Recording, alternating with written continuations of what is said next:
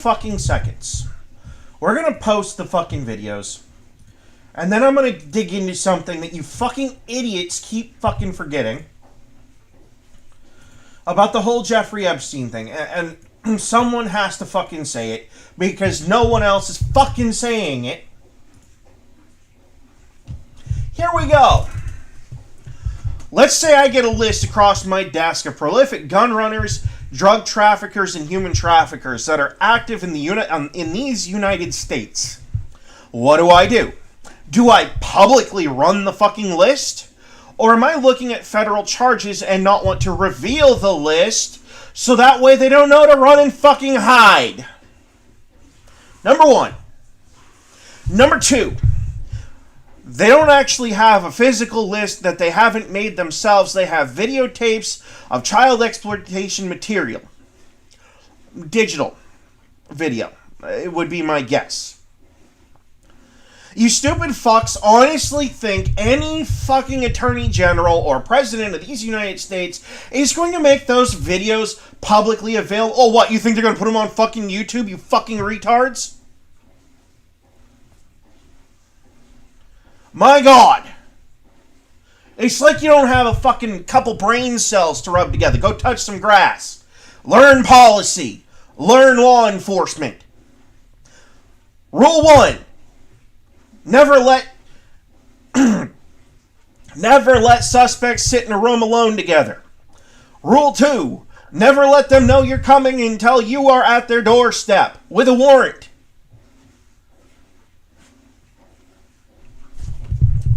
You don't know who's on these tapes, and we'll never know. And that brings me to my third fucking point of this whole overarching thing. You think maybe there's a bigger, overarching fucking reason why they're not going to publicly release these fucking names? Let's see. It's kind of hard to barter with Vladimir Putin when you're showing him screwing a 10-year-old. You want to talk him into peace, that's not how you go about it. When the peace is settled, then you bring it out.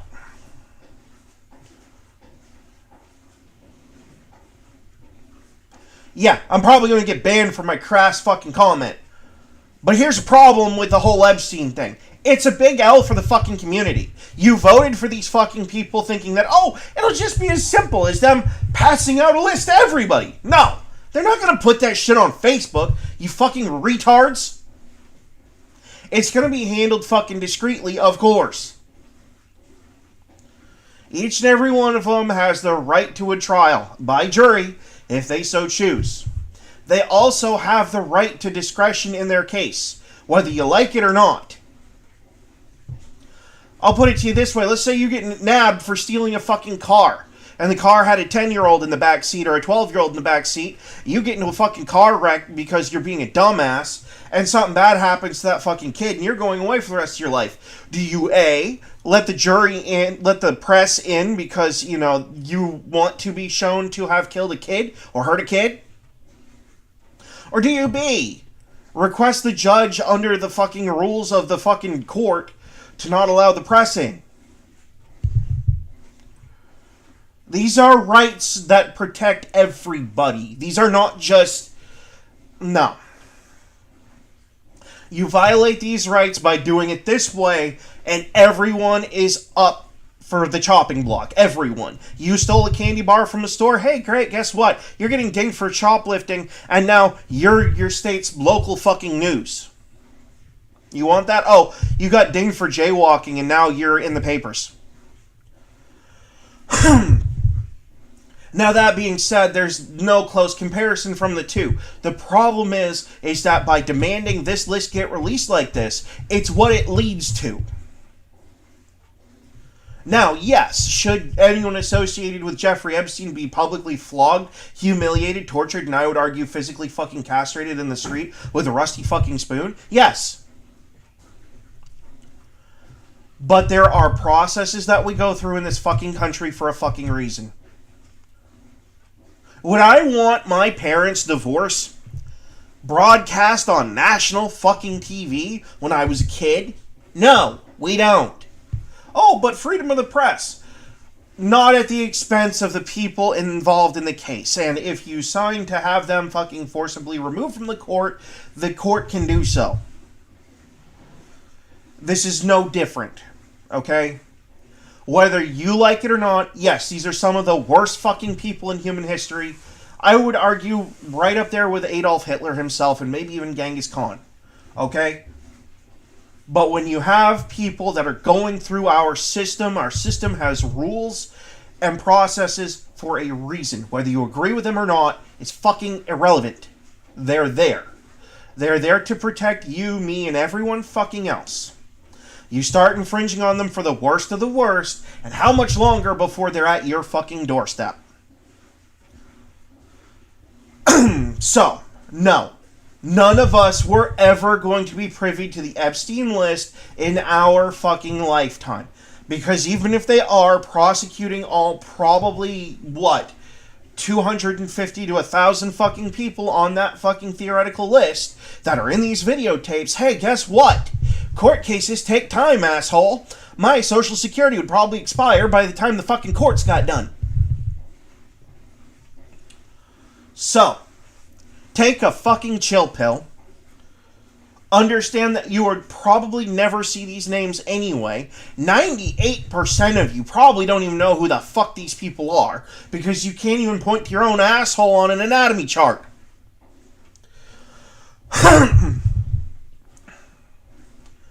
So yeah. Chill the fuck out. No, I'm not defending Trump. If he's on that fucking list, burn his ass too. I fucking said it. But you need to understand, whether you like the processes or not, they're there for a fucking reason. Some people like J.D. DeLay, love his stuff, I think he's great, are public with their charges. Other people might not be so. And they have a right to conceal that from the general public and the news media if they so fucking choose. That being said, this is a big L.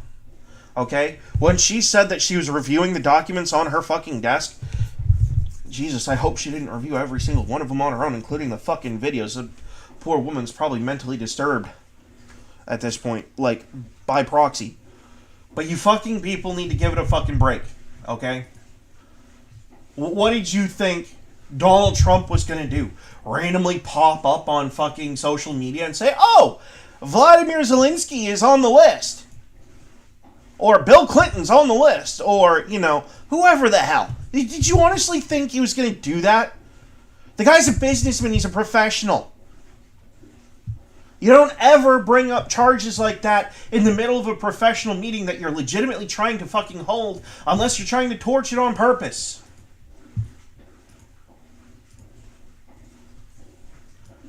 Now, that being said, if I found out someone that I was trying to do business with was on that fucking list, I probably would torch it on purpose. But Trump is also correct, whether you like or agree with it or not. It does not make him look guilty. He's just stating a fucking fact. We have dead kids in fucking Texas. A lot of them. People who didn't deserve to die. And yet they fucking did. He's got a lot on his fucking plate. Maybe, just fucking maybe, cut him a little fucking slack on dealing with fucking Jeffrey Epstein, because he probably has 104 fucking notes that he's probably writing to the fucking people that are related to the dead. Would you like to write 144 I'm so sorry for your loss letters to 104 different families and surrounding fucking individuals? I sure the fuck wouldn't. I mean, shit. I'm gonna be honest, and this one's definitely gonna get me banned. I'd rather shove a razor blade coated fucking pine cone up my ass than have to write that kind of fucking letter. And you really want to go hear about Jeffrey Epstein now? You couldn't even wait a week. Really? You've been waiting this fucking long and you couldn't give it another fucking week? For real? Yeah, okay.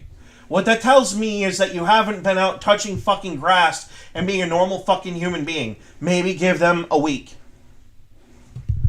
I'm sure they're working on the fucking information. At least the stuff that they can tell you. Oh, we're gonna try to negotiate with Iran. And Ayatollah Khamenei's out there banging 9-year-olds. P.S. He was also on Jeffrey Epstein's island. Oh, gee, kind of hard to do peace negotiations with a country that already fucking hates your fucking guts. When you're sitting there accusing their, beloved leader of touching fucking kids. I mean, we all know he does anyway because of their fucking religion. But that's kind of beside the fucking point. I wouldn't be surprised if half of the fucking NATO leaders are on that fucking list. You people don't understand exactly what that list is. That list is the nuclear button that collapses everything. BRICS, NATO, gone. OPEC, gone. It collapses world trade at that point. You do not understand the people, the caliber of people that we are talking about here. We are talking about the people that literally their very presence is what makes your stock market possible. You like getting paid on YouTube, you like getting paid on Twitch. Hey, guess what? They contribute to that. Does that mean that we don't hold them accountable? No. It means that we do it as delicately as fucking possible. And we understand that we're not dealing with just a fucking stick of TNT that someone accidentally lit, but a full-blown fucking world-cracking nuclear bomb that someone purposefully put there with a fucking detonator every time you fucking breathe.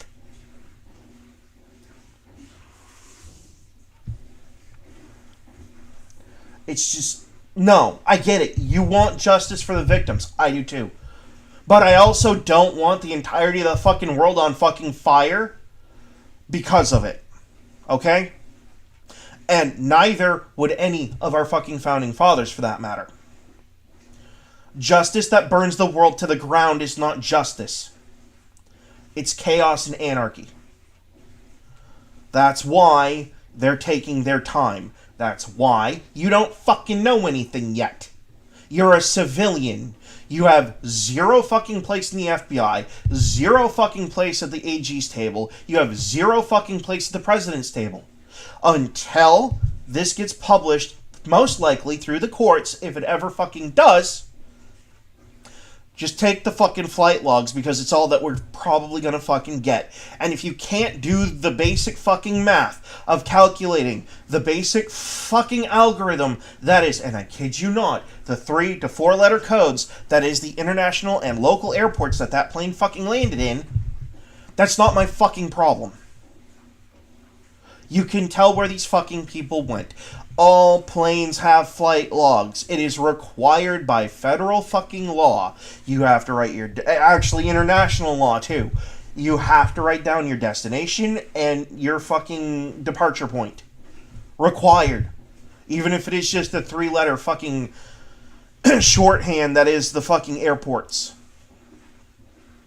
And if he's landing on a private strip somewhere, he still has to mark off a fucking arrival point.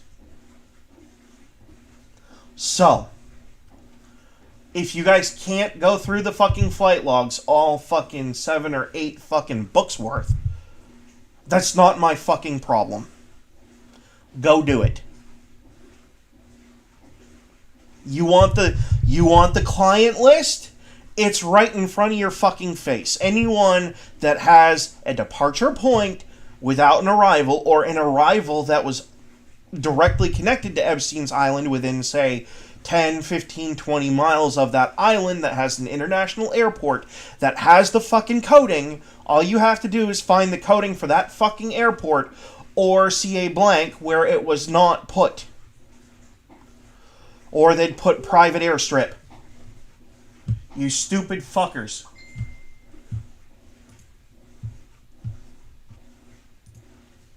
You've had the fucking client list in your fucking lap the whole damn time.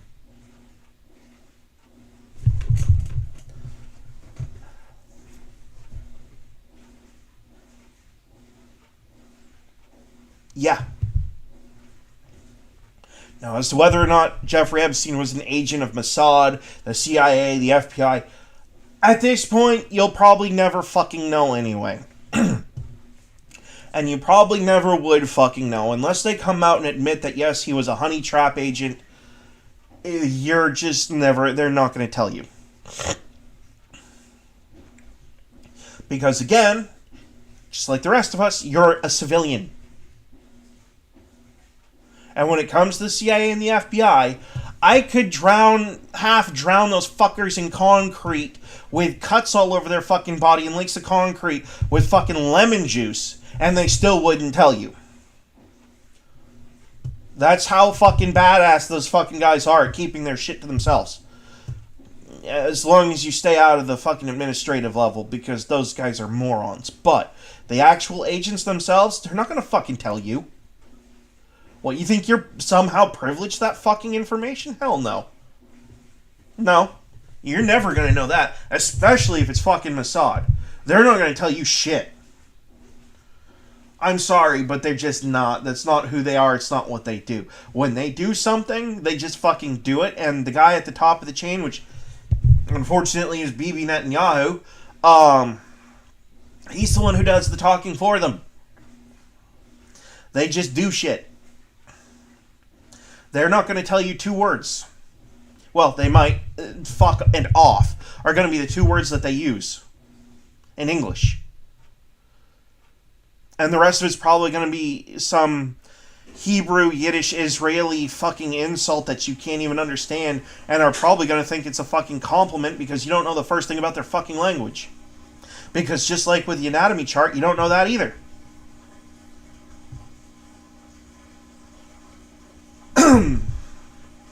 So, now that we've gone fucking wild for about, what's it been, 5-10 minutes? Hopefully you fucking understand that you were never going to see this fucking list. It would be after everyone that has been convicted and put in prison has been convicted and put in prison. And I'm not sure if there's federal charges that they're bringing. They might even have world court charges. I'm not sure. But if that's the case, do you really want to tell some nuclear-powered country that has nukes, oh, by the way, your precious leader's been diddling kids in the background? Do you really want to cause that kind of instability beyond what we already fucking have? I'll put it to you this way.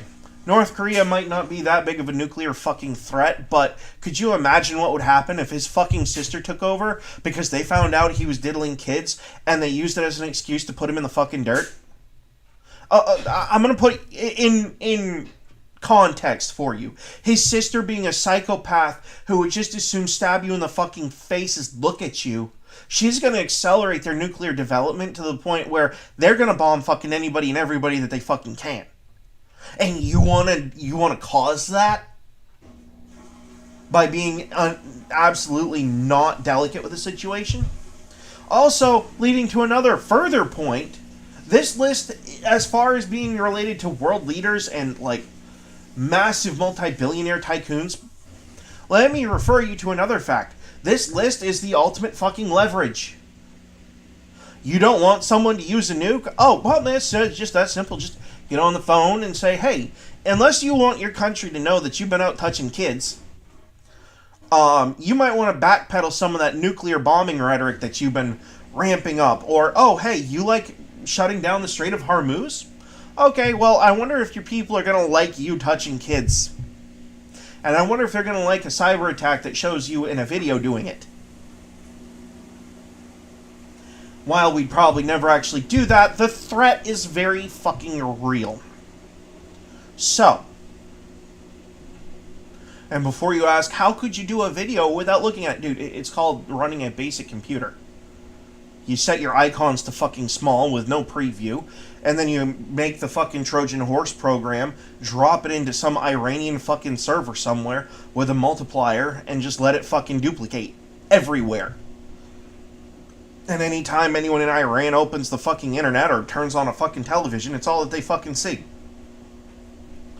Is their precious leader doing the unspeakable to a fucking kid or an animal. Sorry, but, like, if you want to destabilize the fucking nation, there you go. You don't have to fire a single shot. And you think the White House is what? Gonna give you all this fucking information because you said so? I'm sorry, it doesn't matter who the fuck you are. They're not going to. They're gonna hold on to it and use it their damn self.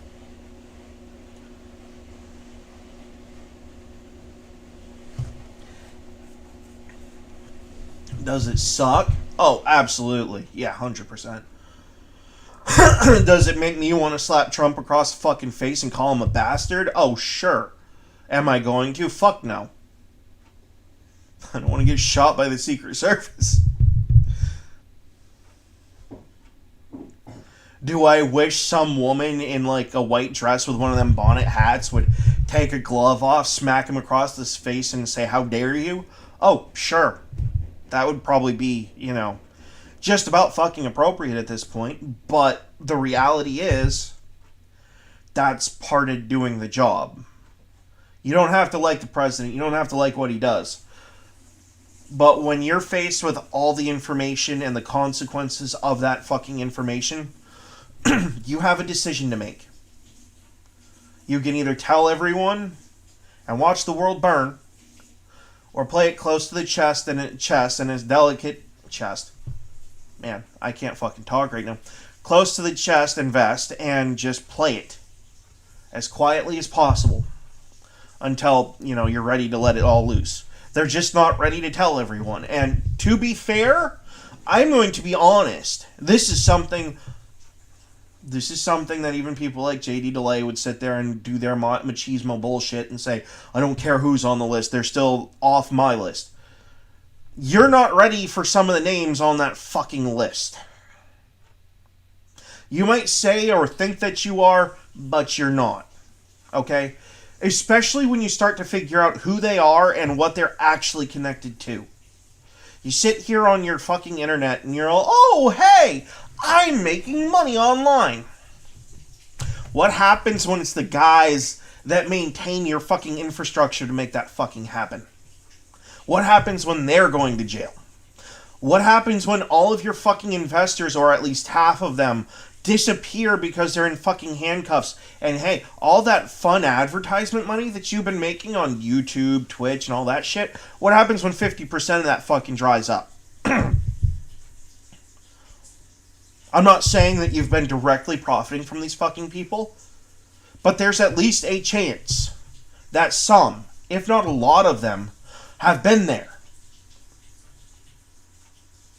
And you need to remember that. You are literally lighting your own ass on fire with this shit. So, put the fucking matches down. Realize that there are ways to handle this shit that need to be done, whether you like it or not. And come to the understanding, whether you fucking like it or not, you probably were never going to see that fucking list. And even if you do, like I said, it's going to be on the other side of the court dates. Meaning you're probably going to be dead, and it's probably going to be your kids talking about it. And your grandkids.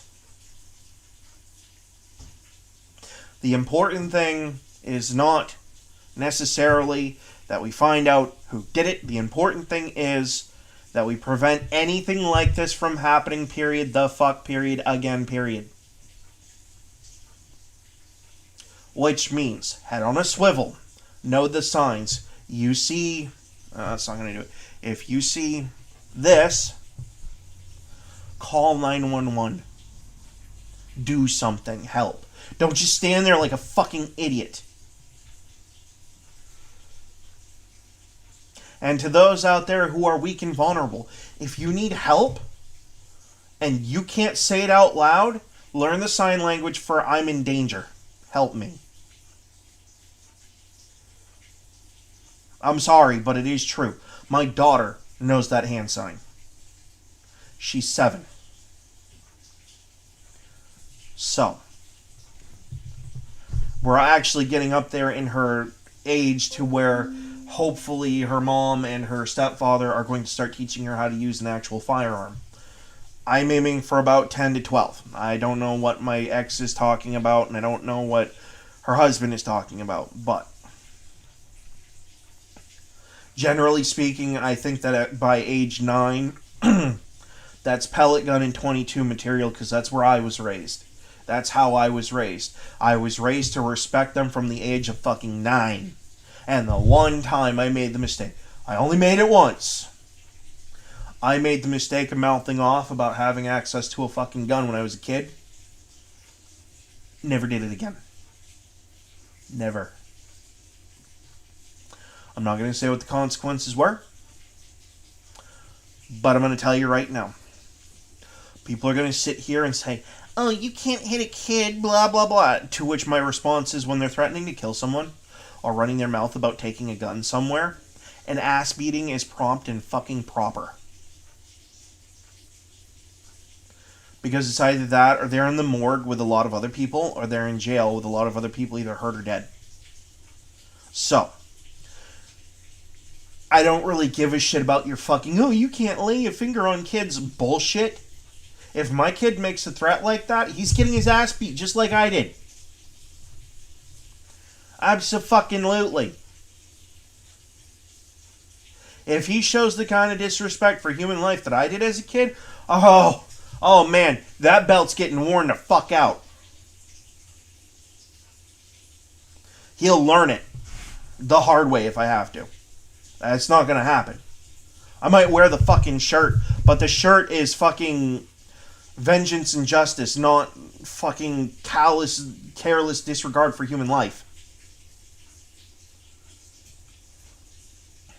Which brings me to my next point. My understanding is that at least one or more of the people that were involved with Epstein, the Epstein case, meaning the victims that did come forward in the court system, have died from medical conditions.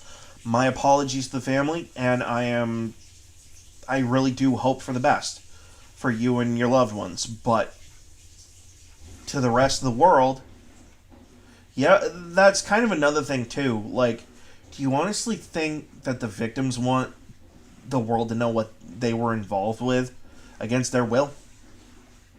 Because, by the way, most of these documents that you're going to get from a courtroom that are going to become public are going to have their names put in it too. They have to go through with a black fucking marker and redact names before they can release it. And sometimes those redactions, as seen in the Biden and previous Trump administration, sometimes those redactions don't fucking work. So, maybe instead of being a bunch of bastards about shit, take a chill pill. Oh yeah, we gotta do the weather. I almost forgot to do the weather because I got pissed off this morning.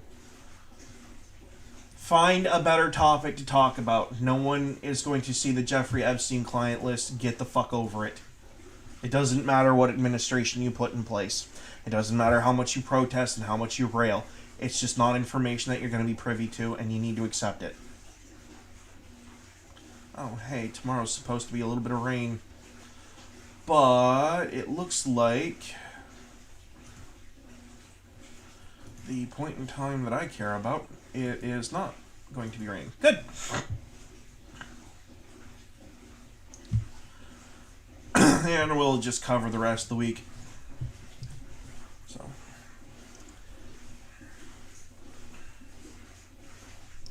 No, you don't have to like what I said. You don't have to agree with it, but you have to understand it. They're not going to tell you a lowly civilian shit. It doesn't matter how popular you are. You want to know that information? Go run for fucking president.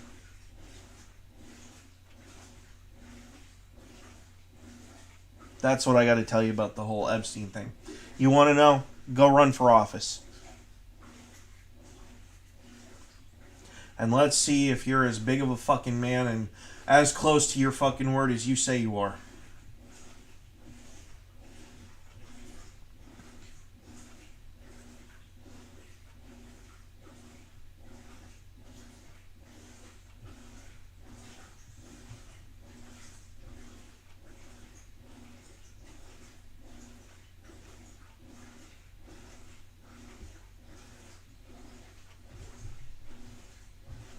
See, part of the problem is most of you never had the perspective to begin with. You're so guided by your own hate and emotions towards certain people, and yes, I hate them too, okay? My family member who I can't say until she comes out and says it got nailed by a pseudo family member. I'm still working on how to word this so you can fucking understand. Let's just say there's a certain former family member who spent 7 years in fucking prison, and the whole time he was in there I wanted to light him on fucking fire, and I still fucking do. But if I had the chance to light him on fire, but at the risk of lighting the rest of the world on fire too, I'm gonna let him fucking walk, and then I'm gonna find him in a dark alleyway and stab him to death. I'm not gonna do it publicly. Do I want to? Does it mean that I'm going to sit there flipping my fucking lighter thinking about it? Oh god, yeah. Absolutely. And yes, this can be used against me in a court of law as premeditation, and I'm fully fucking aware of that. And if I ever fucking see him, you can go right on ahead and nail me with premeditation and murder. I will spend 20 years or life in fucking prison for taking him out. But I'm not going to name his name. He knows who he is, he knows what he's done, and he knows to stay well the fuck away from here.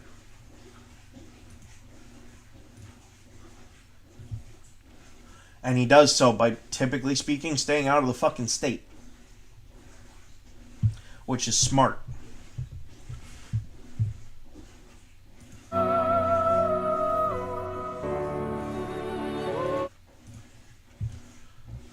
So.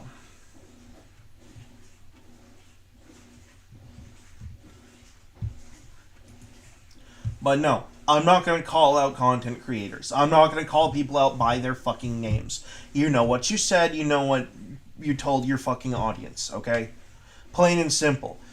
Everyone on Epstein's list needs to be lit on fucking fire. I personally believe that. And thrown into a fucking wood chipper.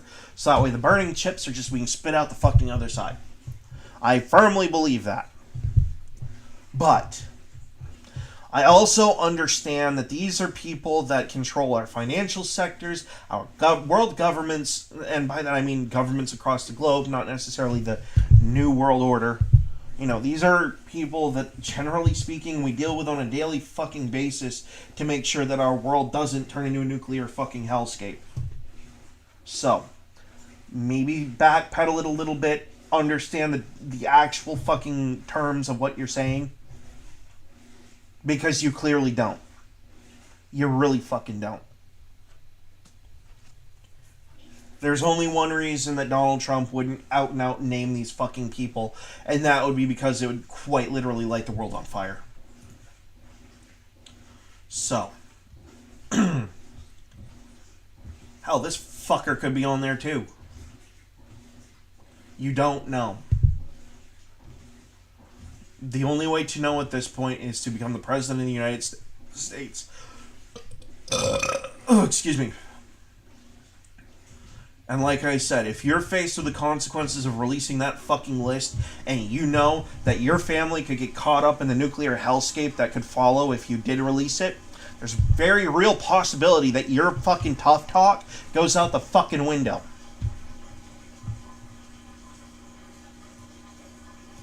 It doesn't even have to be a direct threat from the FBI or any other agency or any individual in particular. Just the guarantee that if you release those fucking names, this world takes a fucking nosedive hard and fast, and it's not something that you or your family are even remotely fucking prepared for. So, yeah.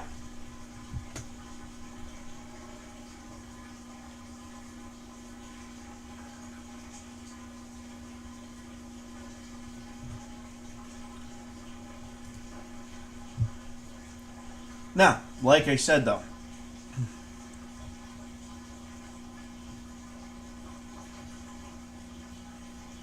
and there you go. That meme sums it all up in a nutshell.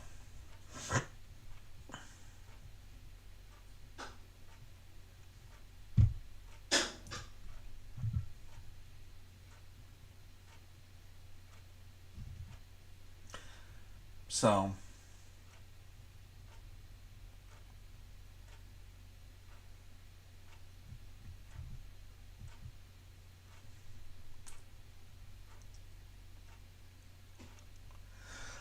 I can't speak to that particular thing.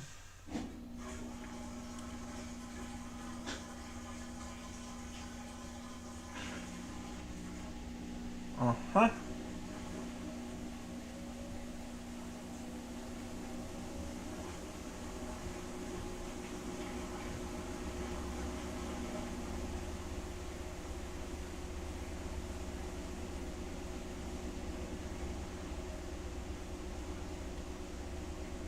Yep.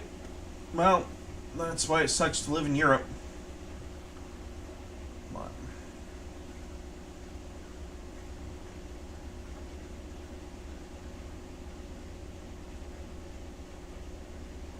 oh no, I agree. And he's 100% correct.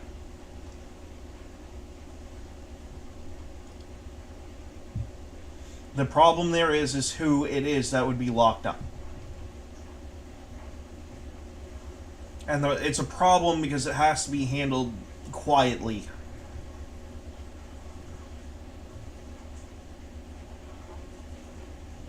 It's like I said, it's just like negotiating with someone who has a nuclear bomb.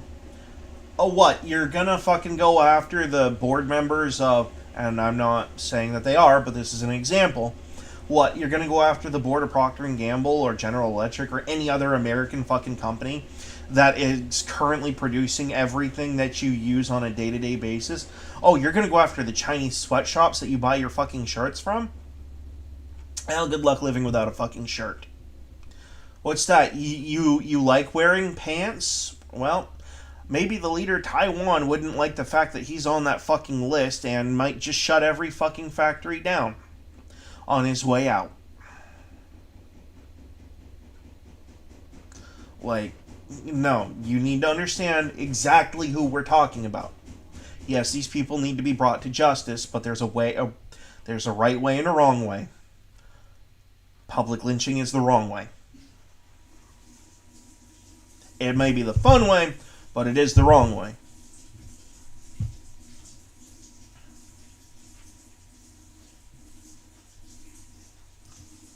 This list has changed. Well, Maine used to be on this list. 2023 to 2024. Oh, this is because they're next to military bases. Gotcha. Yeah, I didn't realize that's what they were talking about. Well, we have a couple military operations here, but they're not, I wouldn't really call them strategic bases of any kind. It's mostly just vehicle repair. So.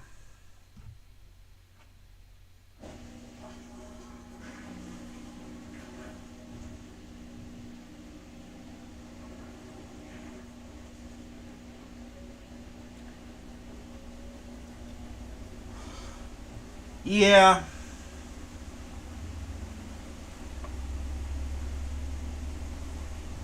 And that's another thing, too. How many of our own fucking bureaucrats were on that fucking island? Hell, if any of them were for the last 12 years, you're never going to see that fucking list because over the last 12 fucking years, they probably spent their time at the fucking shredder shredding everything that came across their fucking desk. Including original copies. Now this is a story. Comey and Brennan should be charged with treason. Sedition? Sure. As I remember, treason requires to be in contact with an enemy agent. So that I'm kind of iffy on, but definitely fucking sedition.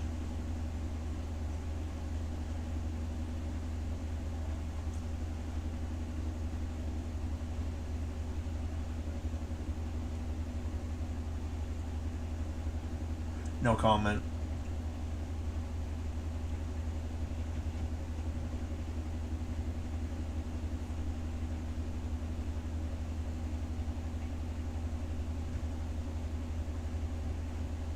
Okay, I can comment actually.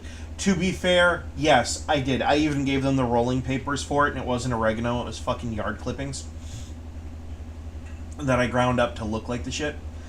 And it wasn't 50, it was only $25, and I gave them their money back after I told them the fucking truth.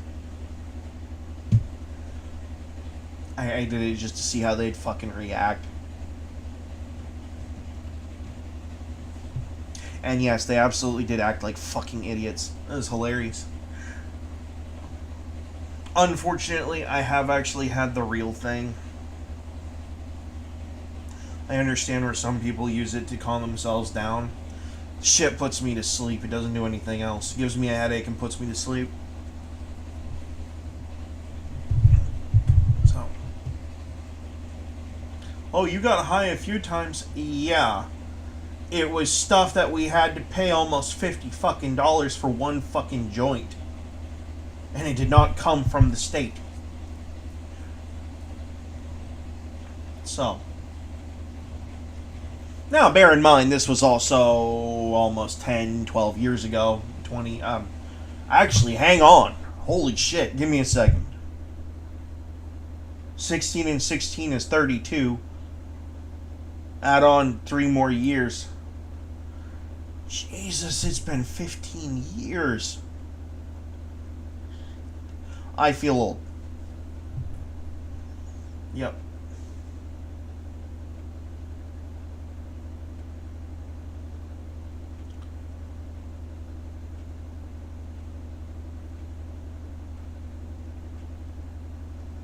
Okay. Most of this stuff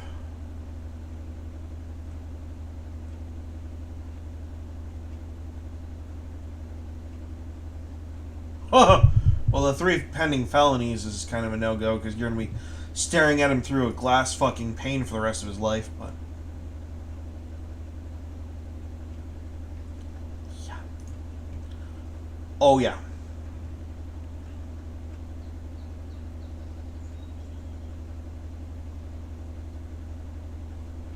Like I just got done saying, you think they're going to tell you if there is a client list or not? You think they're going to tell you what names are on it?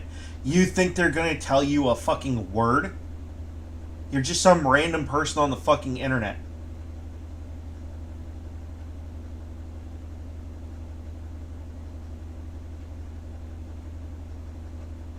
And he does know. But he also knows that despite their fucking hate lighting the rest of the world into a nuclear hellfire because he releases the wrong fucking names. Yeah.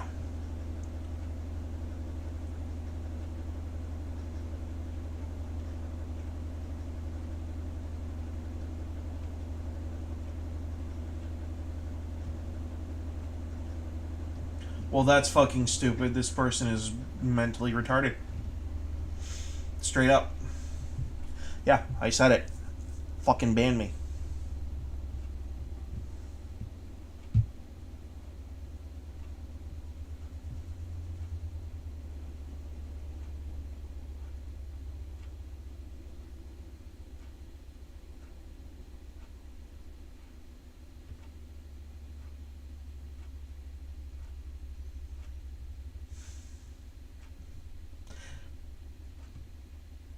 No comment.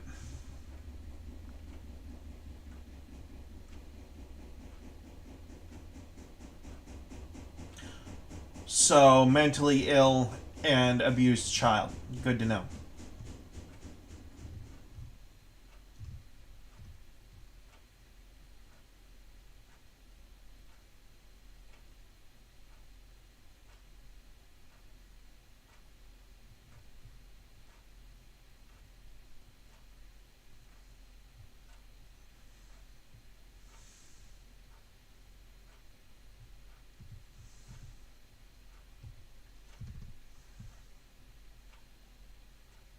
Okay. So I don't necessarily know the context of this shit, and I don't really give a fuck. You ever stop and think that maybe him being the vice principal of the FBI and seeing shit that you'd never be able to see a day in your fucking life might be the reason why he's calling you a fucking idiot?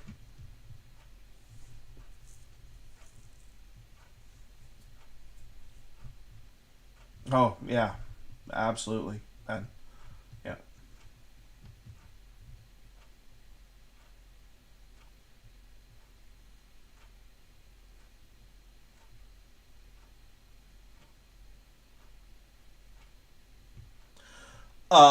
Actually, no. It's the accurate fucking response because we have 100 plus fucking dead in Texas right now. You fucking idiots. Holy shit.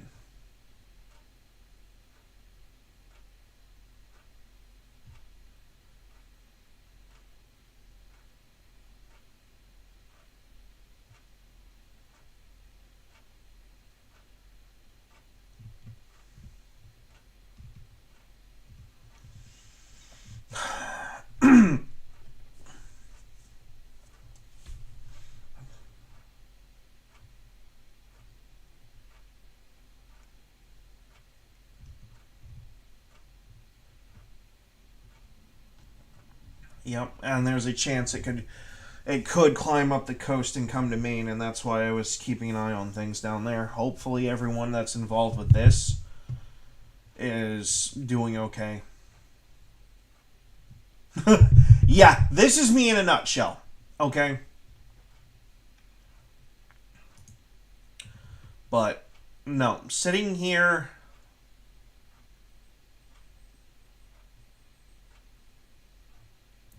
bitching about this shit when you know in your fucking head. Let me put it to you this way. Do you think they'll ever give you the names of the agents that participated in Ruby Ridge? I mean, names and addresses, 100%. Do you think that the FBI and the DEA and the ATF, you think they're going to do that?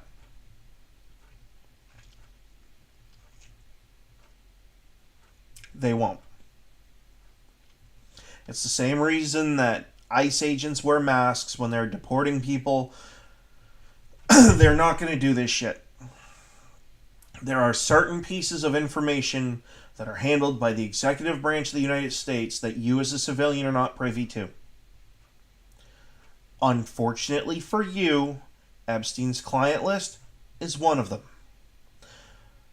And if it's so sensitive that a court ordered it not to be released, then you kind of got to wonder just how high up it goes. I'm not going to say anything past that because I like my head where it is.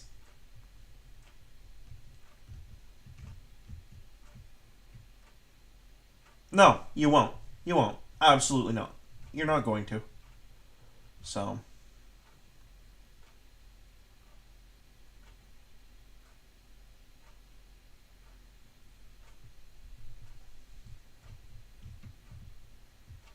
and that's another point that I'm also going to make. Just because you're out here on YouTube, social media, Twitter, Rumble, whatever, screaming up and down about the fucking Epstein client list does not mean you're going to get it. You can say whatever you want, but until you're ready to sit in that fucking office in that fucking chair, that with those nice American flags behind you and the cameras in front of you, and you know what's coming about the second you start naming names, until you're there naming names, maybe shut your fucking mouth.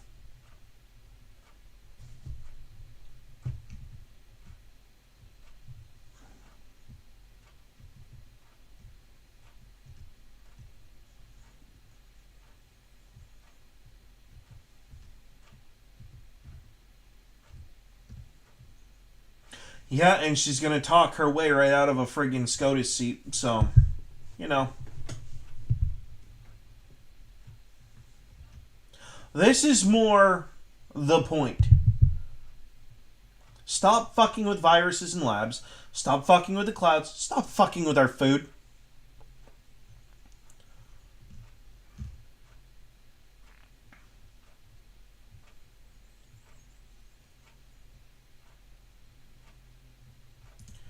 Yeah.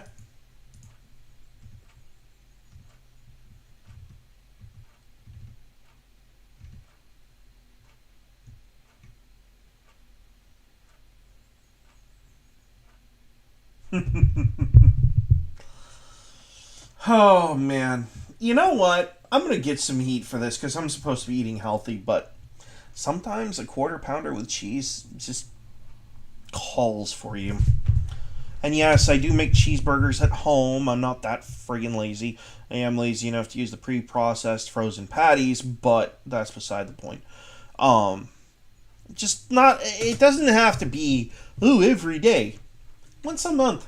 Once every 2 to 3 months. You know, just sometimes.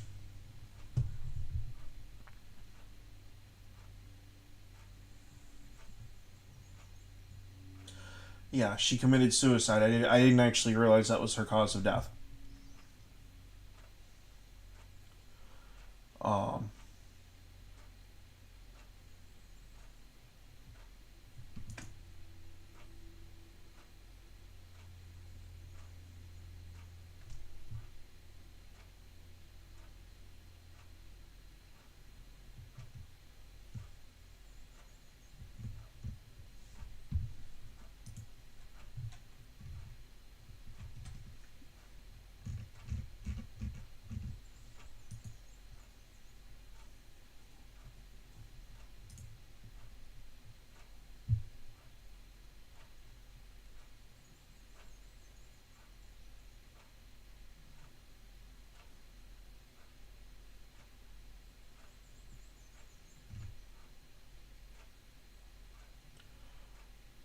there's nothing cool about her.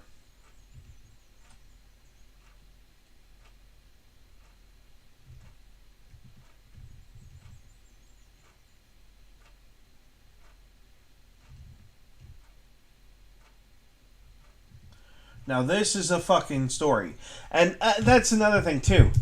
Don't you think that maybe, and no offense to the victims or their families of Epstein, but don't you think maybe the fact that we just had 11 fucking retards just open fire on fucking ICE agents and federal law enforcement officials, don't you think that's a little bit more of a fucking pressing matter right now, considering that's going to actively spread these violent acts like a fucking virus nation fucking wide unless they're prosecuted to the fullest extent of the fucking law? Like, no offense. But bitching about Epstein is like bitching about the spilt fucking milk when someone's pissing in your refrigerator.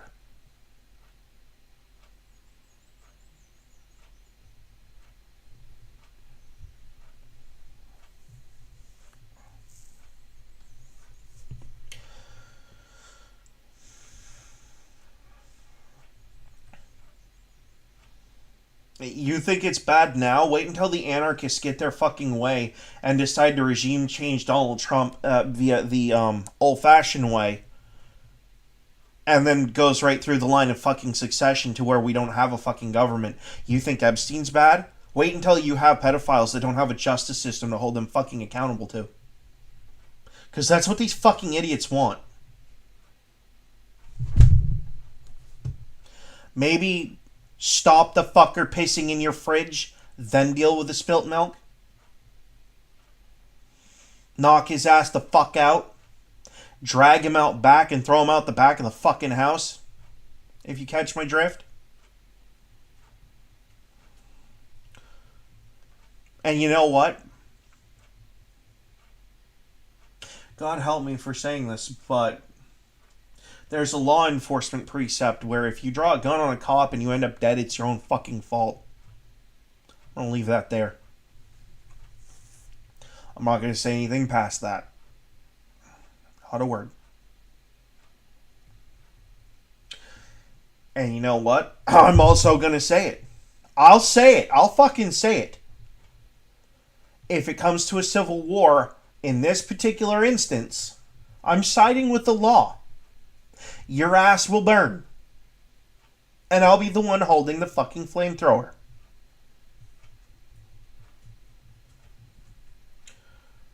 Don't test me. You wanted to make this about violence? Congratulations. You just stepped into my fucking dooryard. And flaying your fucking flesh and your skin off and using you as a fucking trophy on my car would just be Icing on my psychotic fucking cake of mayhem. See, you want to deal with the feds in a peaceful manner. You want to protest peacefully. You don't want to turn this into a war because it'll be the most gruesome fucking thing you've ever seen. There's a whole bunch of psychopaths just like me chomping at the bit of living a normal fucking life and trying to live a normal life, and you keep fucking throwing rocks at that particular glass house.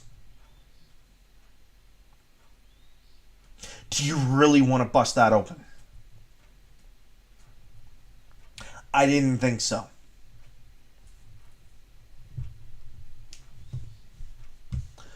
Oh, we're getting there. I actually have Destiny 2 open. So, just to prove my point. Someone just kind of got on my nerves, and they got their ass chewed for it. So. And no, I'll stream it wherever I want. Thank you very much.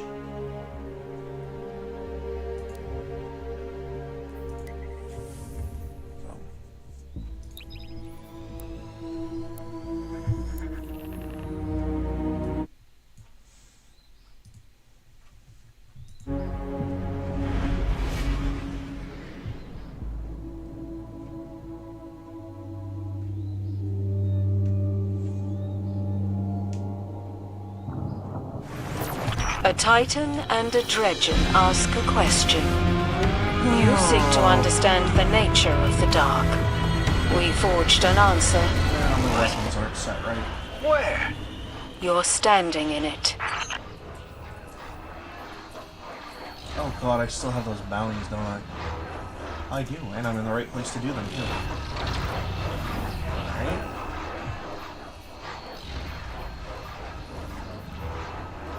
You want to get under my skin, get into my fucking stream, and tell me how to fucking do my streaming. Ho ho. I really don't give a shit.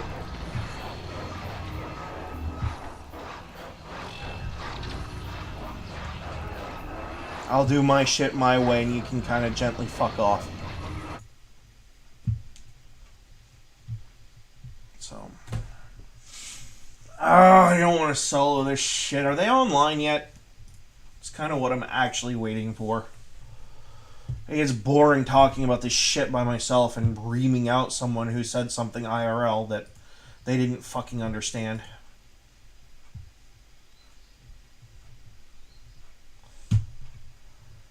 See, this is why you don't have friends that are, like, in a different time zone.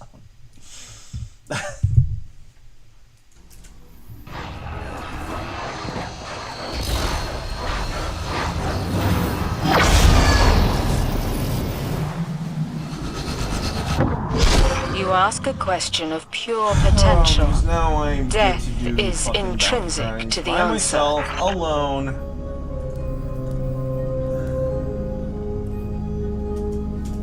Alright, I know a shotgun's one of them.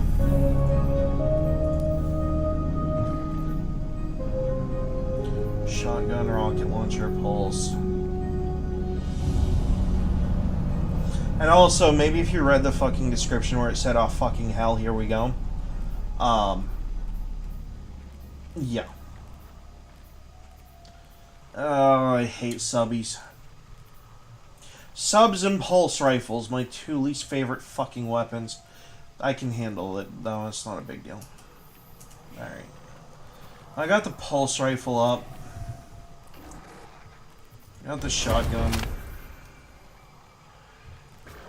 And I have a rocket launcher. Just kills. Did I get your fucking attention?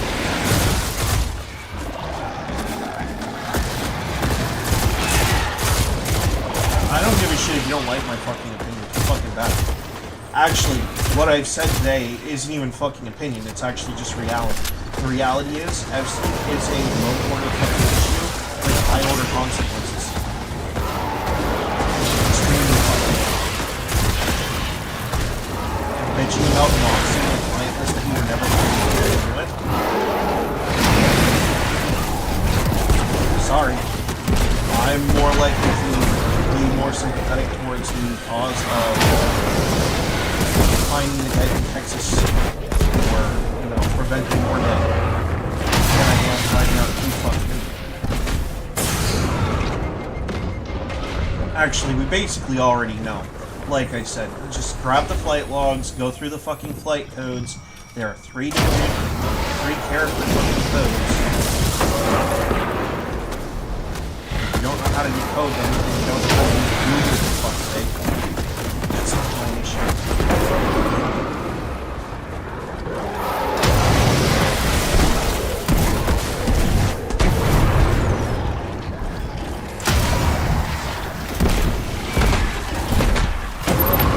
At some point, it's just straight up a not fucking problem.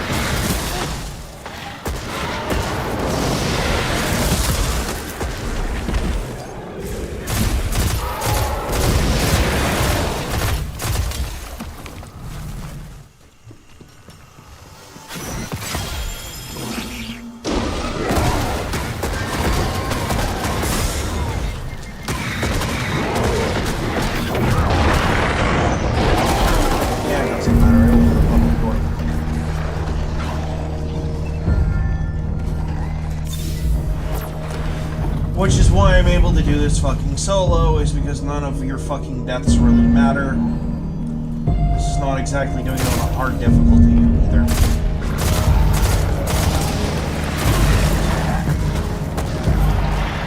This one, Inspire the Watcher is easy too. Like, me and my friends have run them a lot. It's the Ghost of the Deep one that fucking sucks.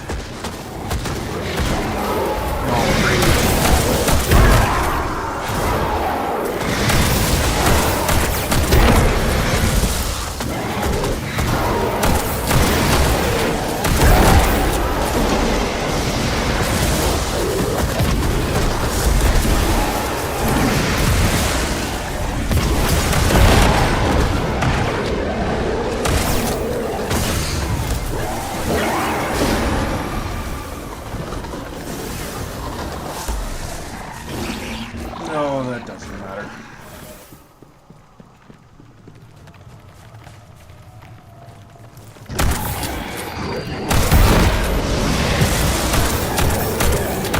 If you don't like how I'm doing my streams, how about that? That's a better response, I think.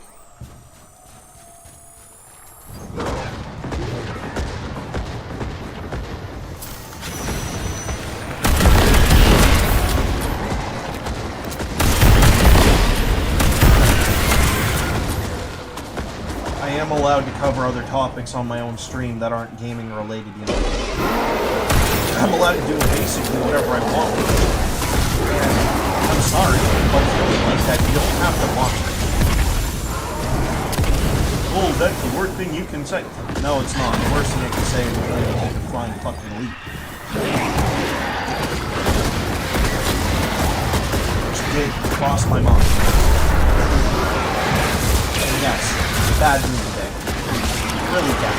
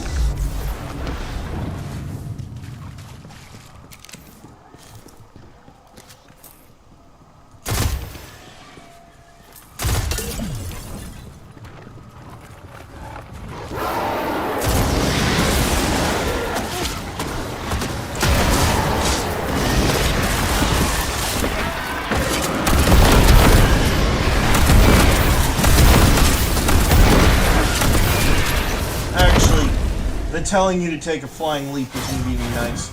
There were a lot more harsh things I was going to say.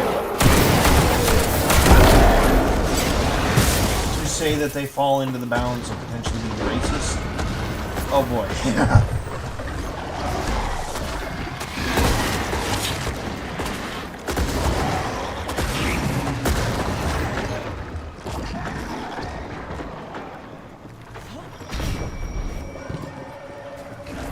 There's just some buttons today you're not going to want to fucking push.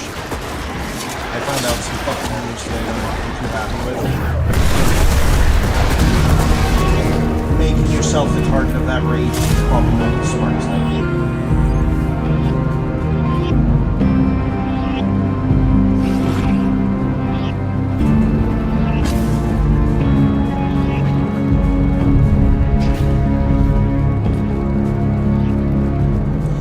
Kind of a my life is a lie moment. I'll leave it at that. No, I've never actually been down here.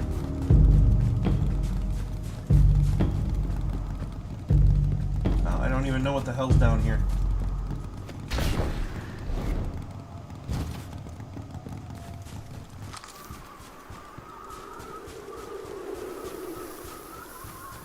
It's kind of creepy though.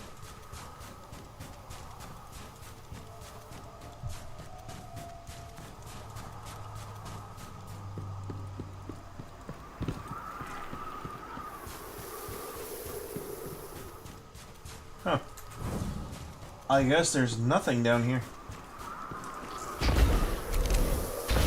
Just a bunch of balls and a random light note.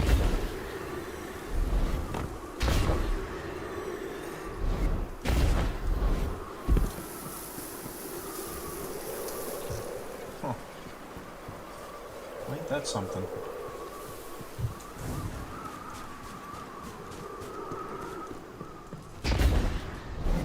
A secret box as far as I mean, I'll check the tubes, but I doubt, you know, they're all angled wrong. You're never gonna get up there. I mean, unless you use the grapple grenade. But even then, that's only gonna get you so far.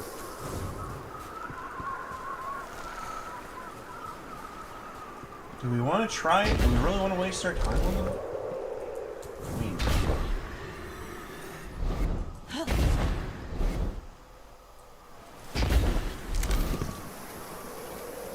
I don't know, I feel like there's probably an invisible wall in them preventing you from going anywhere substantial.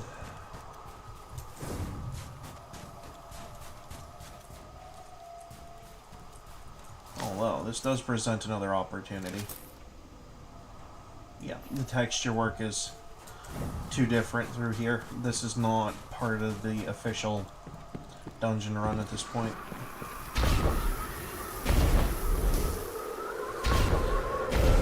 So it is interesting, though, isn't it?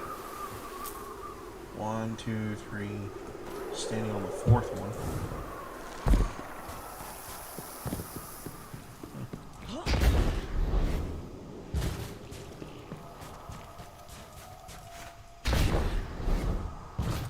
Oh, still gonna look.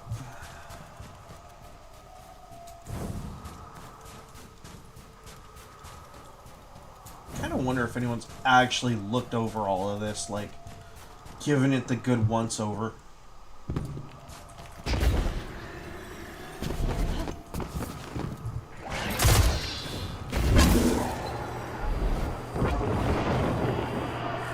Oh, I have to beat that friggin' boss up ahead, don't I?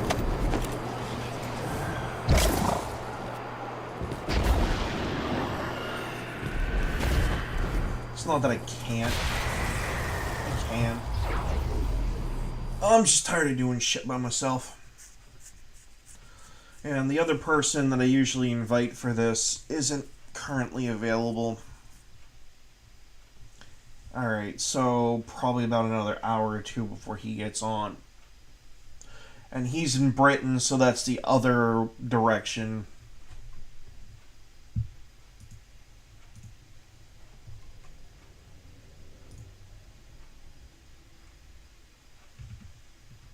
No one gives a shit.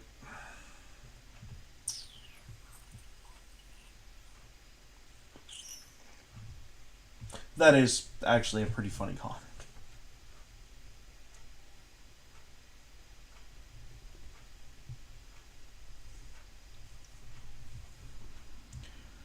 Oh. Why? It's a syntax thing with me. It's not. Treason and sedition are just about at the same level. But people screw up the definition. Treason requires there to be an enemy participant. Sedition is when you do it without, yeah.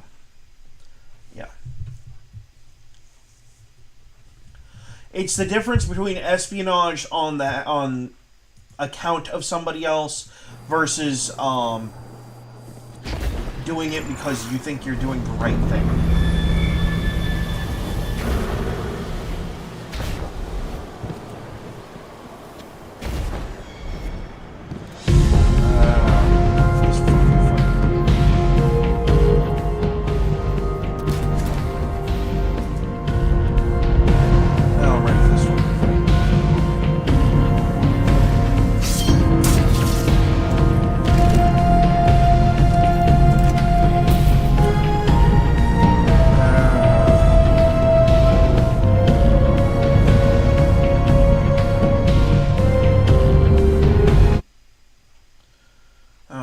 Fucking one. I'm gonna refresh this out. Sometimes they are online and the friggin' thing doesn't tell you. Sometimes you're just unlucky and they're legitimately just not there at all. I haven't fucking talked to him in forever, and I don't think now's probably a good time. This is the one that I was actually hoping to get on because of British jokes. They are funny. But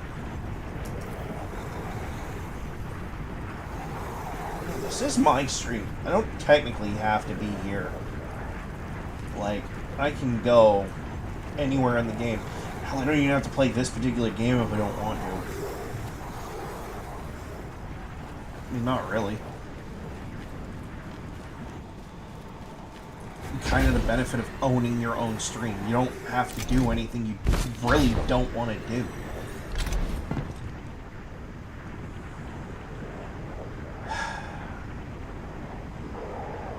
And I really don't want to be here by myself. I'm just kind of bored.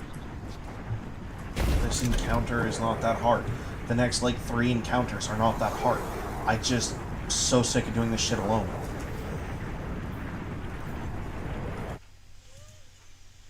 Oh.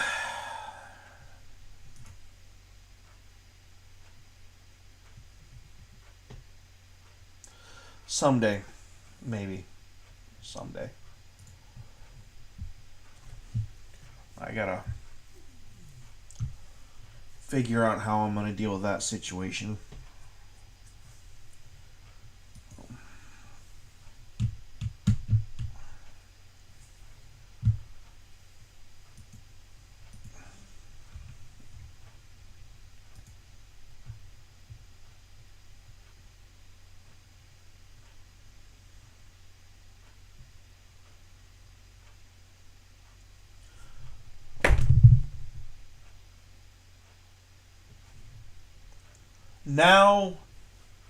Now you do this. Now.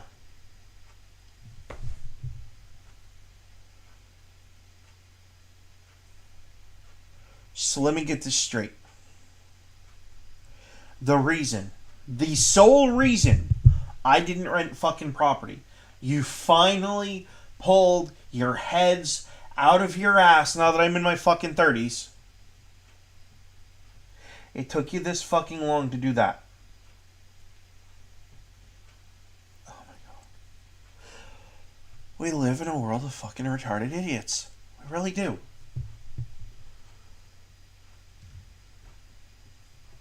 But yes, thank you, Lauren, for bringing this to my attention.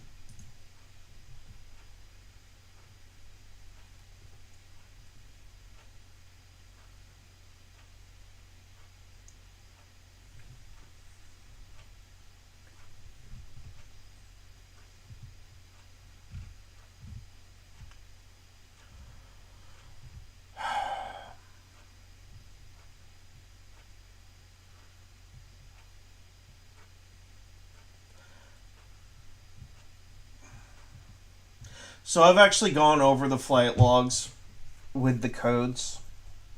You realize that the coding for his flights were in country. He never left the country when it came to those flights. Like, zero fucking respect for you for not having done at least that much fucking research. Sorry, bro. But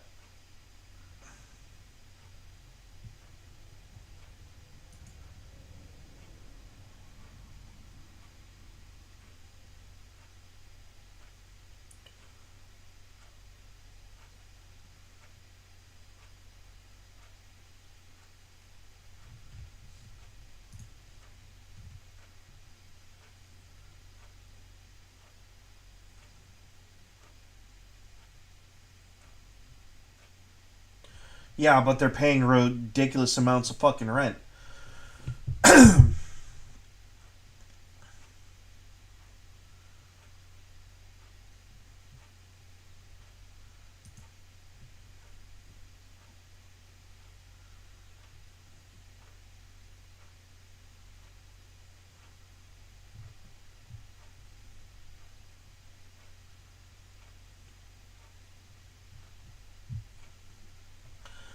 Okay, so actually, I have some insight on this particular topic, weirdly enough. So, yes, actually, it can, but your parents have to run your credit score, report every transaction to the credit bureaus, and so on. I.e., if your parents love you enough, they can absolutely put this in. But it opens them to a certain amount of, what's the word?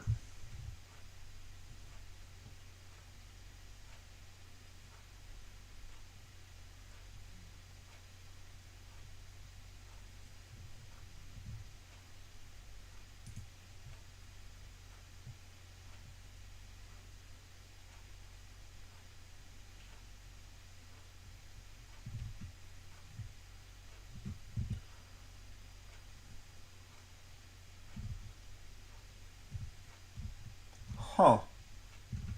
Oh, to be clear, what they're talking about is actually a real thing. They're, what's it called? Silver. Give me a second.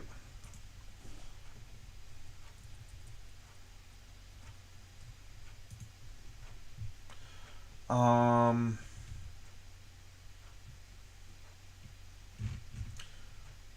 don't give a shit. Silver iodide, potassium iodide, and dry ice. There we go. Thank you. AI. Again.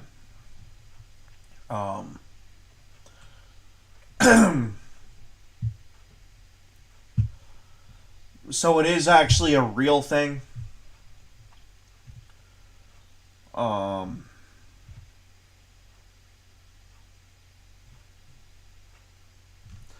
I don't know how the hell that did that, but whatever, floats your boat, I guess. God, that fucking...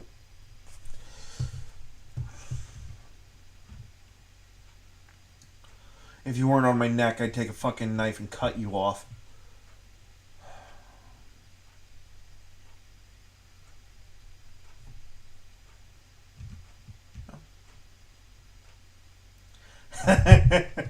Yeah. Kind of 0 for 2 or 0 for 30 over the last 10 years.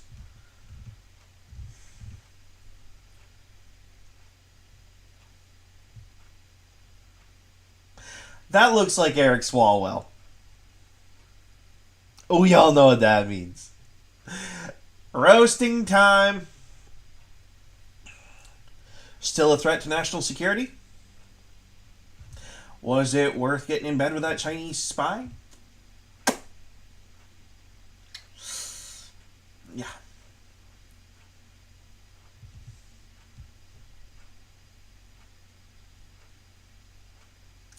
Holy shit. Dude, that was a lot of meth. Oh, let's see here.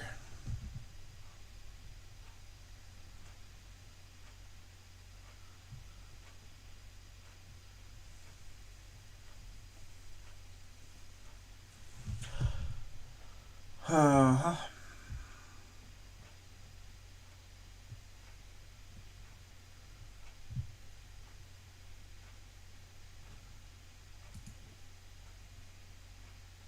I actually agree with this move. Eminent domain. Absolutely, eminent domain. Yep.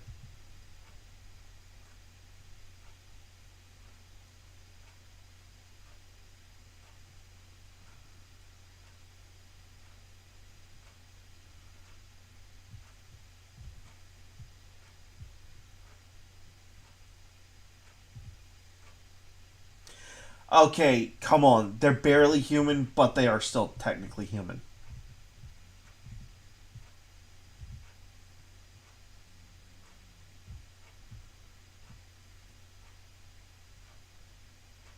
I love that meme template.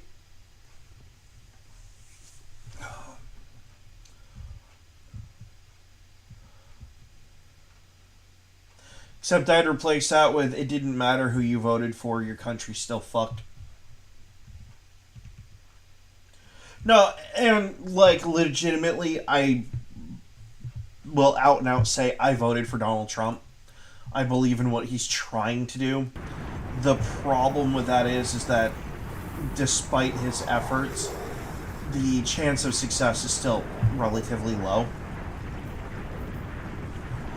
And that's kind of the problem. And it's legitimately not even his fault. Well, not in the traditional sense of the word. It has to do with how the United States economy functions and does things.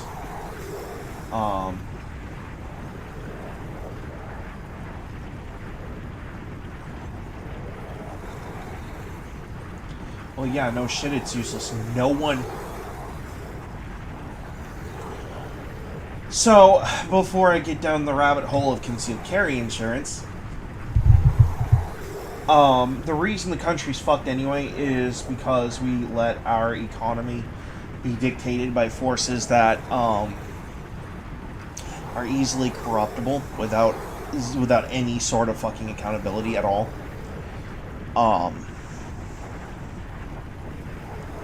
I think actually the Tuttle Twins had it best when they were covering the history of like banks and stuff. The problem is that the Federal Reserve is a bank without money or anything to back it up. And we've all been living on basically borrowed fucking time for generations at this point. Like, out and out, you could say, oh, there's gold in Fort Knox. Yeah, but not enough to cover, nowhere near enough to cover where we're at.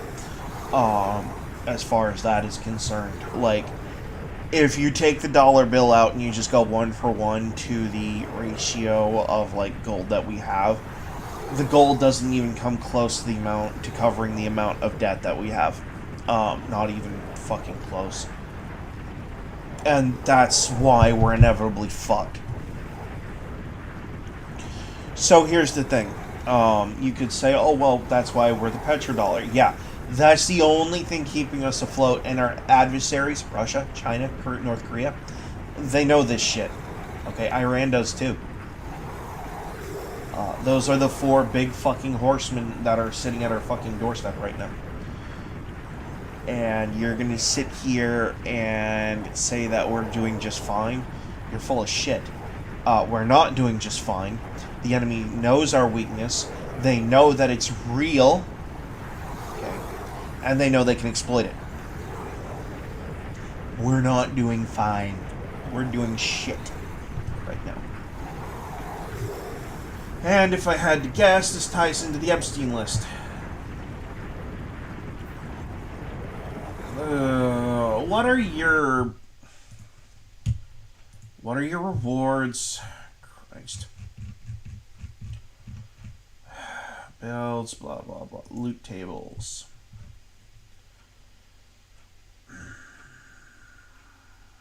Dungeons. Exotic missions. What weapons do you have to offer?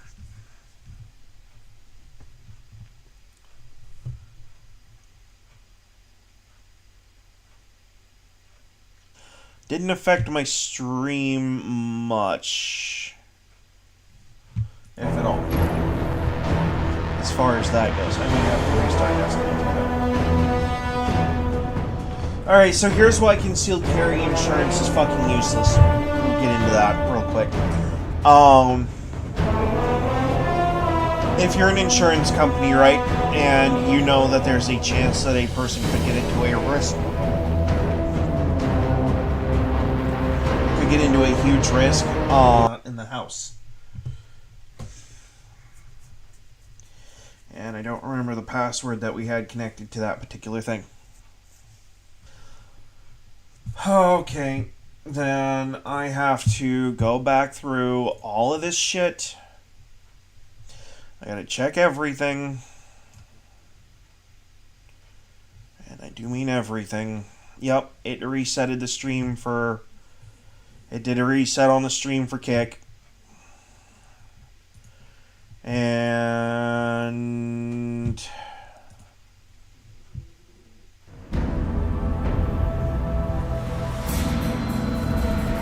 let me guess. Nope, I'm live on YouTube. Did it fuck up Rumble?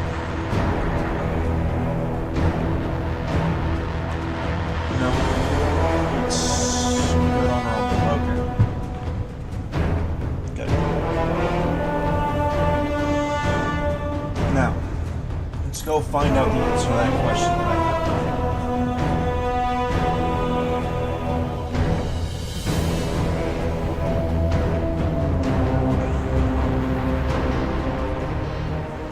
Season of Defiance or weapons. I have no idea if any of these weapons... I know of Excalibur is, but I don't know about the rest of them. So we're gonna go find out. Because if they are, I can work towards getting the red borders on them. It's something to do while I wait for my fucking friend to get his sleep in and wake up. And I could see if he would join, but I don't know if he would. Especially where it's on stream. He's not really a big fan of streamers, so...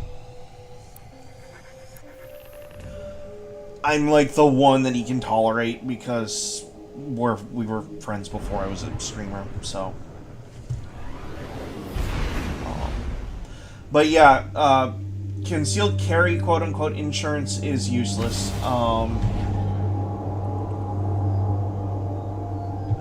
Number one, even if you had it, they're going to try to weasel their way out of it, just like every other insurance company, period, bar none.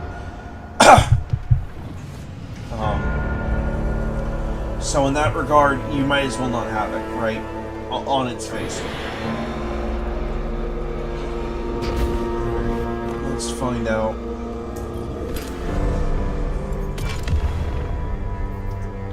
Oh yeah. I also wanted to check this out here. Like, what other perks?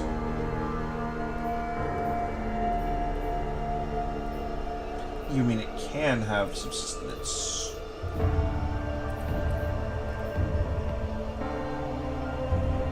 Acquired by completing Choir Eternal? Huh. And it's got a stock refit.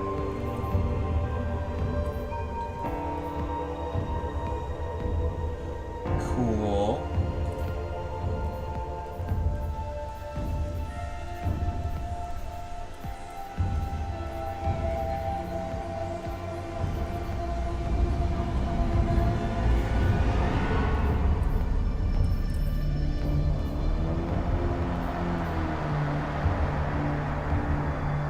Huh.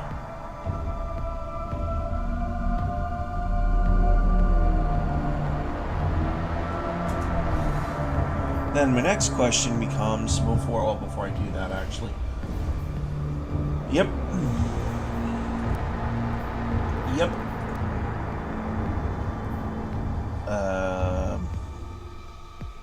There is no hand cannon. The next one looks to be fusion rifles.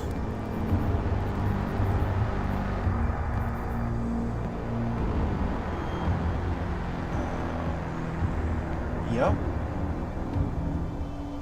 Okay. Grenade launchers. Yep. And swords.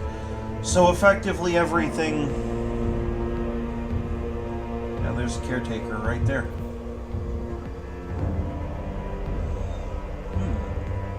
You don't say. There's also these two too, which those could be on my to-do list. Don't ask me why I'm doing this. Oh, that's why I didn't get the red herring. I already have it. That's my fault for not paying attention. Okay, having trouble remembering things. Let's see.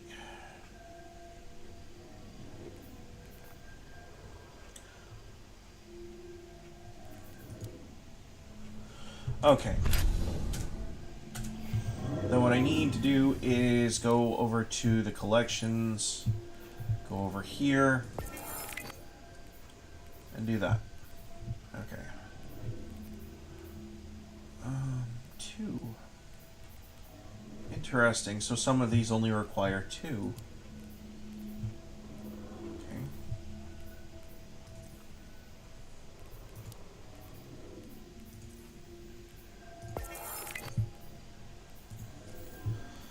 Oh, that one's gonna be the bane of my existence for a while.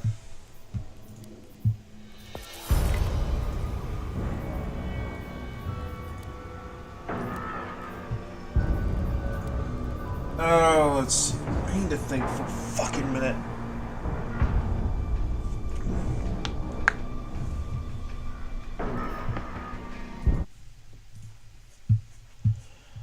Oh.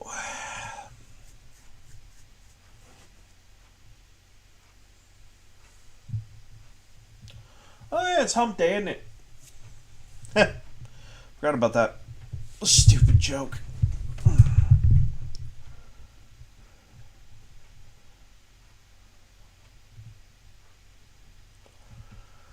Oh, let's see. Oh, man. You know what? We'll go there for a minute. So, am I crazy? No, I'm not crazy. I distinctly remember it. I had one of these that was remote controlled. Way back in the day. So.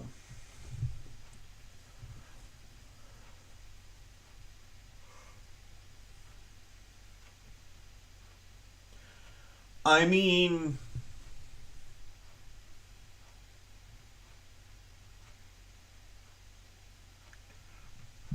that's a pretty fire swing, my dude, actually.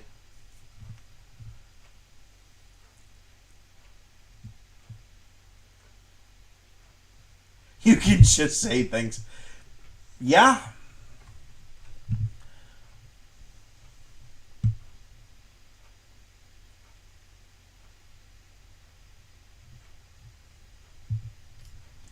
Well, you can get as mad about it as you want, but it is there. There's a certain reality to this. Oh God.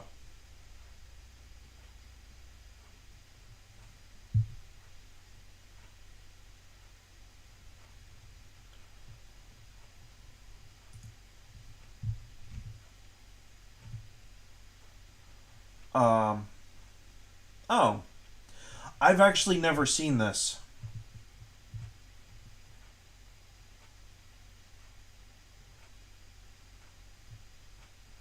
The memes coming out of this one are going to be fucking hilarious too. Oh my God.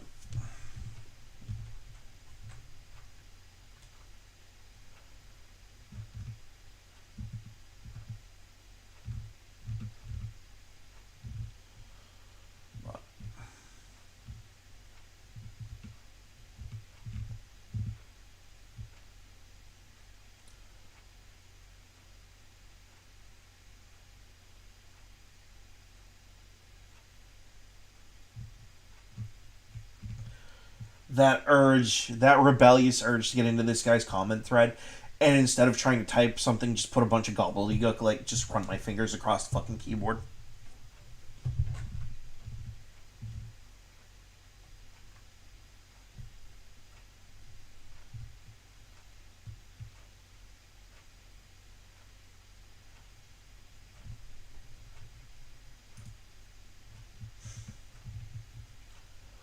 You guys, you don't fucking realize what we're dealing with here, do you?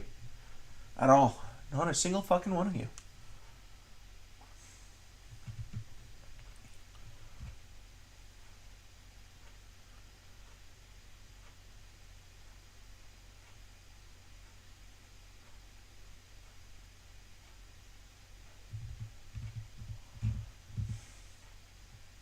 Really, dude?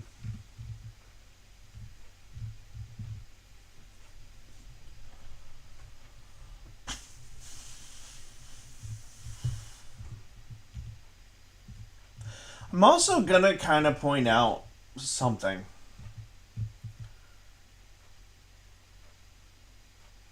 This is creepy. Um, wait. They brought vehicles to. Okay. Oh, not yet. Nice.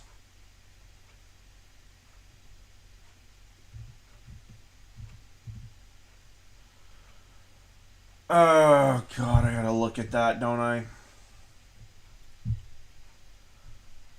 Is it coming this way? No, it's already out to fucking sea. Is there anything building up that I need to be concerned with?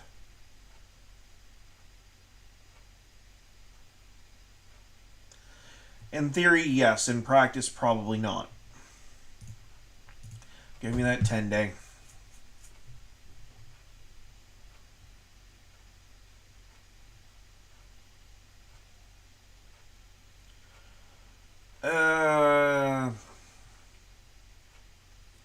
It might. If this solidifies overland, then possibly. That means I gotta go water the roses. Okay.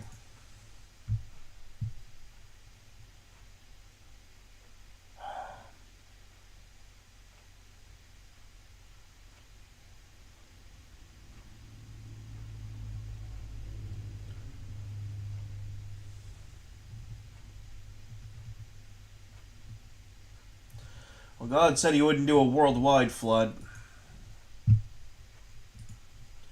Again.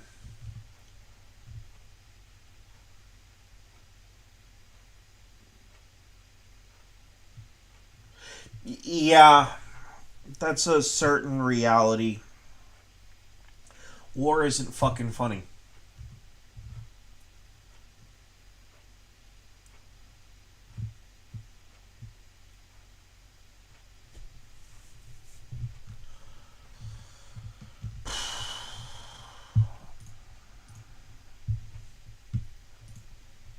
Oh, give me a new damn tab.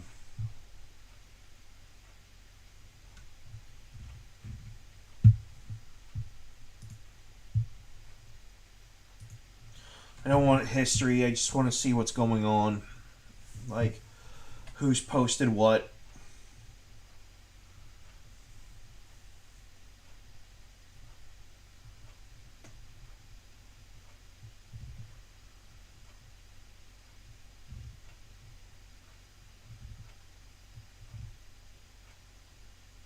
This is from 2 years ago, YouTube. Jesus. Fix your shit.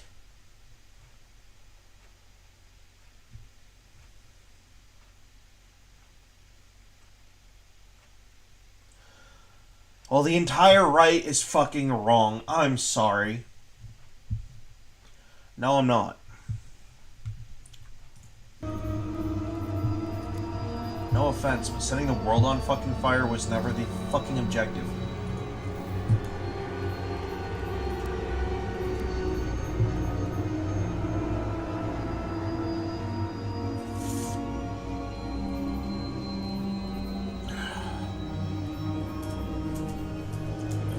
Alright, so if I want a scout rifle that's non-elemental,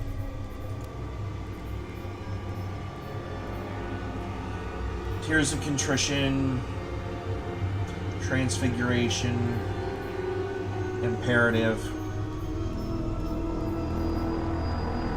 or I can try for the Fang of Earroot. Alright, then I need to know, I need to look up exactly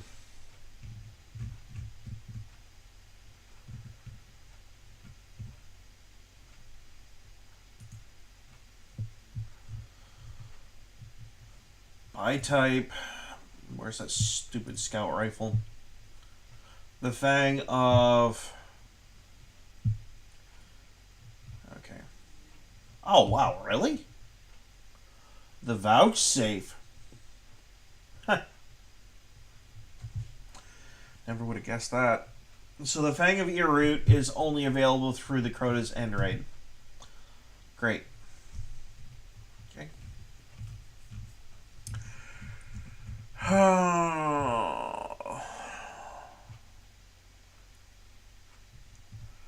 Kind of wanted a whole list of them to see how many of them are craftable.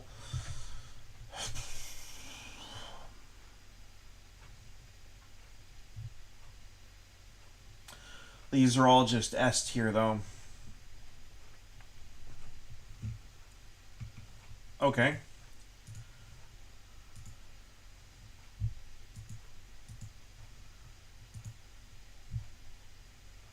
Choir of One is S+. I didn't realize that.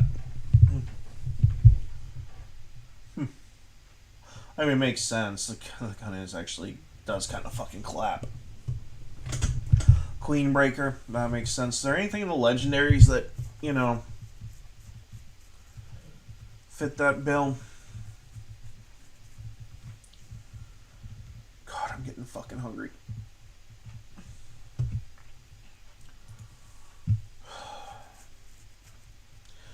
Okay, weapon tier lists.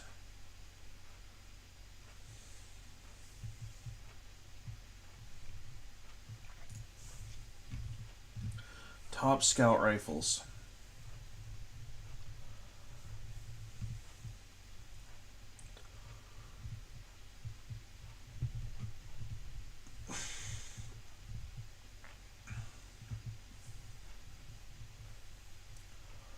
Oh, wow.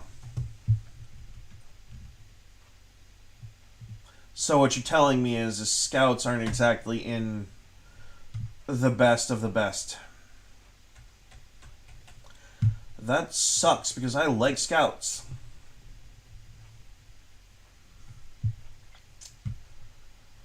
Man.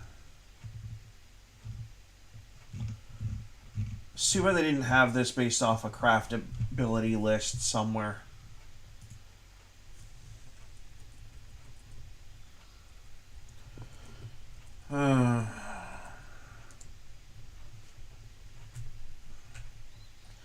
Well, no, I just like doing the craftable stuff, that's all.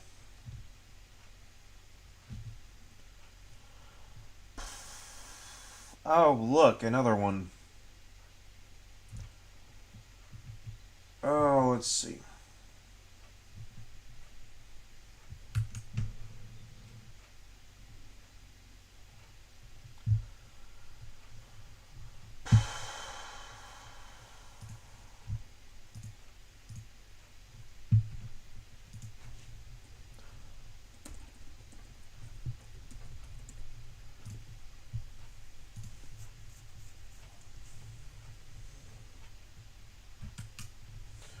Okay, so I do know about those three. Let's sort this list by type. Well, now I need to make a different decision because this is going to take too long if I don't. Okay?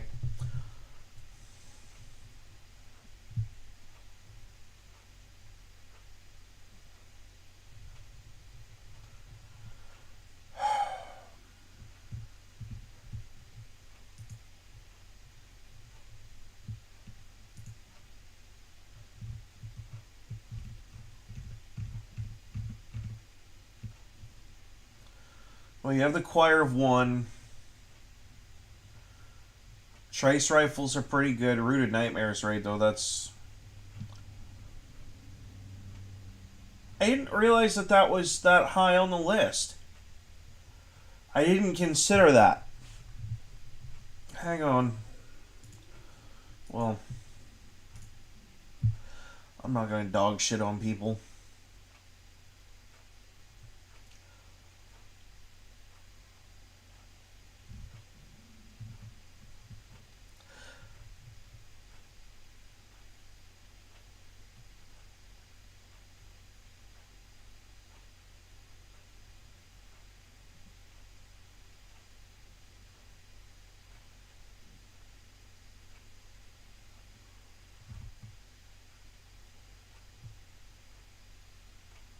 Cool story, bro.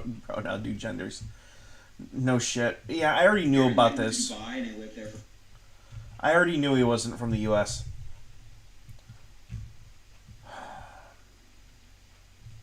That's something people need to remember, too. Oh my god, he really was the hall monitor kid from fucking high school. Oh my god.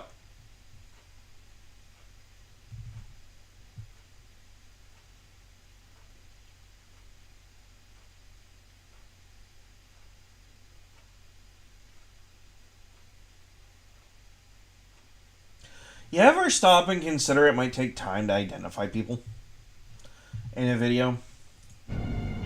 But no, seriously, I didn't actually realize that this one made top tier.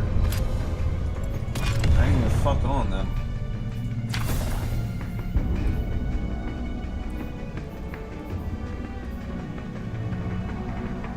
Okay, now it makes sense. We're talking about a high stability auto rifle. What perks does it have?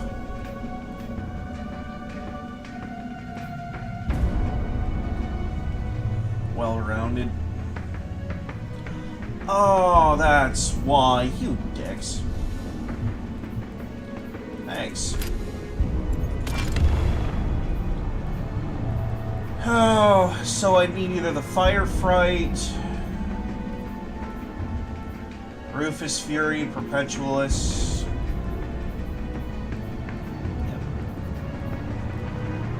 That's nice. You're a dick. Austringer. Where do you fall on the fucking list?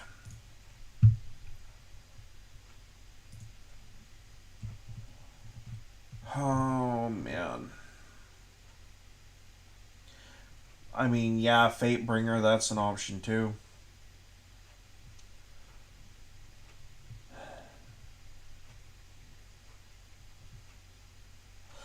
Anything raid related is going to be, and I'm going to throw the air quotes here, easier to get. I could get the call. It's not technically it's not technically what I'm looking for, but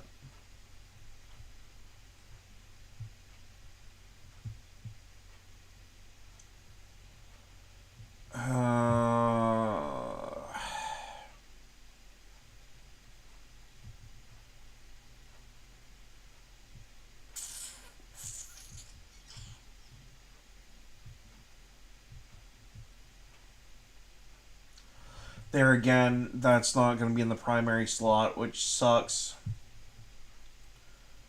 I already have that craftable, and even then. This is what really irritates me, though. Anything with an element you can't have in the quote-unquote first weapon slot, primary weapon slot. And this irritates me because stuff like this right here. Okay? I have this gun. I have it not craftable, but I have three or four copies of it. Also wishing that they'd make this into a different, you could get it from another activity. Oh, all of your S tier shits from raids. Alright, there's another way to do this. I don't give a shit about that. What I want is...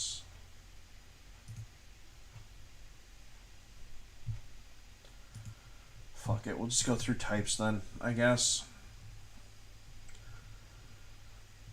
There's a bow.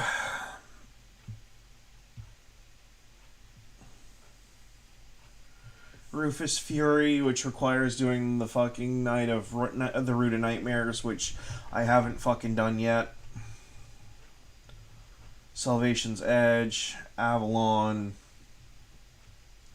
Let me take a lucky guess at this one.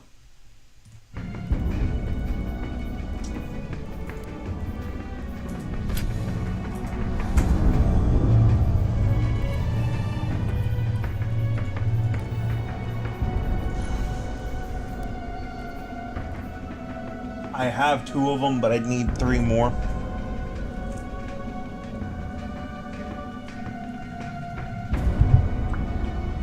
Yeah.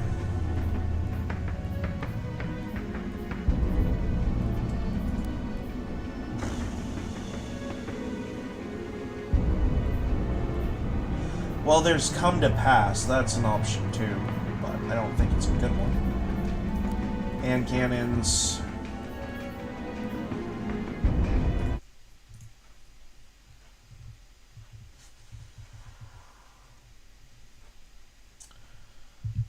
That's just an A. So. And you can only get it through Persage. Isn't that nice? How fucking nice. Hey, Fatebringer. Oh, let's pull it back up. Where is he? Oh, yeah, 5. Fuck you. Oh, I have no doubt you could probably very easily get 5 Fatebringers, but getting all 5 of them to be fucking red border would take forever. Thanks, jackasses. Oh, let's see.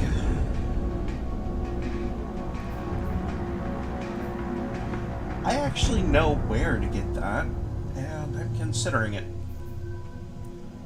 I hate that gun. God, I hate that gun. I hate that gun because of this shit. It's from the same loot source as that.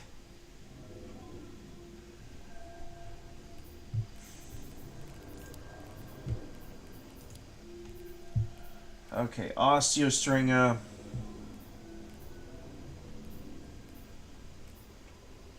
Forensic Nightmare. That's a funny name. Anyway, I don't care for SMGs. I just want this one to say that I fucking have it at this point. Sidearms.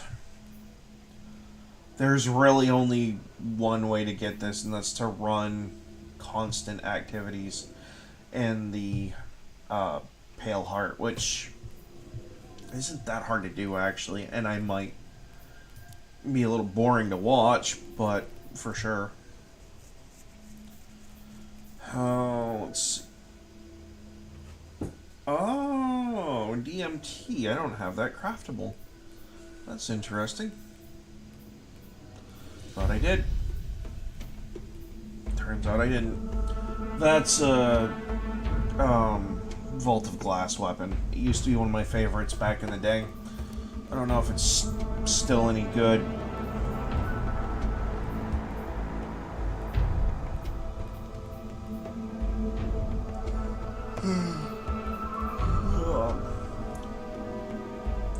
Not familiar with that weapon. One more of those.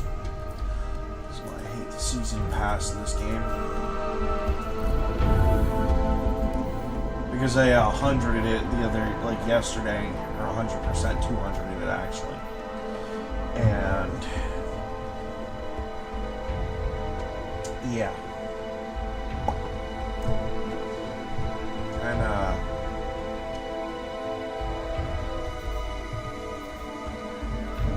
Kind of sucks because now I can't get any more of these to continue on. So.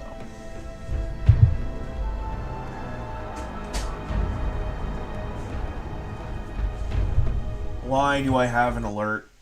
Why do we have a weather alert?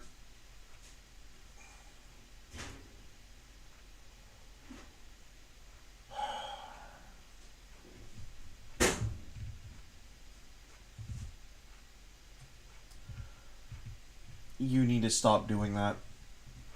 You seriously need to stop with that bullshit. Is one of them on yet? No. No, they're not. Well, I guess it's back to the drawing board then. Open director, show me my friggin' quests and bounties. What have we got? Shotgun kills, rockets. You can eat it. I don't care.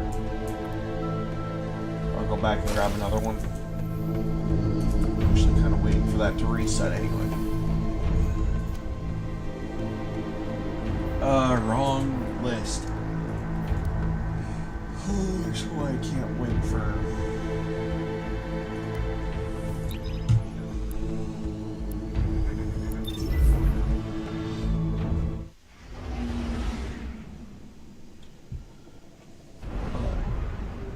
No, cold day in hell before I let anyone tell me how I fucking run my stream, that's for sure. The only reason I listen to people like Tectone is because they're actually successful at it.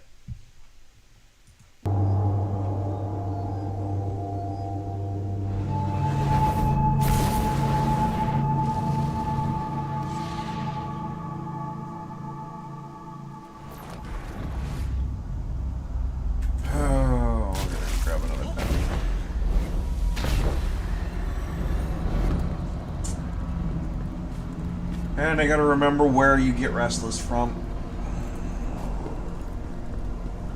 Like which dungeon it is. I know it's obviously it's one of the three. No shit. I see your fighting spirit. Okay, let's do something about that. That's getting on my nerves, actually. Look, I don't keep these for fucking any reason at all.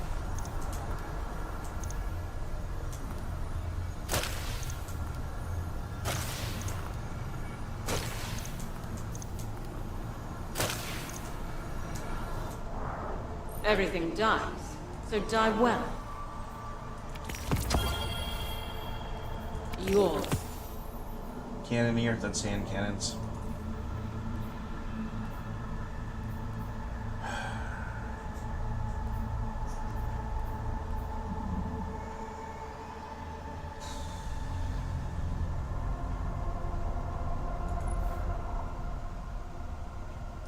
I'm not really a fan.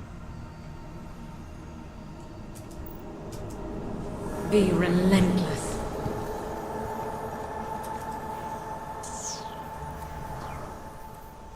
Okay. I already did the mission related to that. I think I did the one related to that too. Let me check. Centrifuge.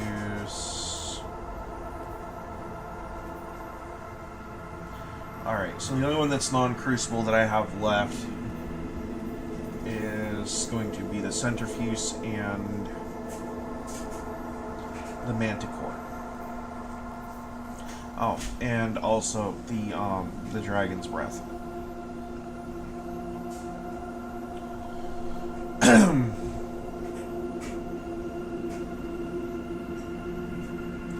Seasonal playlist activity, huh?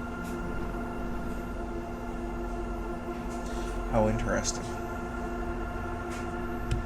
Oh, very interesting indeed.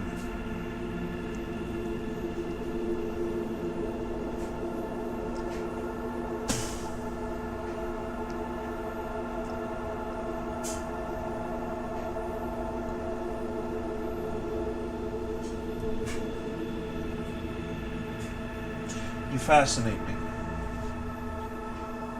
Well, Crucible matches. That would probably be the fastest way to do it.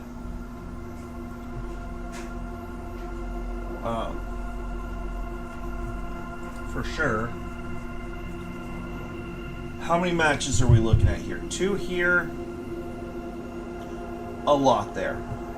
But that's not a terrible gun to use, so whatever. So 2, 3, so you're looking at 5 to get rid of those 2. Just to get them out of the way. Knock me back down to 50. If I make one of them a call match and I just complete it. Doing call. Oh.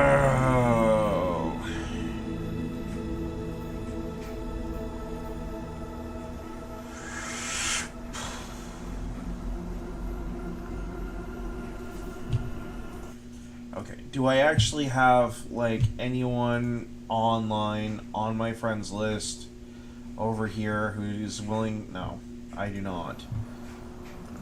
One friend online over here, who is it? No, they're not.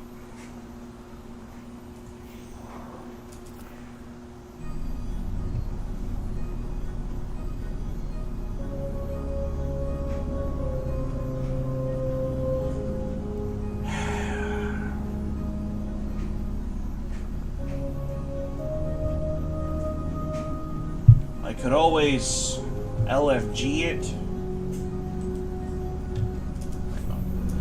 Hang on, this is actually a dumb question, but let's find out.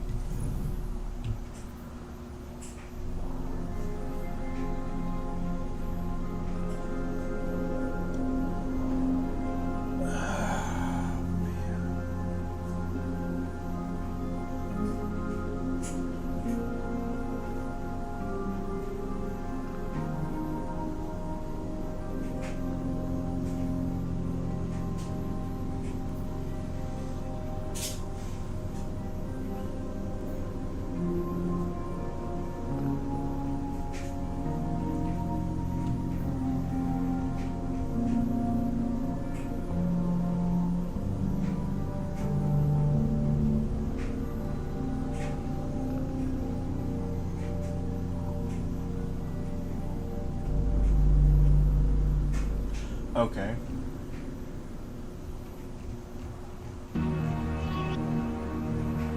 See, I like not swapping better. That's actually something I can deal with.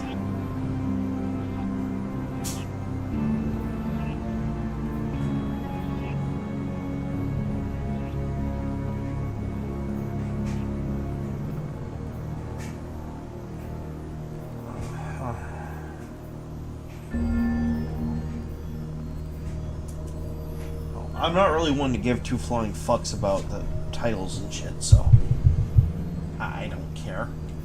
Oh, you don't have a title. You're not allowed to do what? Fucking piss off. I do whatever the fuck I want.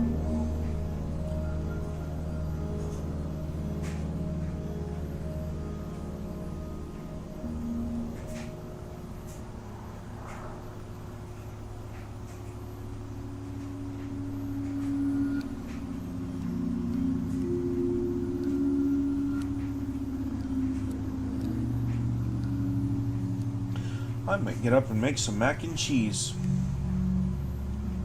Yep.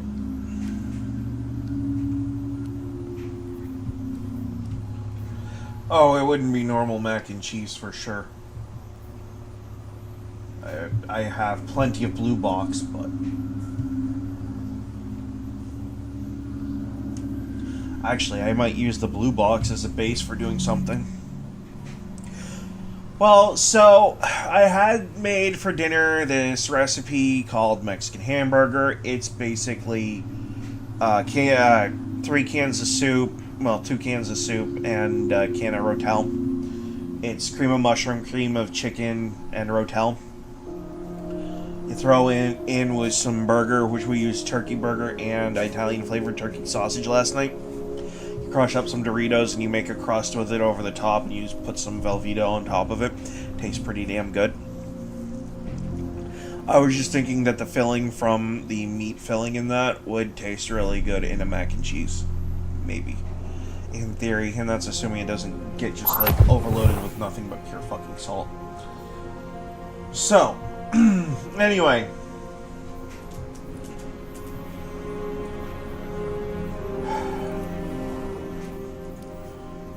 The BXR Battler, where does it fall under for, like, elemental versus non?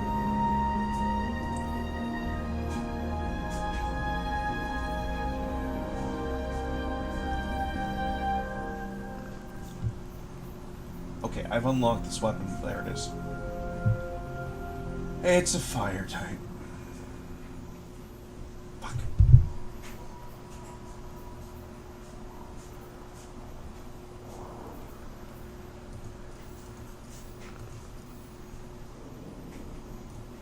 Well, alright. Then I guess the next question is going to fall under... Where does my current...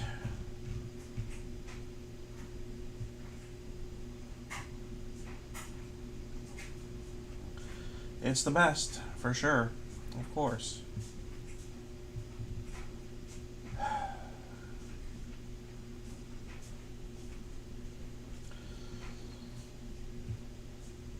Wait. What the hell?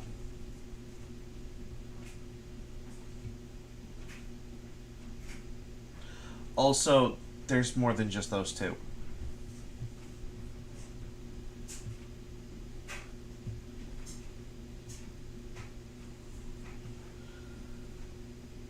You mean to tell me that for some reason,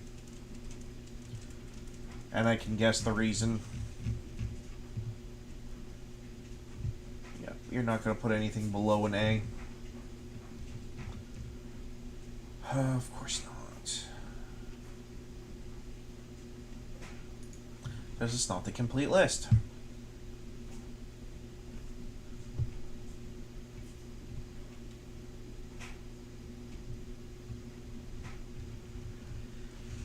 Oh boy, I'm gonna regret wondering this. Answers a lot of questions.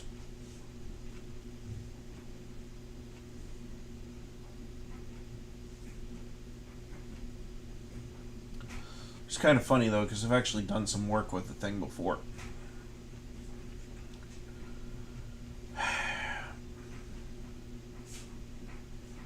Oh. Average tier.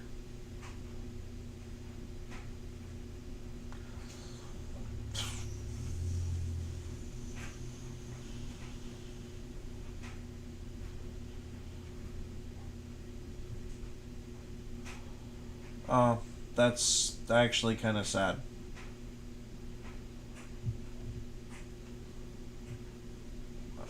makes sense when you think about it, though. Bryla's love.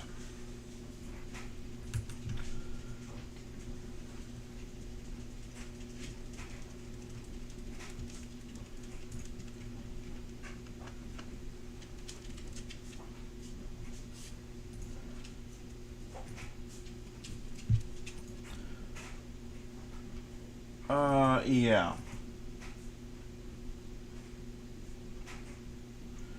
You guys really should fix that.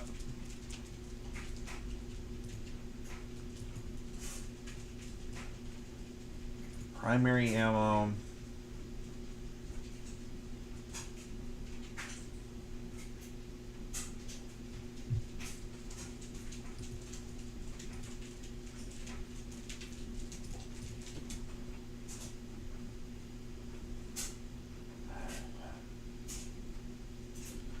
Stasis, strand, kinetic. Okay.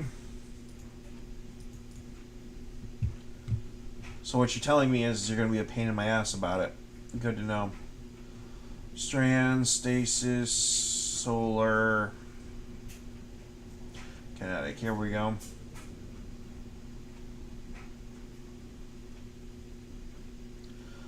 So, transfiguration.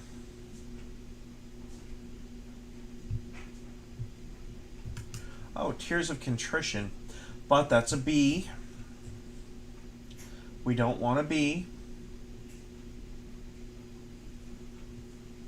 You want an A or an S. A and two S's would be the definition of my character on a normal day. Let's see.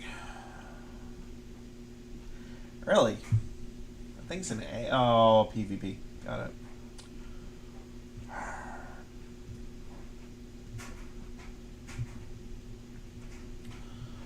I'm gonna have to change over to using hand cannons, aren't I?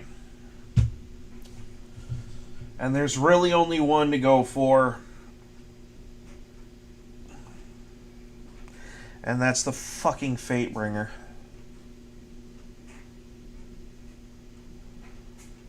Way back in the day, you used to be able to glitch through the door using a Sparrow. Knowing Bungie, they've most likely patched that since D1. Fuck. Oh, yep. DMT, all of your exotics are basically kinetic primaries. More or less from the exotic missions that we have available right now. Oh. Except for the fucking glaive, and I hate that thing. Oh, boy.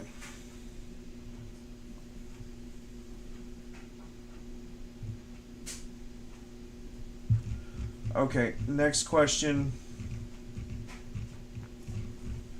And why I wish they'd fix the friggin' filters on this thing.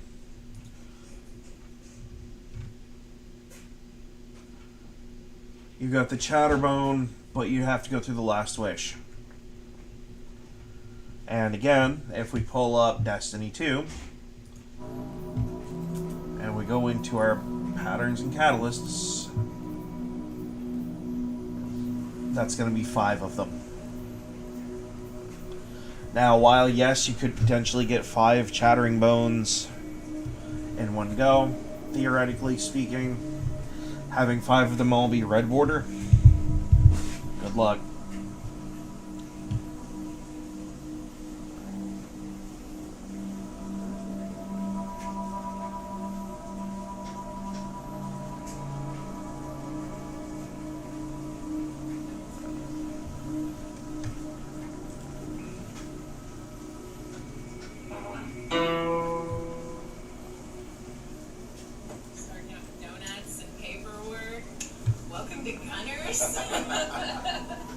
This is important.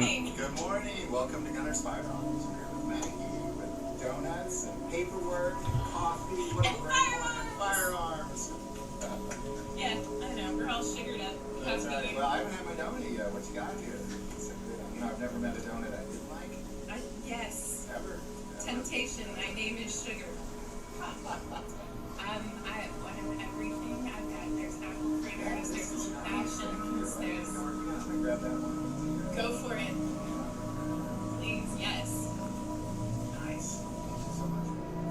Okay, I know what they're talking about here. We have customers that bring us donuts.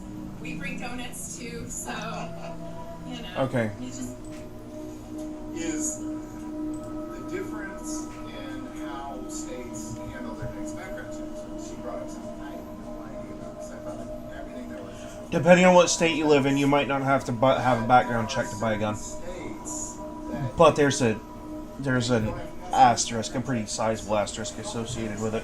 what is happening. Yes. you still have to pass. Yes, you still have to pass a next background check. You are submitted when you purchase a firearm.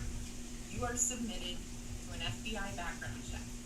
The same FBI background check that is run for any background check in the United States is also run for purchasing or owning firearms.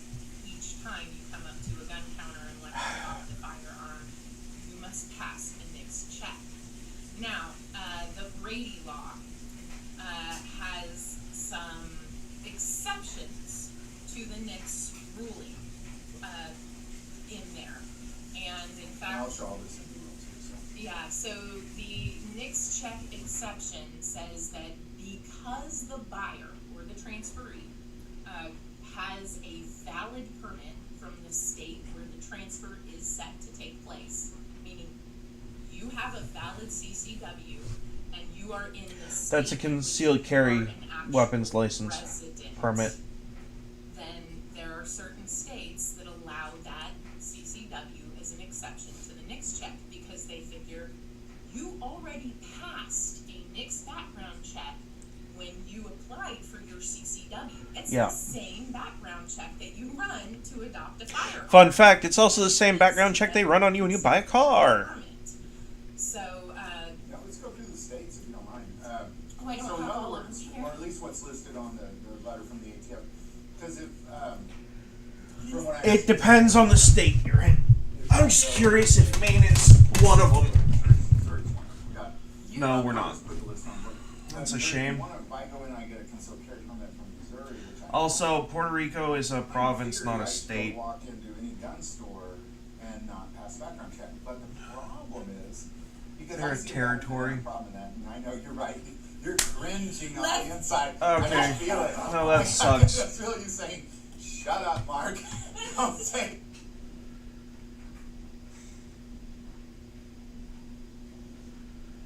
Oh, shit, bricks and hand grenades.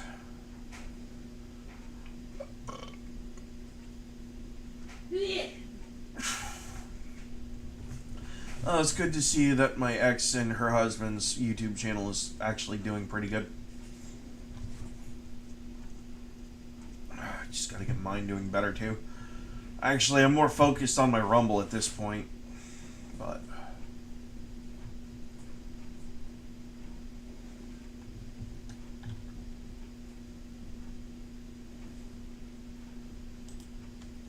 what is this all about? This is the central struggle in the West. The Democrat Party's objective is to flood the West with millions upon millions of illegals from the developing world, from the poor nations of the world, the failed states of the world, the collapsing states of the world, believing that in so doing, they will collapse the West. They will collapse the middle class. They will collapse the population that has lived here before the migrants. alright, I gotta eat And in so something. doing, they think in the Fucking rubble of anything. that, they can rule. They can sit on top of the pile of ashes. Ask yourself this. Why is it that Democrats are so insistent that unlimited numbers of illegals from countries that are incapable of managing their own affairs come here? Countries like Somalia, countries like Haiti, countries that have no history of successful self-government, and they want unlimited numbers of illegals from those countries and refugees from those countries to come here with no chance at the pace, the scale, the scope of arrivals at being able to assimilate and integrate into the American way of life. ICE officers are heroes and they need the support of the American people. President Trump is liberating our towns just as he was promised, just as the American people overwhelmingly voted to give him a mandate to do just 5 months ago. Let's welcome to the show Florida Republican Congressman and gubernatorial candidate in Florida, Byron Donalds. Congressman, All right, these 10 alleged members of a North Texas Antifa terror cell are accused of ambushing an ICE facility in Alvarado, Texas. Liberals, though, spent 4 years fear-mongering about the organized white supremacist threat on January 6th.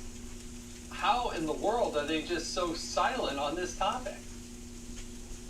They're silent on it because they want ICE disbanded. They, frankly, agree with ICE agents being attacked, and this is how reprehensible the radical Democratic left has become. They would rather see agents who are out there just doing their job on behalf of the American people, because like that clip from Stephen Miller said, the American people gave Donald Trump a mandate for ICE to deport illegal aliens out of the United States. That is a fact. And because they cannot abide with the will of the people, they think it's okay to attack these agents. Look, I've met several of these agents all across the country. These guys, and ladies, by the way, they're white, they're black, they're Hispanic, they're just doing their job.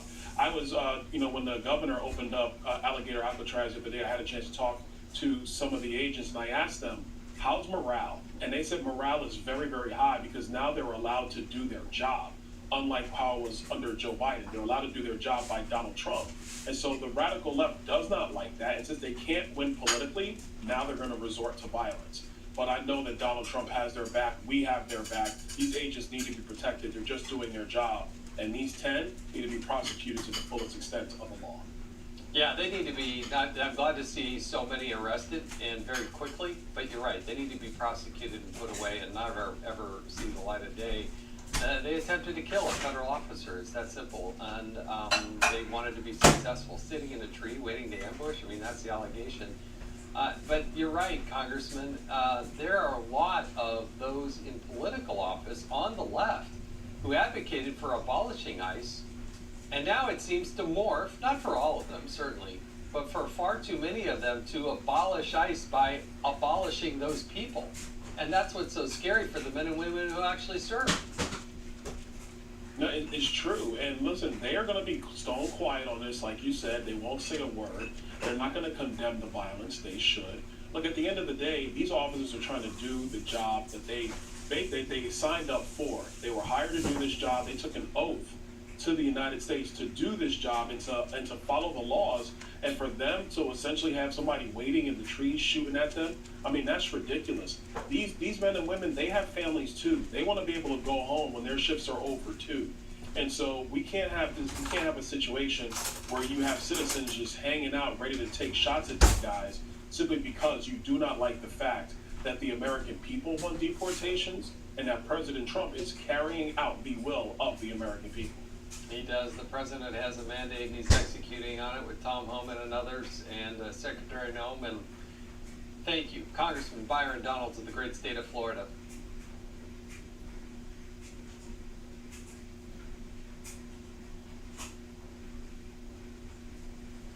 Two ambushes in Texas targeting ICE and Border Patrol in the past 4 days. Yesterday in McAllen, a gunman opening fire on agents outside a Border Patrol facility and was killed in a shootout.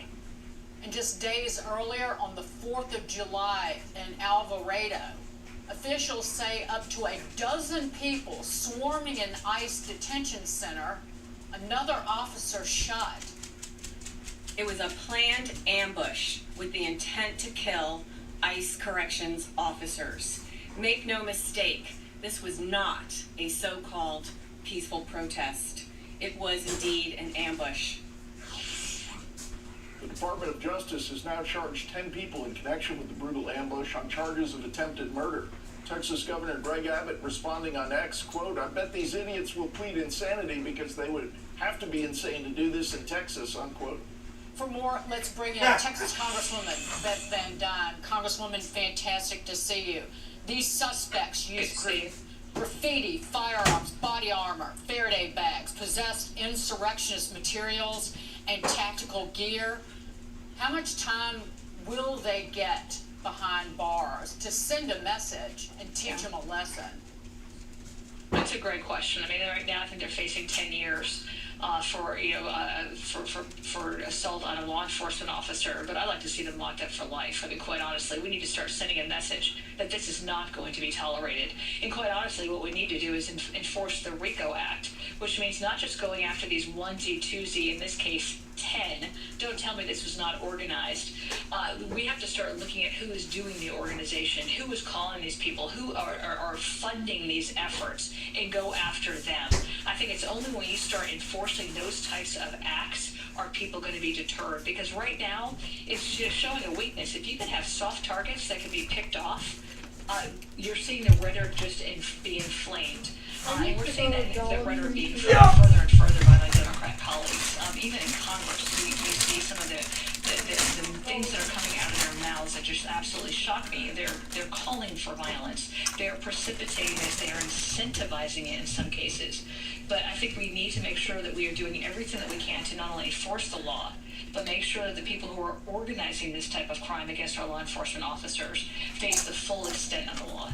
I wanted to ask you about those Democratic colleagues. A lot of irresponsible rhetoric, and of course a lot of them didn't seem particularly upset by that spate of Teslas getting set on fire. Now we've got attacks, attempted murders on ICE facilities.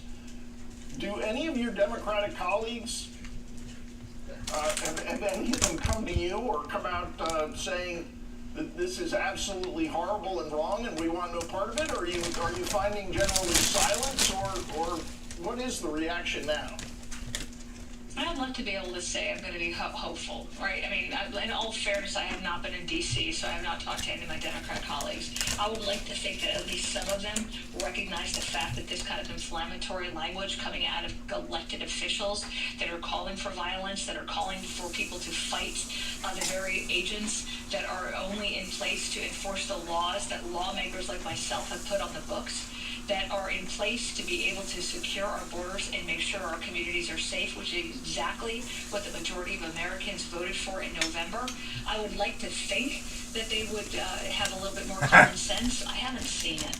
And I think what's really important is you've got, representatives like me speaking out about this. I appreciate the media in some cases, like Fox News, speaking out and identifying this hateful rhetoric. I would love to see my Democrats step up to the plate and start talking about what's going on and start having them condemn their own for this type of hatefulness that has led, in this case, to an officer being shot in the neck, as well as the ambush by 10 people on an entire area. Pramila Jayapal called people obstructing ICE inspiring. So it's soft pedaling, That's not soft pedaling. I mean, that's helping, right? I mean, they're saying that they should be doing these types of things. You had 10 people. Think about this. These are people who want to go home to their kids. They want to be able to go home to their families. They have a job which is to help protect communities against crime. When you have people who come into our country illegally, like it or not, that is a crime. These people are in place just to help us feel safe and to make us safe. And instead you've got elected officials who are attacking them and are calling for other people to attack them. It's not right, it's disgusting, and they need to be held accountable.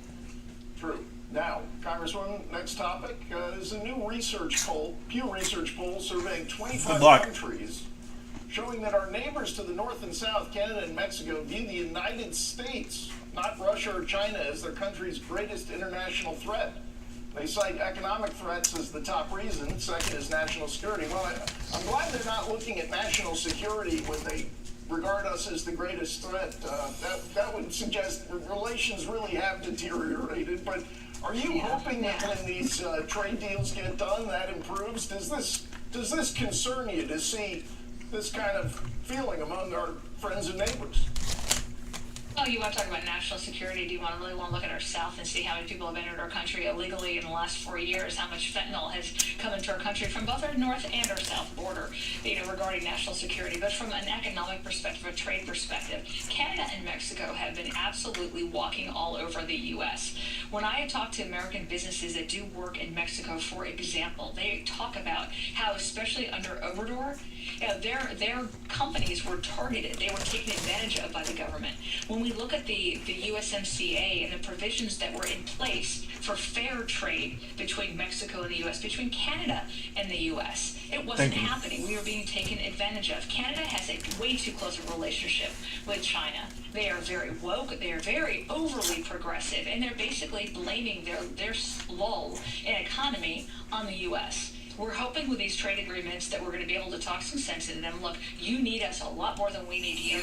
We want to work with you. You are our trade partners. Let's get to work. Yeah, in Mexico, there are murdered dead bodies hanging from bridges, and we're the threat. And then Canada, they get butt hurt when one of us mispronounces Saskatchewan. So y'all's feelings aren't our problem. How about that? Congresswoman Bethany and I love you. You say exactly what needs to be said. That's exactly right. I mean, let's look at the real issues, let's look at the real enemies, and let's see how we can partner together. But come to the table and be willing to work with us and stop taking advantage of us. Yeah. Recognize that the U.S. market is valuable and treat us as such. Amen. Good to see you, Congresswoman. You too. You too. Have a great week.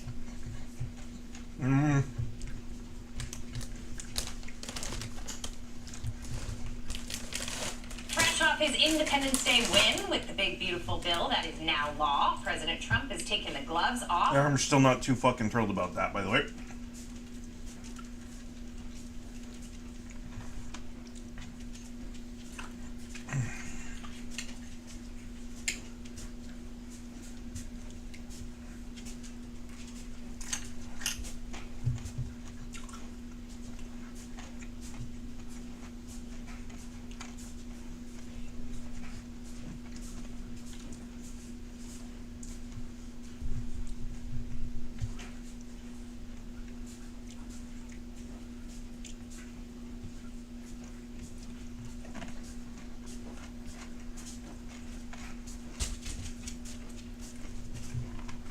Yeah, I'm pulling a Casey Tron. Get over it. Or, sorry, Frogan.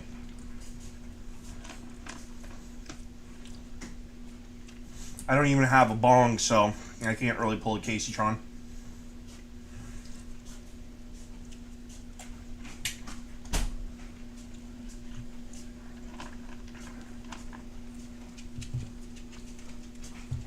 I'm eating leftovers for breakfast while I'm streaming, and I know that's not really something that you're supposed to be doing.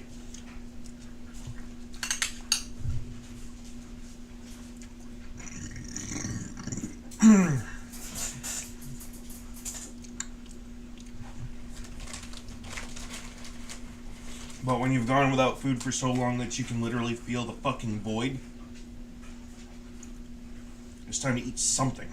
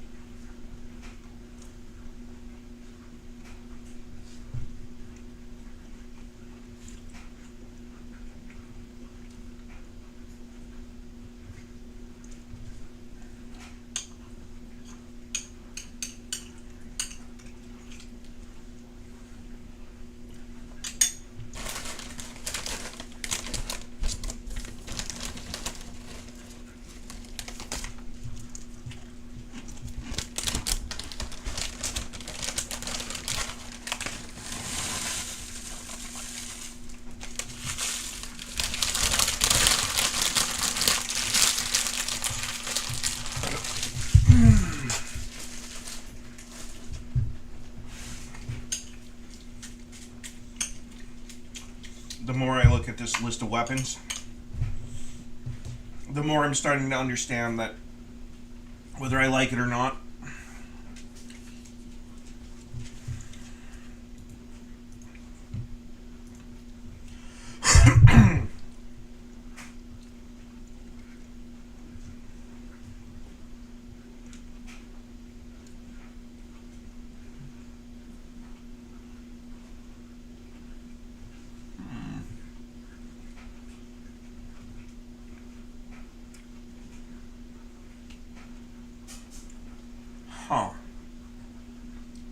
there's really only one alternative. And it's not craftable.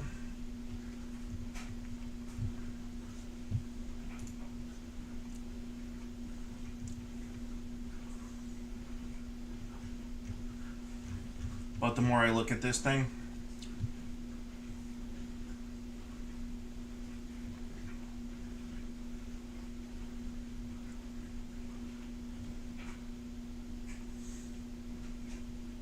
the more I realize that I'm going to end up having to do a raid.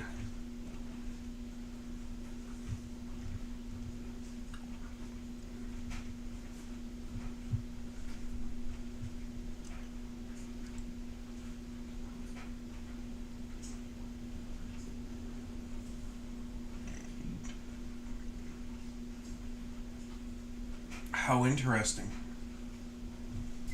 How very interesting. Then do I actually, yeah, eat a dick.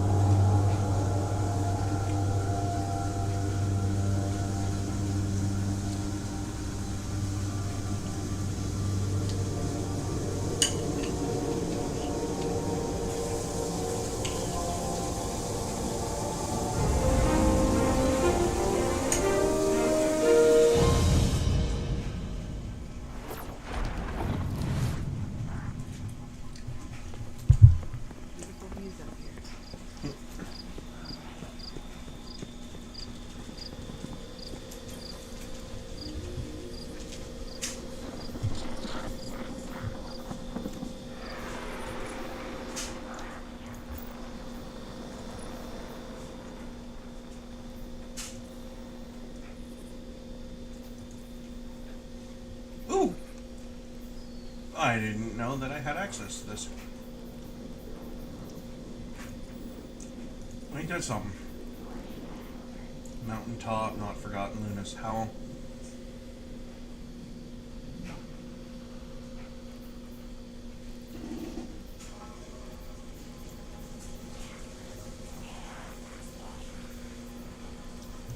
Did I misread that?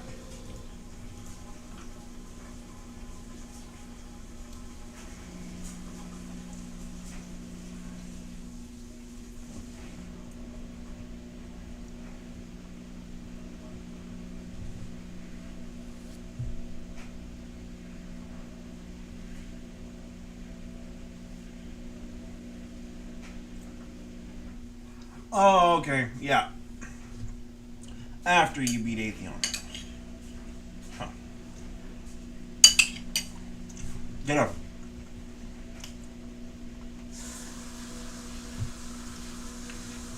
The hell is a found verdict?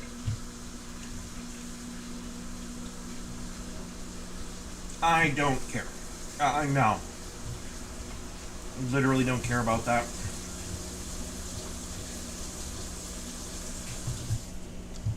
Okay.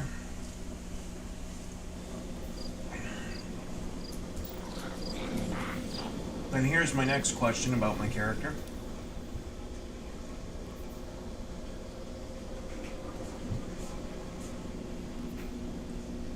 I have 28 spoils of conquest.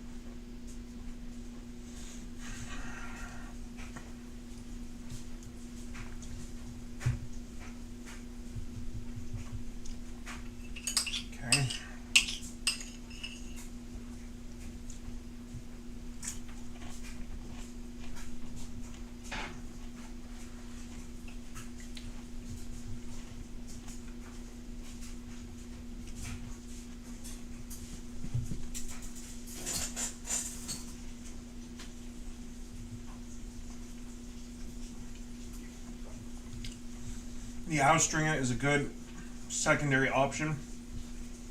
The problem is the mission it's attached to.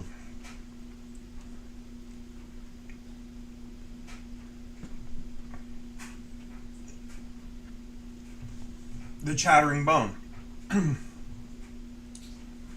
Once again, a decent PvE item. So I hate to say this out loud. I'm not one for doing PvP shit. I hate it.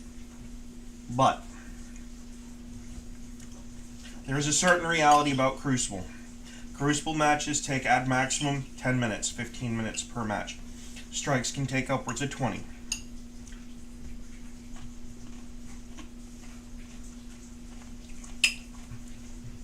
Here's why those numbers matter.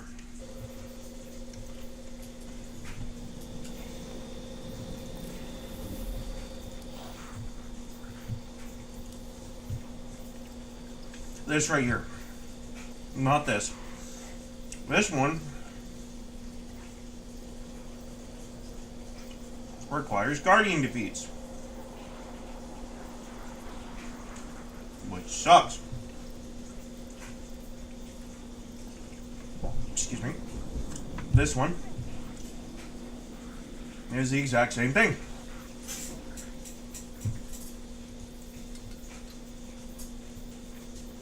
And look at these two.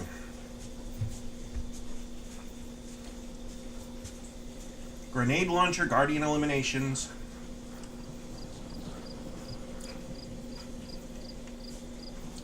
And Guardians defeated with duality.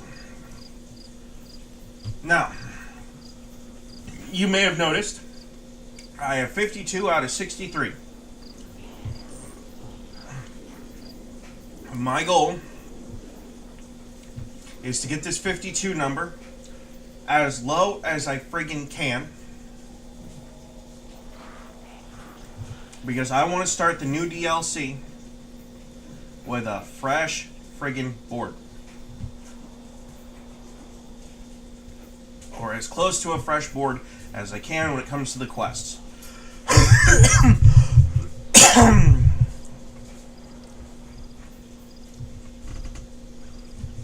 And I'm gonna be real. The fact that Seraph was last week and I barely fucking touched it has to do with the fact that I'm actually kind of aggravated.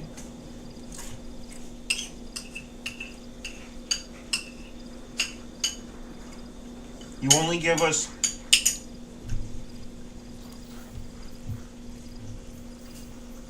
1, 2,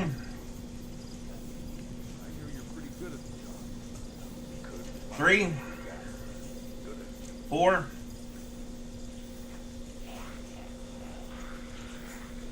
5, 6, 7, 8. I only had 8 of those things. I needed like 10. So,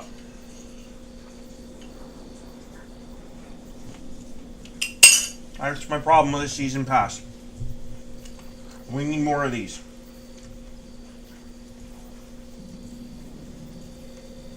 Hopefully, when they do away with these, we get that.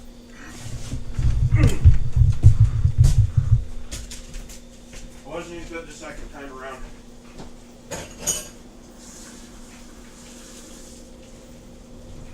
Just like all leftovers.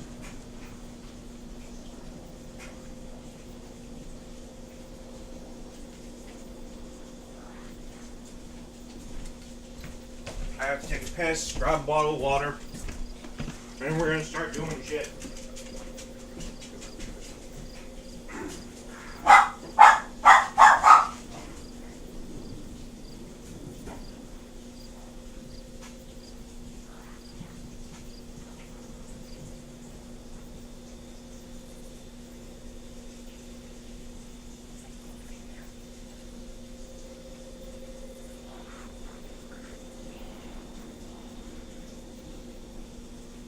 Together, the city's depending on us.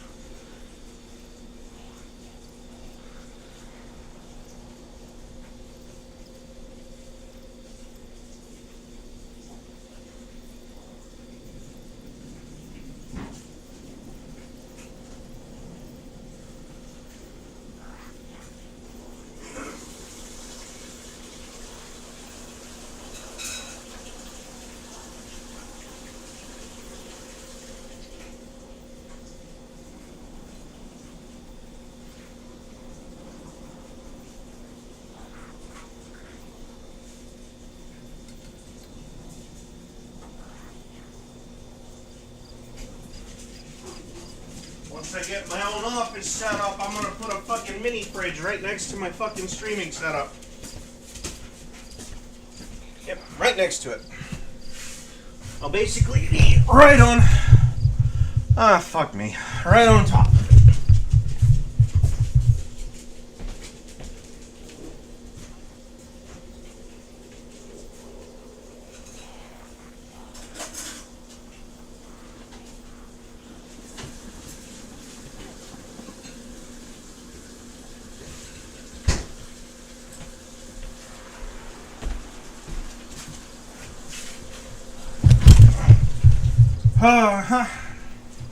Yep.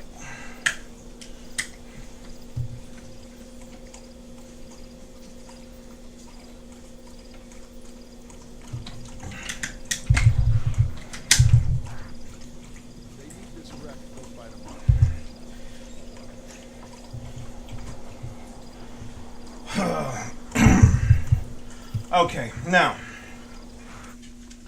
I take a look back at the list again. It's not even an active activity right now.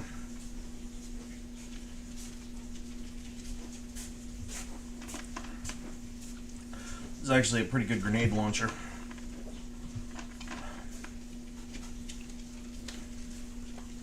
Vox Obscura isn't an option. Presage isn't an option.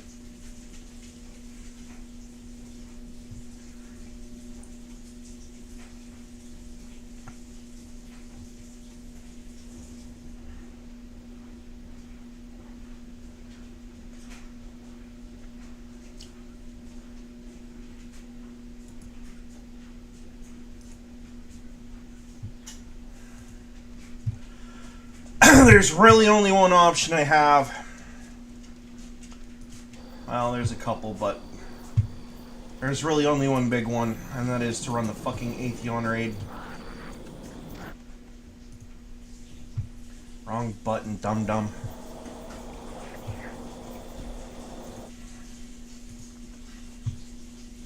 Oh, sweet. Baby Jesus. Well, let's see if we can get this party started.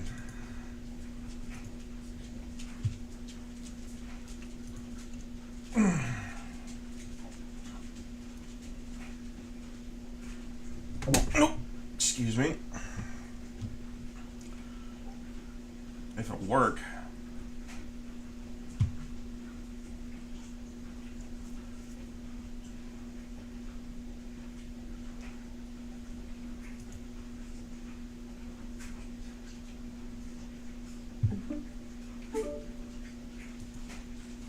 Pin that there.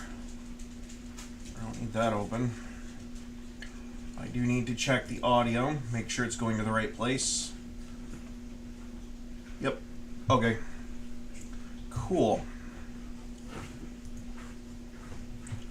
Now when he joins, if he joins, I really need to reposition that. I'm thinking right about there. Should do the job. Yep, that'll work. Just so I can see my friggin' radar. So yeah, that's...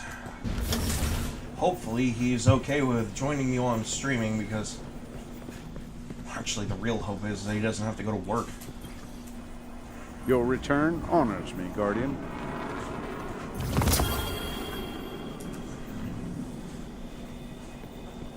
Yay!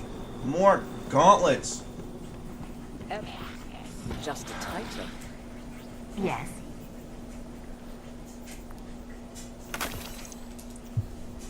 Thank you.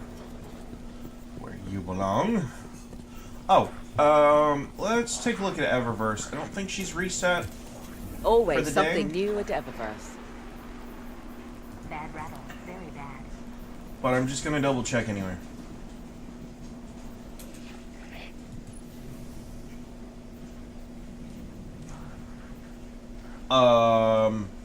Huh. Very Stargate vibe.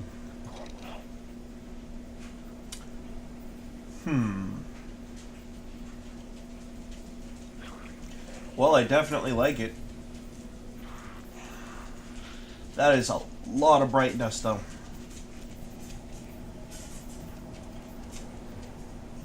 Our inventory is stocked, so no rush.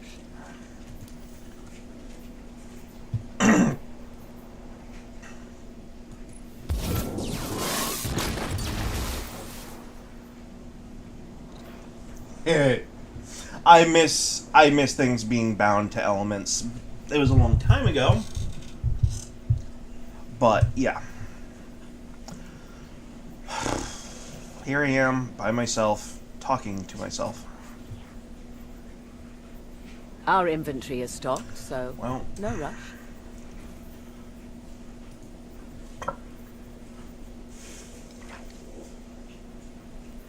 Is that... That is.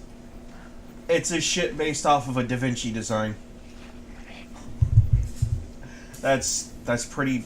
Actually pretty funny. I could see Anything myself spending money on silver for that, actually. Thankfully, while I am in charge of the budget, I'm not directly in Take as long as control you of like. the wallet I can wait. itself. Hence the balance of power. I set the budget, Checking right away. but everything I set is subject to approval by the person who holds all the cards. Quite literally, the cards. Her debit cards, her pay card, you know, my credit card, the whole 9 yards. So therefore, I can't do anything without her approval. She can without mine, but she also knows that she'd have to come home to some very interesting looks and a long conversation. So, that's how we balance things, where we We do everything together. Everything.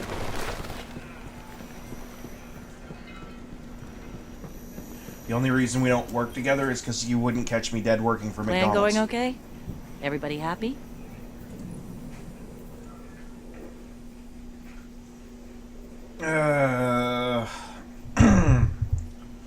Uh-huh.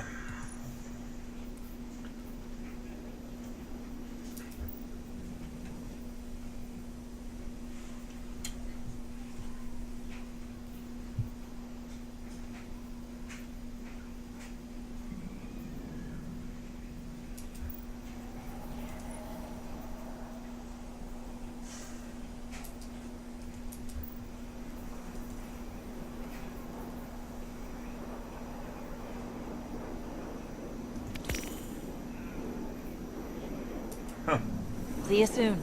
Are you judging me for selling out and moving back to the city?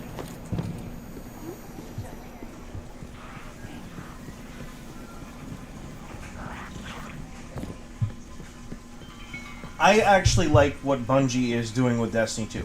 I don't like the fact that the Red War and the stuff and the Warmind DLC and the Osiris DLC, I don't like the fact that those got deleted. Don't misunderstand me, I'm still kind of pissed about that.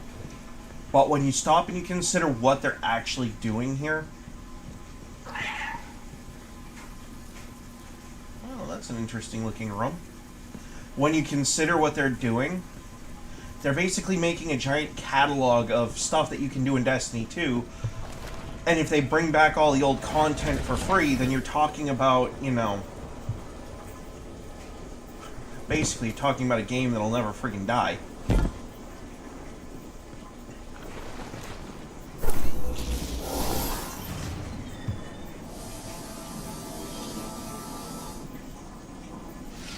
They rebuilt the Speaker's private quarters even after the reconstruction. Oh, I still that's can't what believe that's that he's supposed gone. to be. He wasn't the first Speaker. And he can't be the last, right? We still need a Speaker, don't we? Technically, no.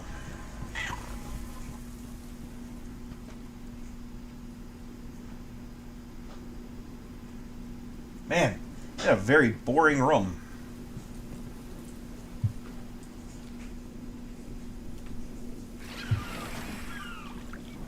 And they won't let you do that because it's a wall, not a door.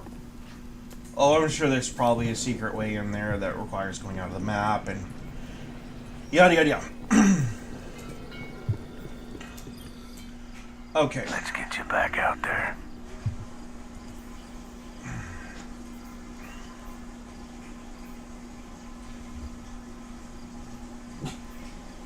I'm pretty sure that's just the washer and dryer, dude. Like, I'd almost put money on it. Please tell me I'm right. I don't want to lose a bet to my dog. That'd be really dumb. Interesting.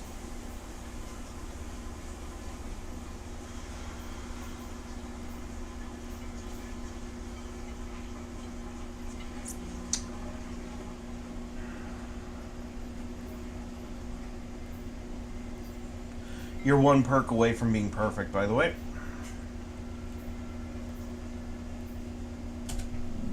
Take it easy.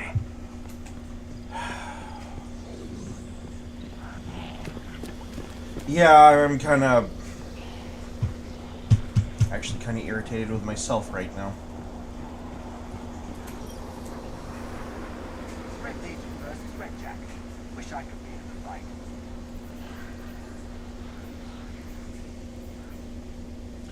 Malediction. I can always use the Tiger Spite, and I can always get another one.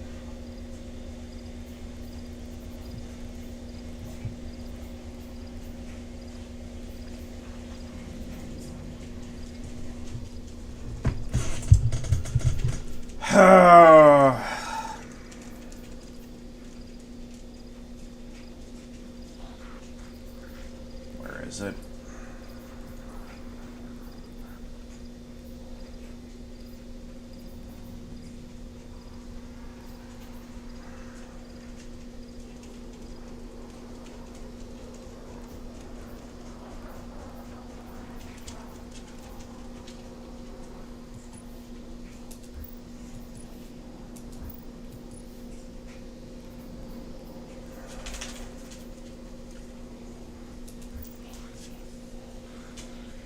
it.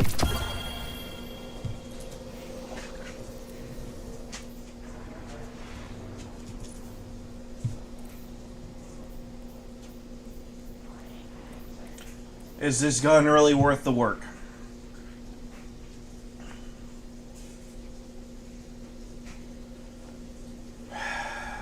Probably not. Let's be honest. Okay? Let's just bite the bullet, okay? Take it up the rump because you know you're going to.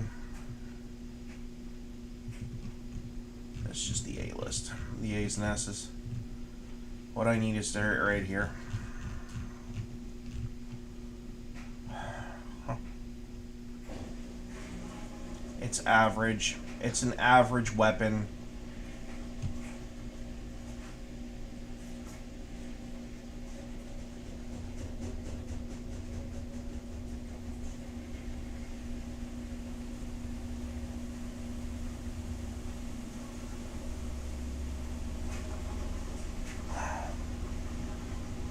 Reality is, actually, the disparity does better.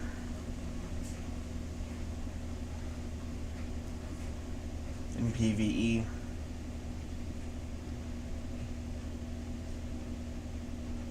And this only does good and really good in PvP. What I'd actually be looking for would be something like these ratings right here, but in kinetic.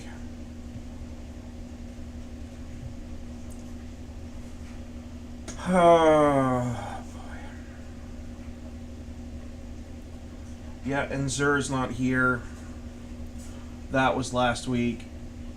But I do have some, though they're again, PvP. Or PvE only. I'm not looking for something specifically PvP or PvE. I want to keep my options open. And I want good. Like, really good. But having all the best gear in the world doesn't matter if you suck at the fucking game. Which is true. Which is me. And yes, I'm well aware of that. I'm trying to compensate for my lack of skill with better weapons. Just a little bit, because I have missions related to... Excuse me.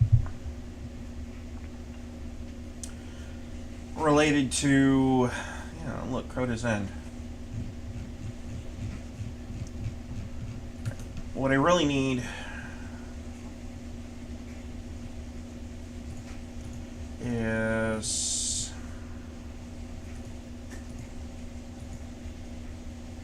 PvP, PvEVP. Man, I hate doing this. Submission is a submachine gun. I hate subs. Rufus is a Strand primary auto rifle. I got that weird eye gunk from allergies.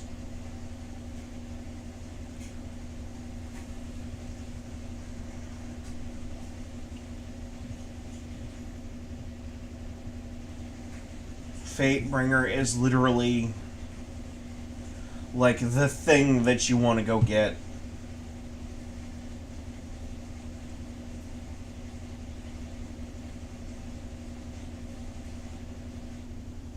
If Zur was here, I'd look to see if he had the different times with a good roll. Heck, even if he had it with a bad roll, I'd just grab it for craftability.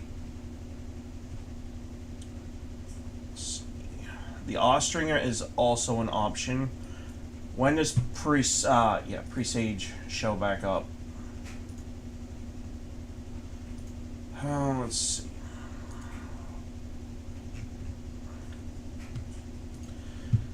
Exotic Mission Rotator.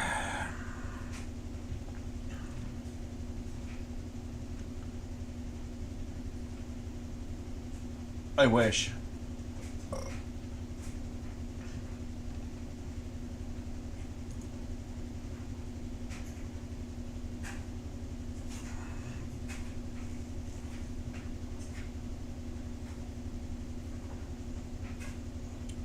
Well, if there are any indications, it looks like Star-Crossed is going to be next. Okay.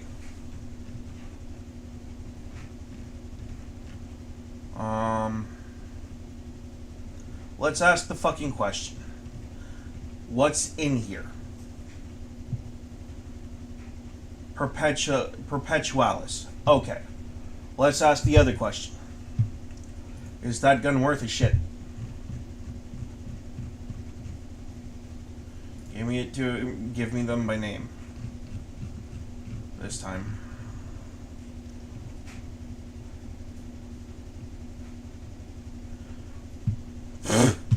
Hell no. You fucking assholes. Okay, what else is on this list? We got a stasis bow, recantor. Is it worth a shit?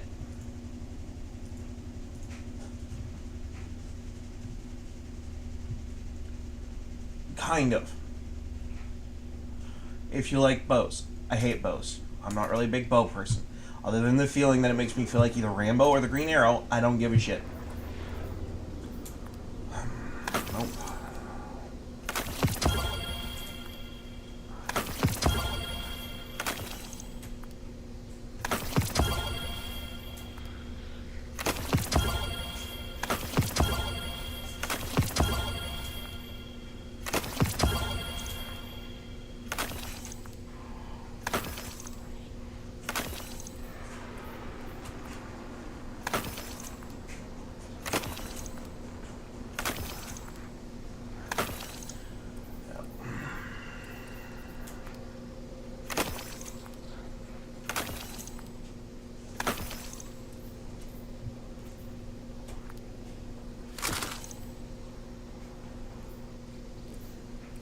Just a second.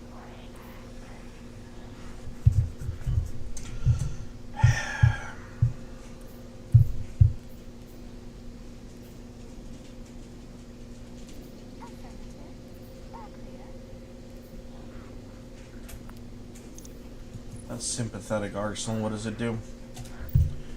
No.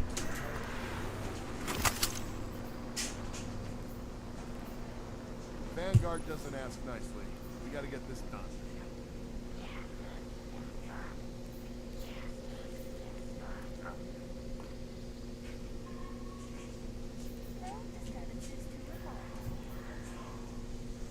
Fuck.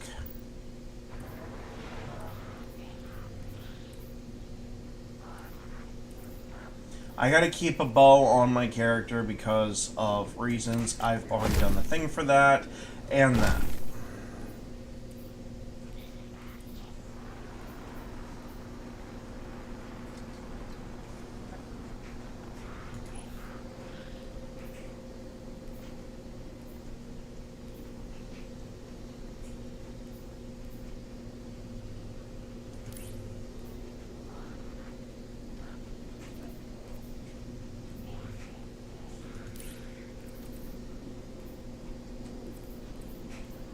That is a useless masterwork.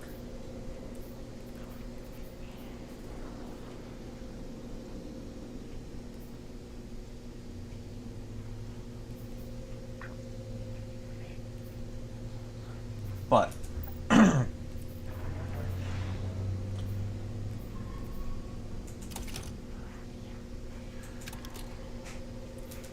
did I do the thing with the Manticore or not? Quests. No, I didn't. I have to finish a mission with it equipped. Have you on the team? Just fucking get it over with. Again. Destinations, Vanguard, Pathfinder. Oh, yeah, I forgot about this.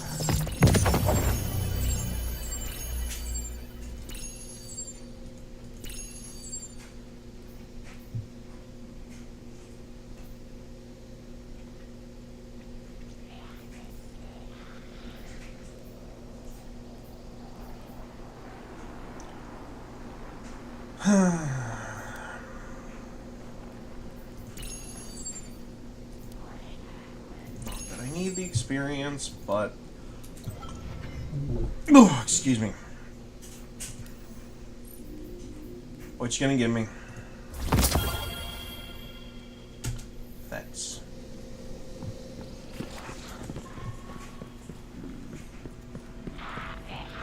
Okay. Well, we'll close the gap on that real quick.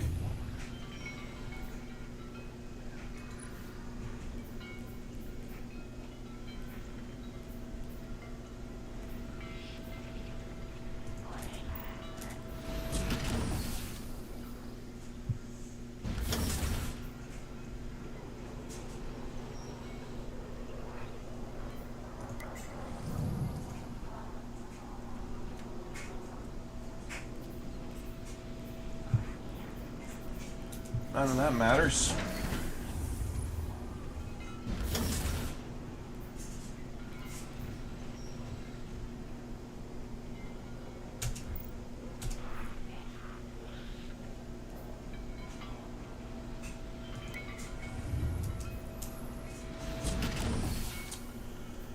Frigate, Nightfalls are where all the fun rewards are. Let's go do it.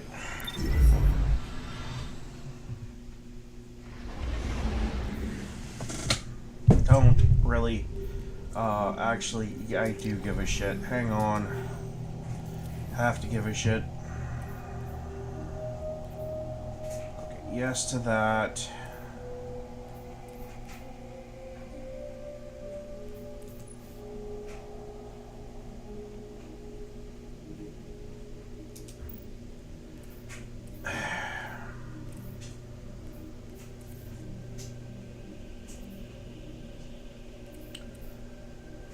Okay.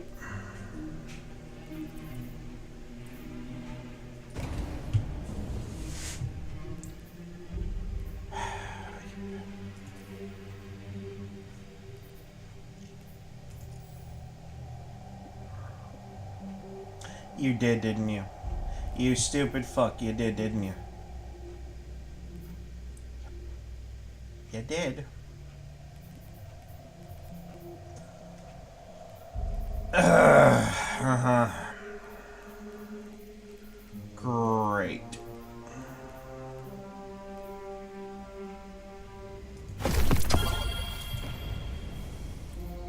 Or did you? Okay, which one of these?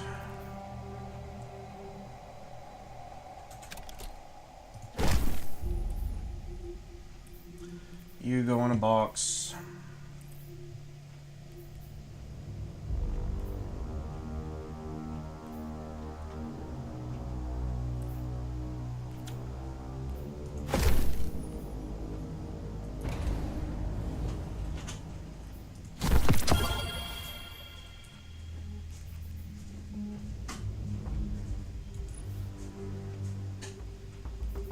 Well, I like the way it looks, but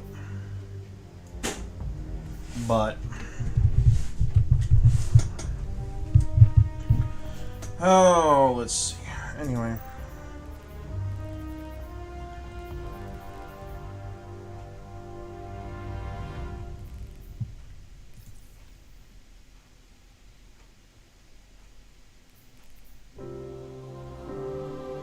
I like that one better.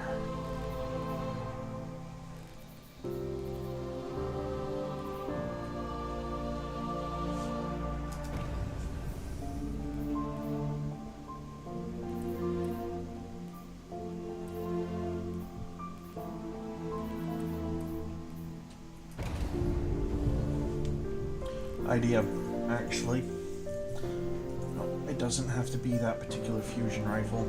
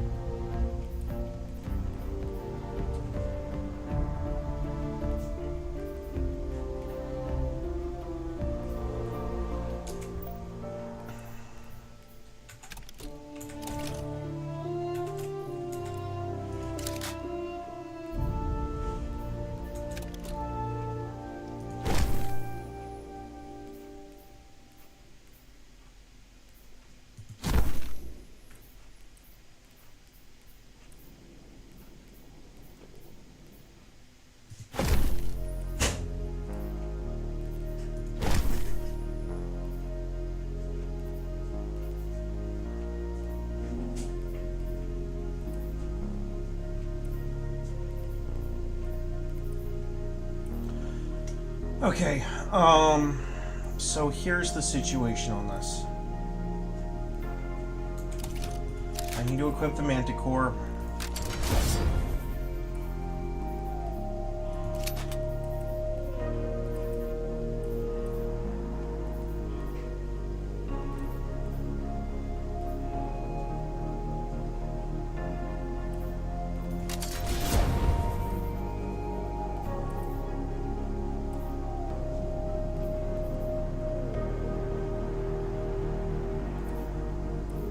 But I also need a sniper rifle.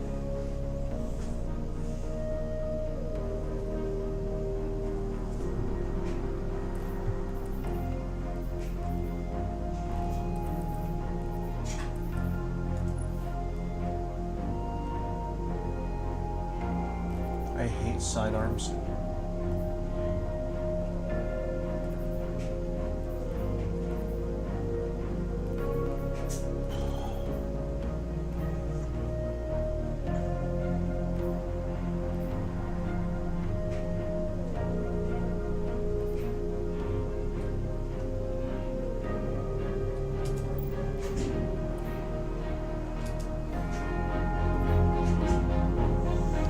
Wife was home, I could have her just throw on a sniper rifle because she loves sniping. Absolutely loves it.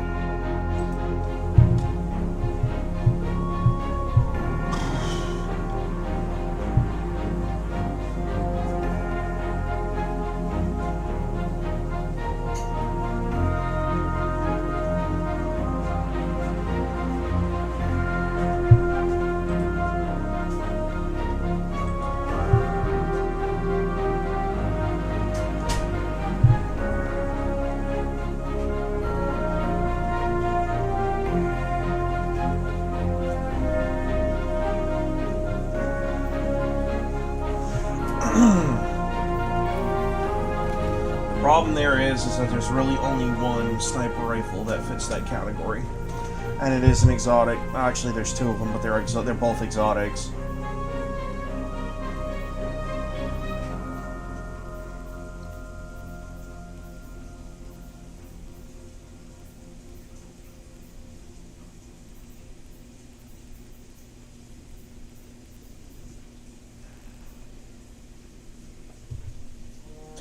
The only other thing that you could do is rework your friggin', whatchamacallit. Rework the seasonal artifact in an attempt to do the thing.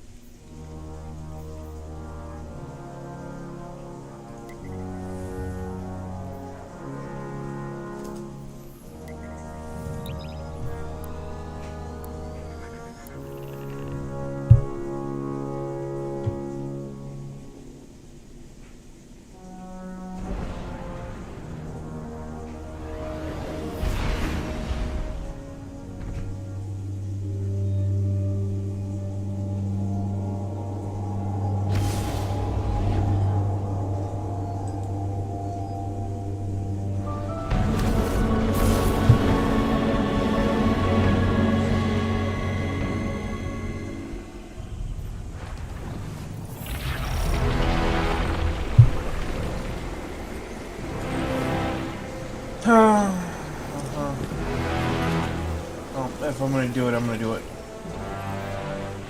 my way.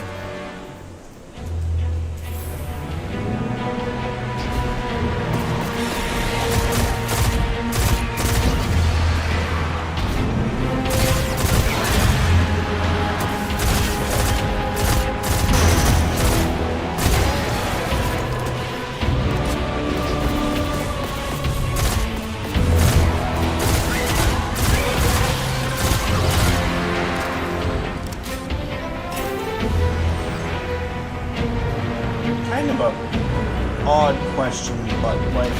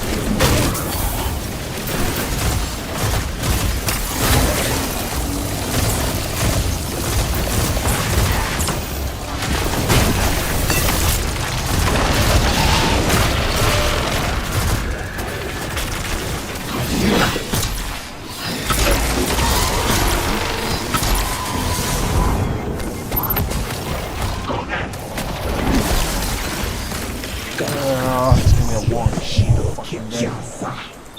Okay. Clearly the weapons fucking suck.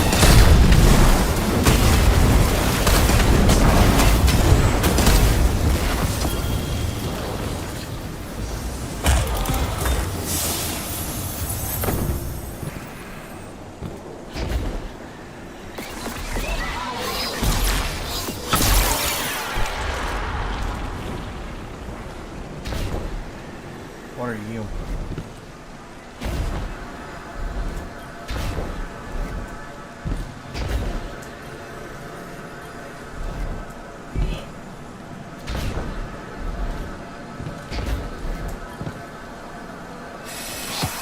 The Traveler's experiences are imprinted on this object. I can feel them, feel its emotions, see what it saw. I will try to interpret confusion, frustration, pain. Many needing voices cry out for answers, but there are none to give. They project their own aspirations onto the Traveler, but it is not what they think it is. It does almost not sounded like have Brian the ripping answers they me. seek. But I think it was just someone driving by. Remember? Memory is heavy now. It feels like dense metal, a weight around one's neck. Nothing but dread and poisoned doubt remains. It fears the act of thought. I can't make out anymore. Not a god. Not even silent. Just a being, desperate for help. I once thought the Traveler was a foundational cornerstone of the universe. But now it feels as though it is just as afraid and uncertain as we are. Just because someone doesn't have all the answers doesn't make them any less important. Micah's vision may seem to say the Traveler didn't have answers, but that doesn't mean it sees the universe the same way we do.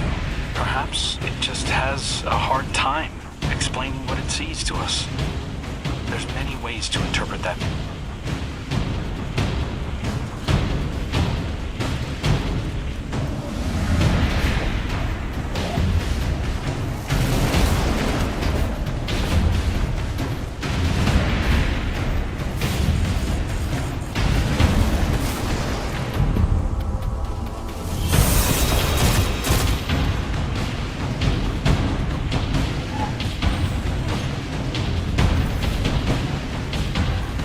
Actually explored this area, so bear with me a little bit. I'll give it a quick once over. Maybe not have to go that way. Nothing down there.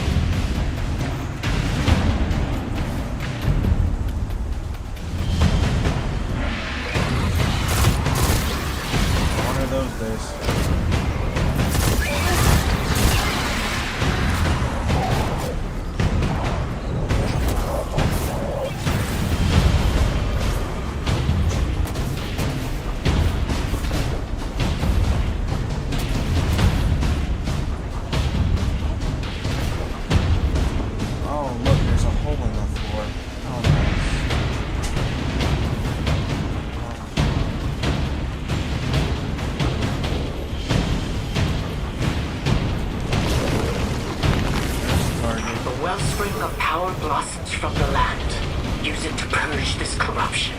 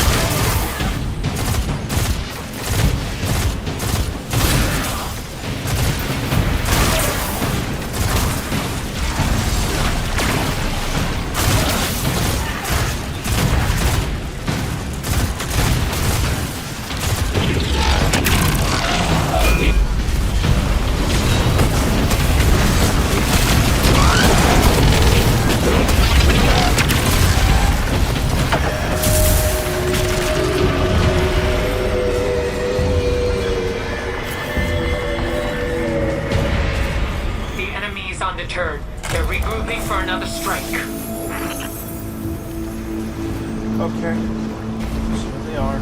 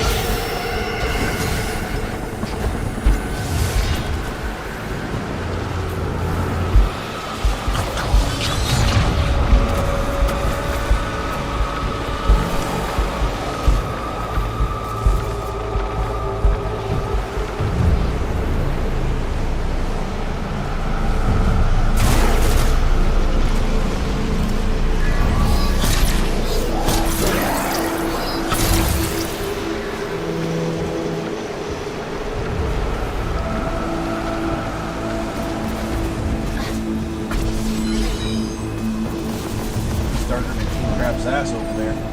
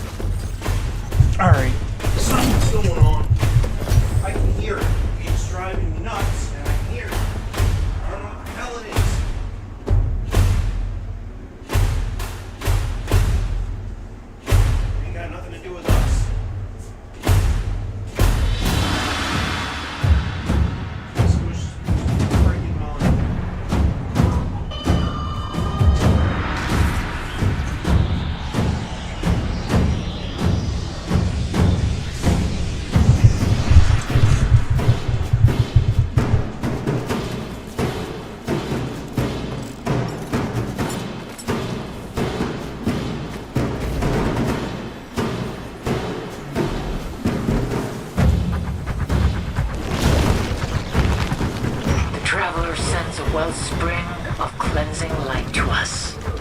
Bathe yourself in it and expunge the blight.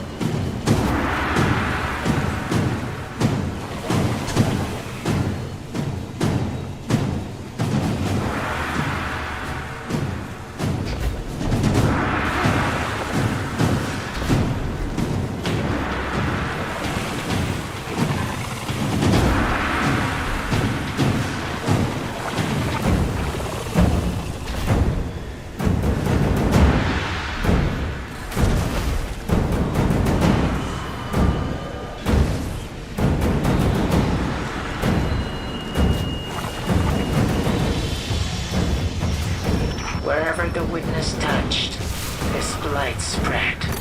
But one day, with your help, there will be nothing left of it. It is said that to be forgotten is the truest form of death. May the witness suffer this ignoble fate, and its name fade from history.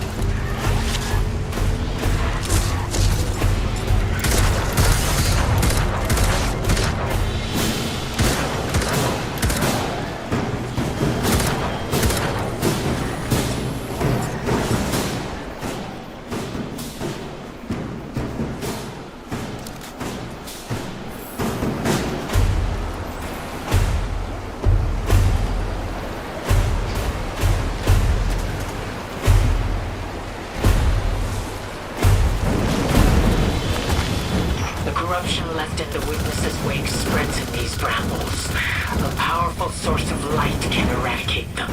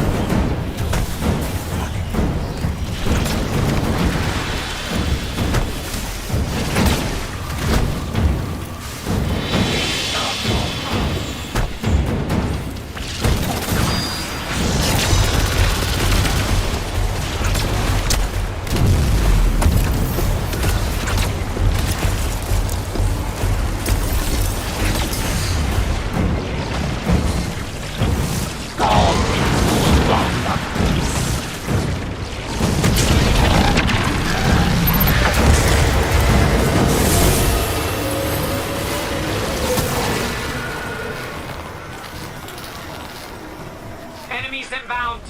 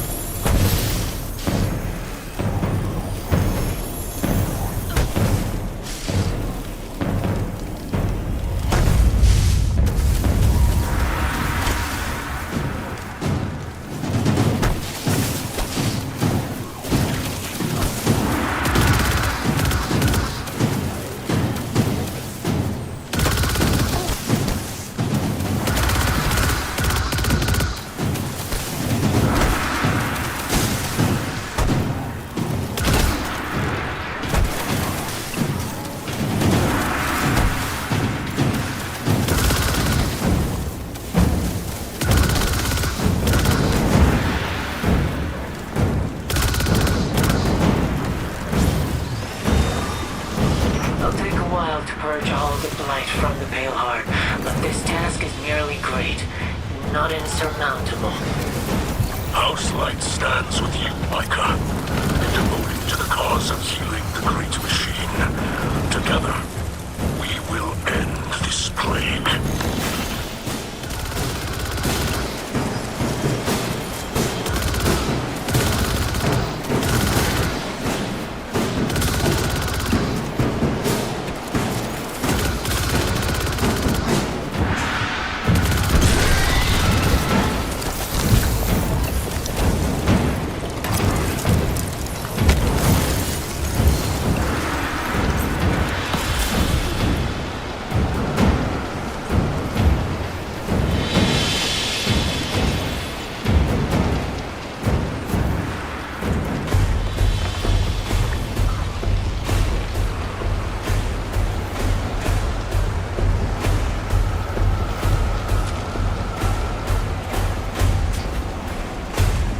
Oh, that was nice. Yeah, I just got this from my freaking party to make as my friend.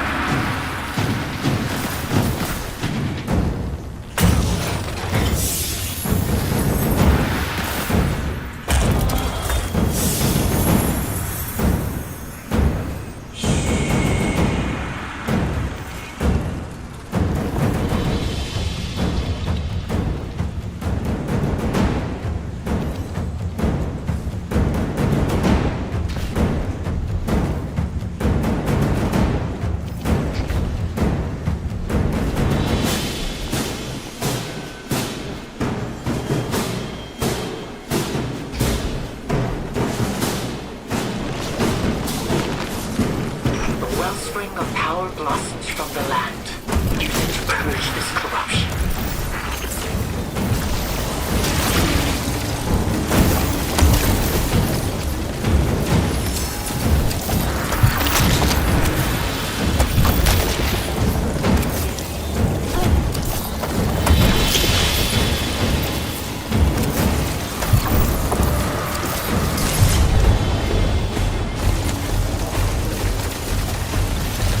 There's more work to be done. The Traveler won't be healed overnight. We are fortunate the great machine still lives. We must do everything in our power to protect this gift. Brace yourself. This is their last assault.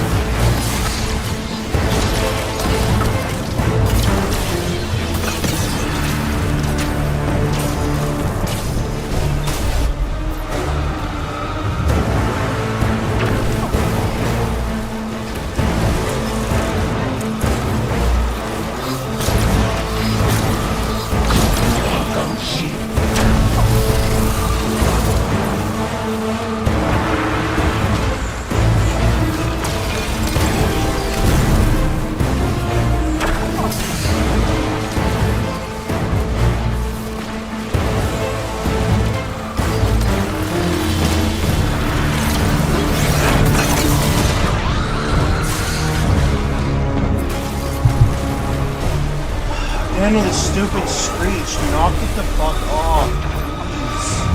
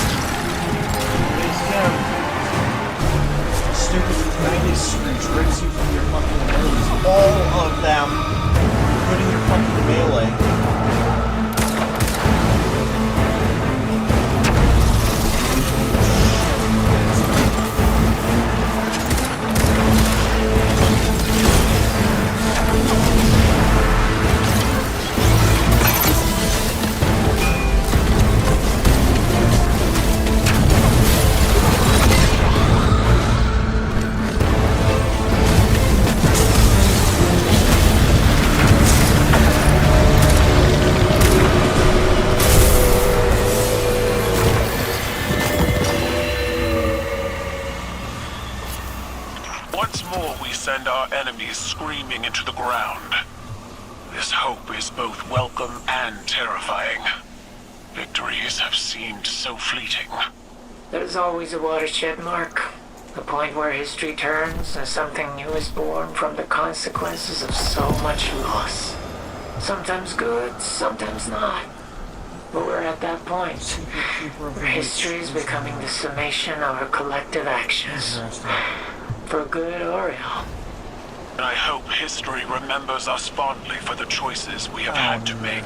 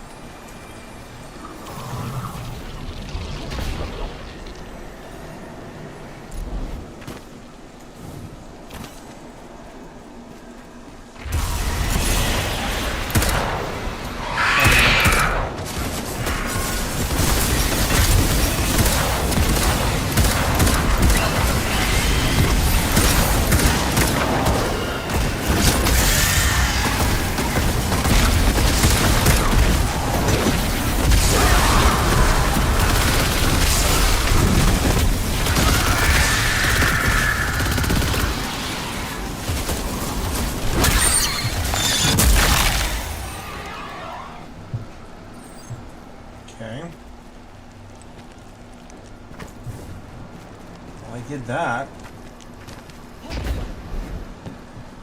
with no reward afterwards.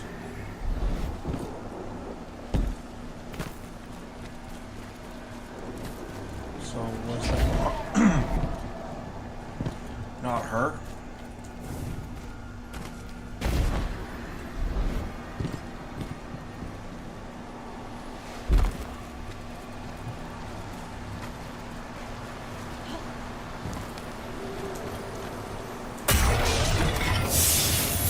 I mean, I'm extremely confused.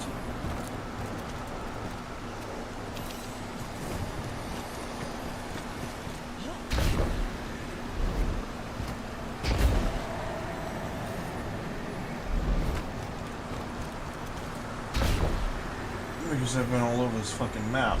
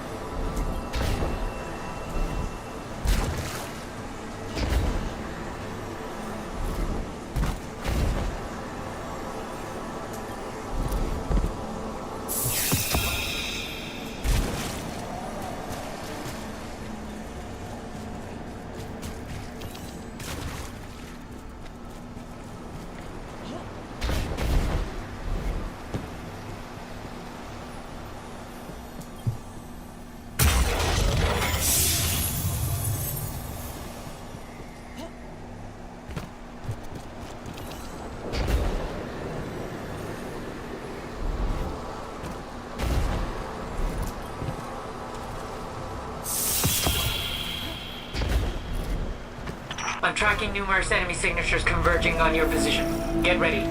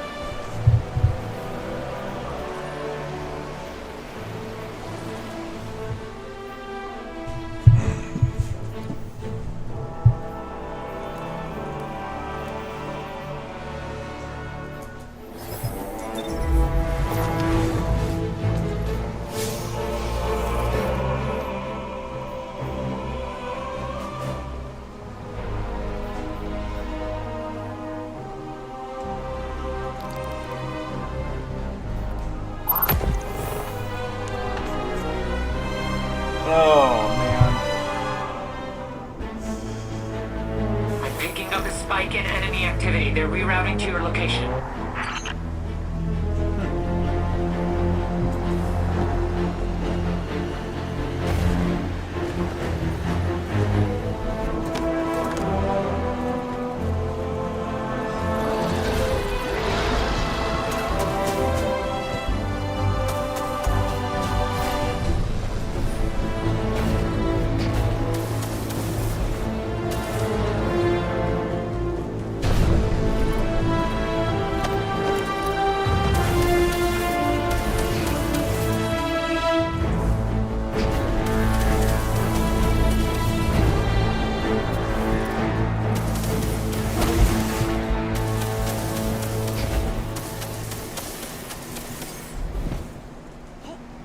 It's not up here, because I've already gotten the one that was up here.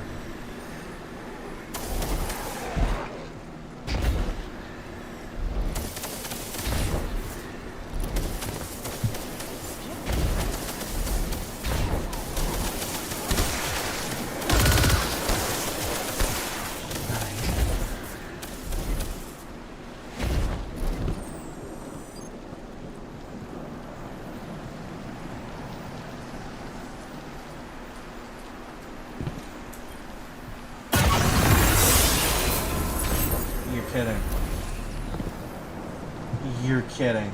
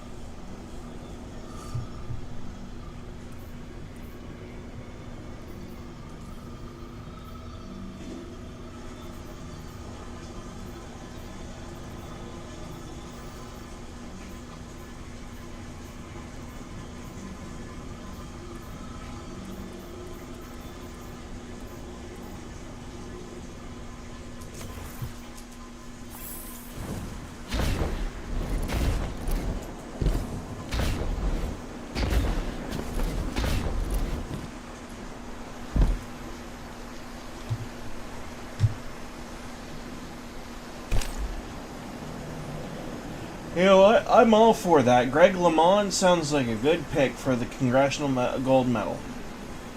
I like that.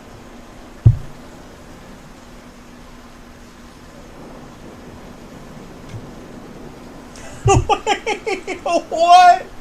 Hang on. Do we have war in SCOTUS? The effort by the Trump administration to try to curb the excesses in the federal government and including cutting spending, cutting bureaucracy. Supreme Court gave him a huge win, President Trump, a huge win yesterday, striking down a lower court judge's injunction, freezing the administration's ability to make cuts to the federal government. Yeah, I know that part. There was a lone dissent. Justice Ketanji Brown Jackson saying, for some reason, this court sees fit to step in now and release the president's wrecking ball at the outset of this litigation. In my view, this decision is not only truly unfortunate, but also hubristic and senseless. Lower court judges have their fingers on the pulse of what is happening on the ground and indisputably best positioned to determine the relevant facts. I see no basis for it to conclude that the district court erred, let alone clearly so, in finding that the president is attempting to fundamentally restructure the federal government, which of course the president has the authority to do as the top of the executive branch. Talk about hubris. You spoke with Jonathan Turley in the 6 o'clock hour this morning, always with a great reaction. In particular, this was his reaction to Jackson's dissent and how this ruling is a message to the lower courts. Sotomayor noted in her concurrences that this order simply was having agencies plan for downsizing. And she said, well, we can hardly stop that. Well, yeah, Jackson believes you can. And this is part of the signature of what's becoming a type of judicial abandon that Jackson has towards the power of these courts. It could not be more clear. This is another shot across the bow.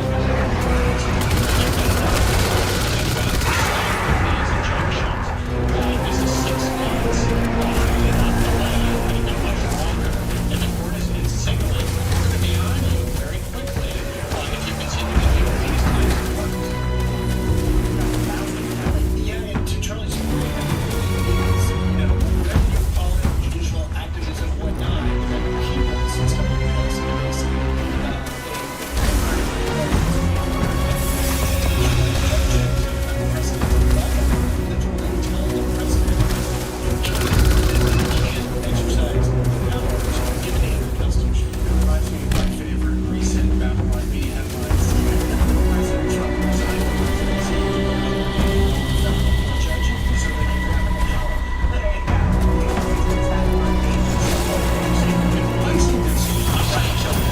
No, but they sure wish it was.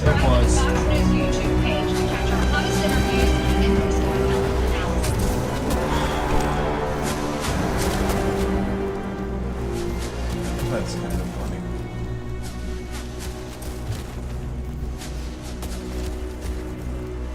No, balls.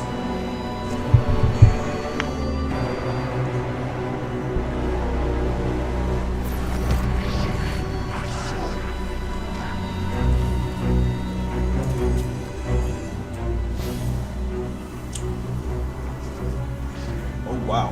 Okay. Sure.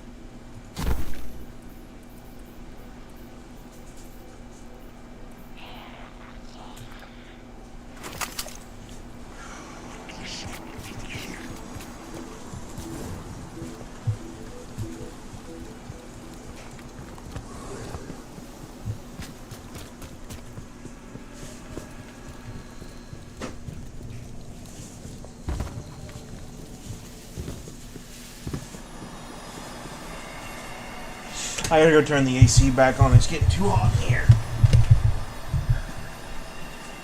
I didn't want to run it because it kind of fucks with my breathing a little bit, but I'm not gonna roast to death in this house either.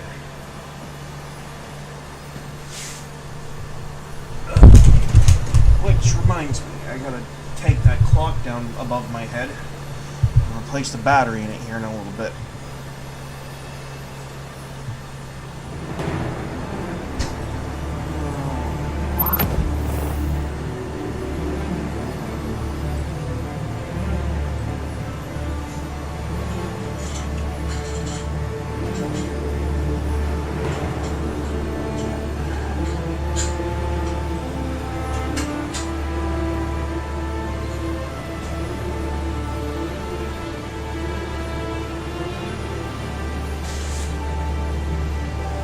Okay, that's actually newsworthy, and sorry to... Oh, no, you don't even have any views on that one yet. I'll react to that one on my own, like, later.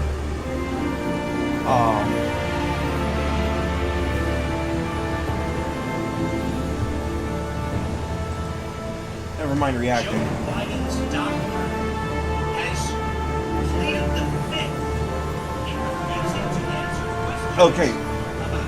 Not to nitpick, but it's pled. Has pled the fifth.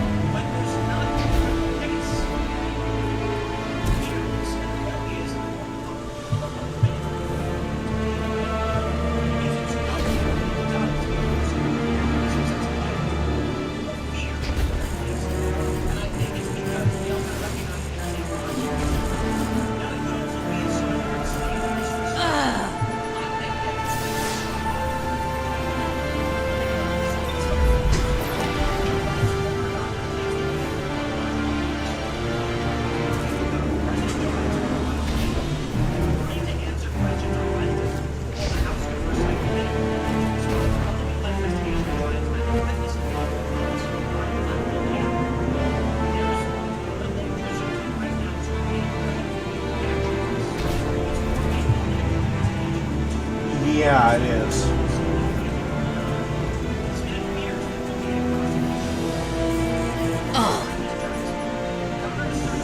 Really, guys? Come on. It's just a shortcut.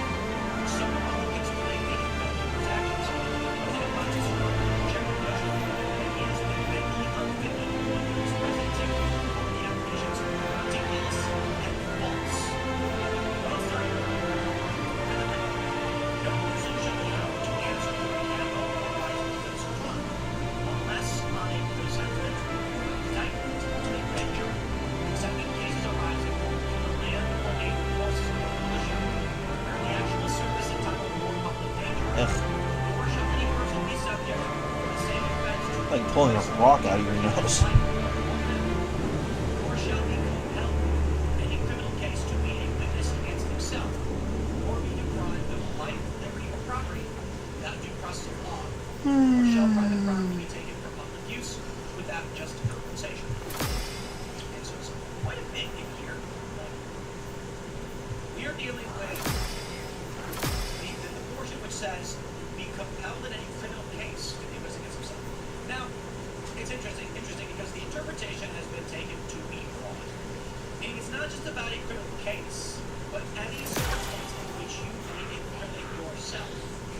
So the argument here is case, unfortunately for them, in pleading the fifth, there is a concern that what he says may implicate him in a criminal case.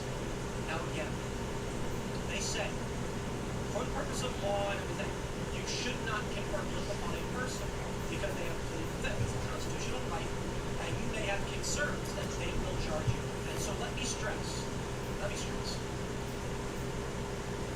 I don't want to use the fifth as evidence. I do have questions about the extent to the AutoPet stuff. It may not be a criminal case now, but it may be once they learn how the system operates, what was really going on about it. But I know that if I was going to testify, I'd use the fifth as well, because of the saying, show me the damage you can find it, because of the willingness of Democrats and the deep state to levy false charges against you like they tried to do with Michael. I guess there's only one way to look at it.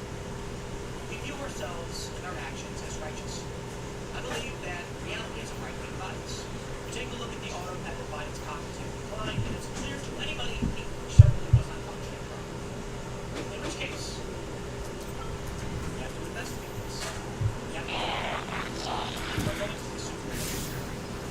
I was talking about this last night. I'm not the same thing.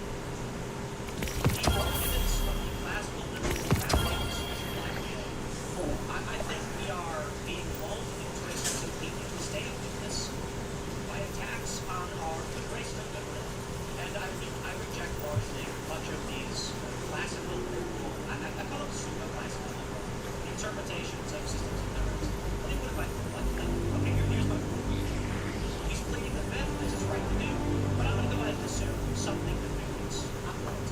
I am done playing this game where they say you must be weak in the face of evil, while they continue to be evil. Fighting clearly to anybody with eyes was not functioning properly. And they lied and break it, and then it made happen and everyone went, oh gee, I guess it was true the whole time. So we were right. Now they've got this AutoPet card making blanket pardons to several people who have been accused of very serious crimes in illegal and medical outfit. And they gave them an 11-year blanket pardon. But it appears these were signed by AutoPet, meaning Joe Biden did not grant these or could have had the capacity to do so. I look at where we are in the Constitution, what people expect to happen. They say, oh, well, look at the Constitution, we're going to have to just back away from this one. And I'm like, you know what? Sure, I will respect the amendment. But no. There's a rule. And there must be strength and willingness to do it. Right now, we have evil people in Congress. Democrats releasing new presidents and presidents. And we keep saying, oh, but we must be classic and liberal. No, we have to be willing to use words to back up values that we have. And that means within the confines of the Constitution, we must be willing to accept. Okay? That's it. That's all I want to do. I accept it. I am going to assume that they're all guilty. I am going to assume that they're all doing something wrong. I know they say we shouldn't assume guilt. I know I'm saying like I don't want to because I do.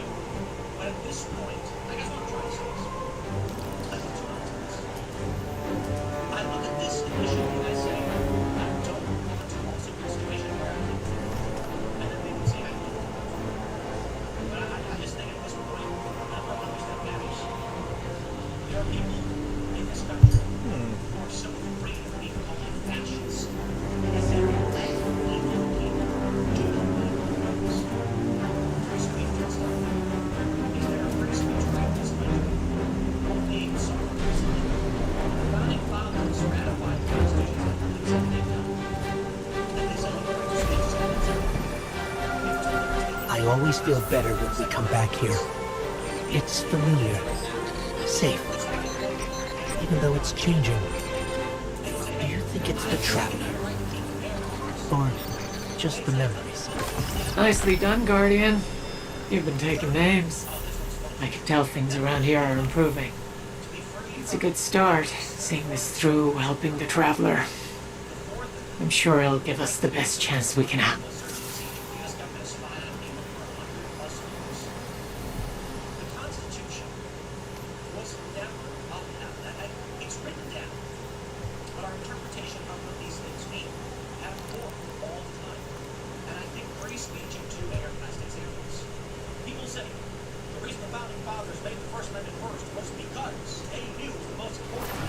tracking numerous enemy signatures converging on No. your position. Get ready.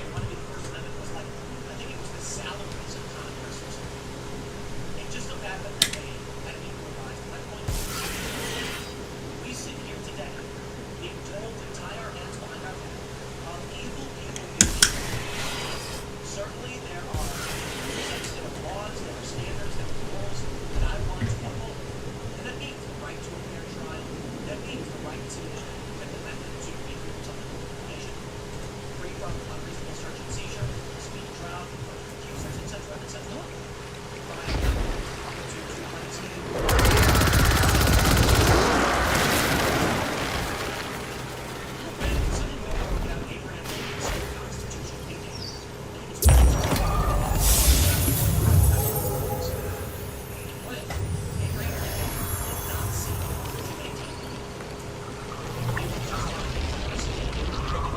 Confederacy, there would have been no conflict, there would have been no civil war, simply a secession. A war that happened. As Abraham Lincoln said, the Constitution began. Ulysses S. Grant wrote, "It is the right of any people to reject their rulers, to fight in revolution and rebellion, should they lose they have been ruled by their betters, those who defeat them." I think people need to understand. They look at history and they assume the actions of secession, slavery, and civil war made the war happen. False. Choice came down to Abraham Lincoln. He said, "You're not going to let them secede as you want." If he did not choose to fight, there was no fight. There was no fight. So right now I say this. It is only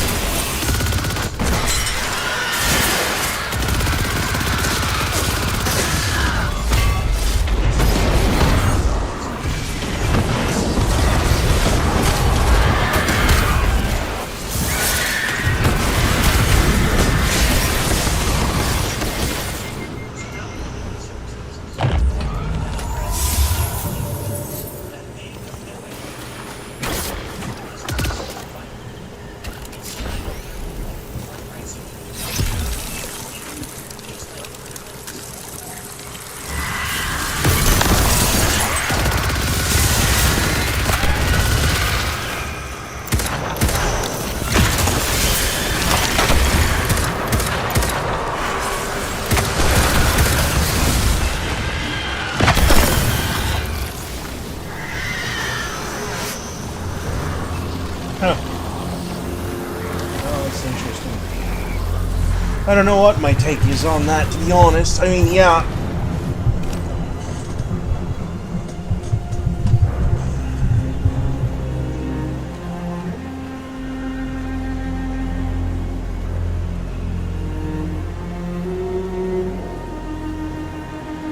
Oh god, please tell me I'm not seeing what I think I'm seeing. It's Destiny 2 related. I really don't want to put someone else's content even remotely close to my video when they've just recently released it. But I have to know.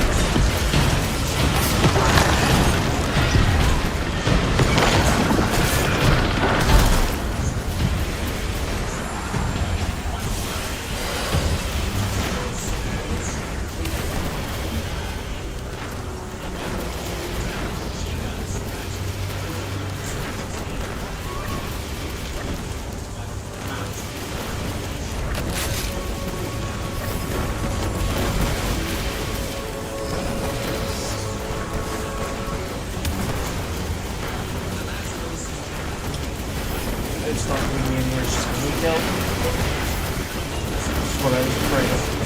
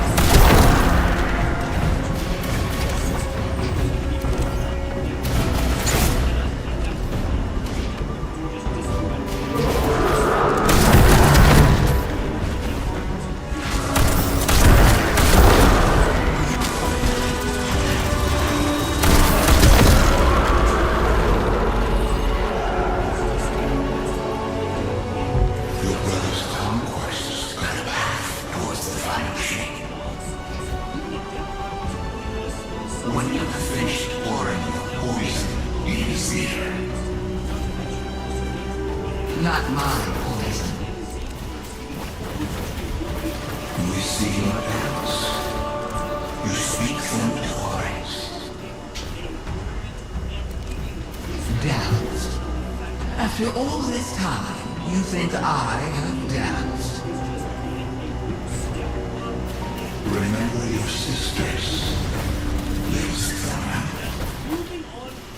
Remember Syzygy. What changed?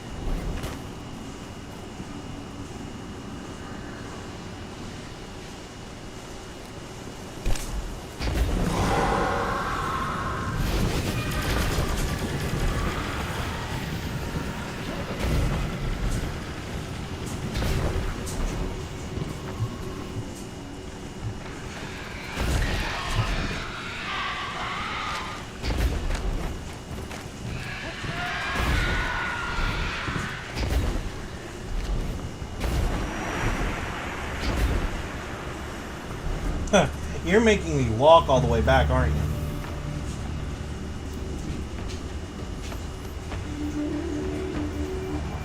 Yeah, I don't think so. I really don't think so, guys. I really don't think so.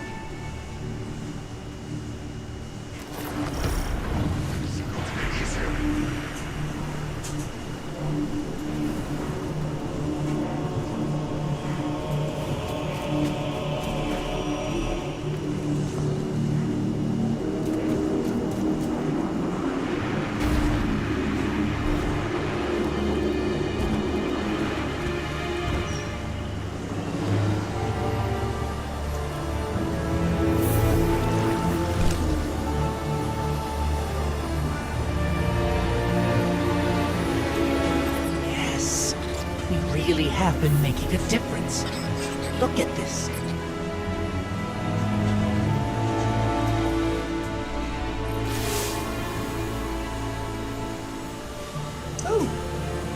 Oh, beautiful. Did you get that? Hang on a moment. Oh, darling, that's a huge data swap. Slow down. Bear with me here. Differential calculus is running some analysis, but it looks like everything we've done is paying off.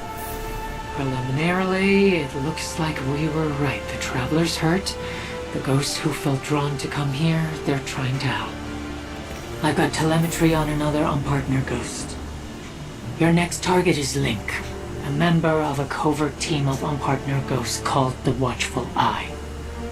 All of Link's peers have wound up back here, but Link isn't accounted for. His last known location was roughly in the area of the Ocean of Storms on the moon. But he may have moved on by now. Start...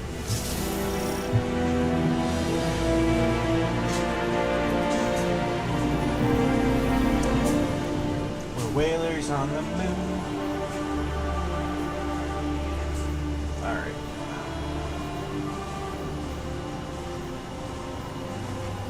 Man, I'm gonna have to look at what that's going to entail. Okay. So I have 3 cooperative focus modes to do, correct?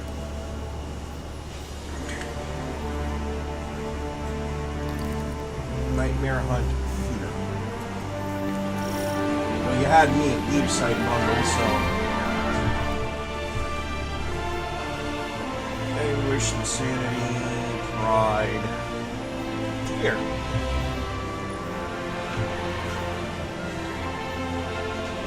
Man, they don't have any other... Launch.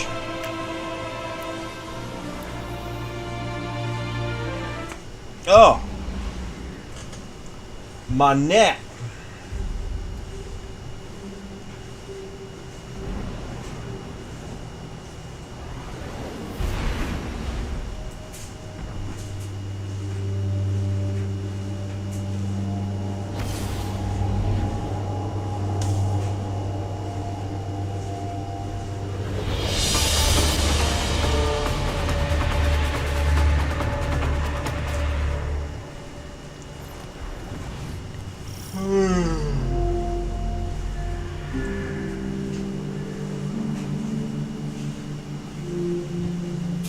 I remember when the nightmares were awakened on the moon. Feels like an eternity ago, but I know it was only a few years. So much has happened since then. You're telling me. You know, as much as things keep changing, it's nice to know that some places are still the same desolate, horrible little hellholes that you remember. Vicariously enjoying the Guardian's hard work? Honestly, I am a little. I'm gonna miss this place. You talk like you don't intend on staying. I'm just being realistic. We might not all walk away from the fight that's coming. Then, when I write my next letter to the Traveler, I'll be sure to thank it for the time we were given.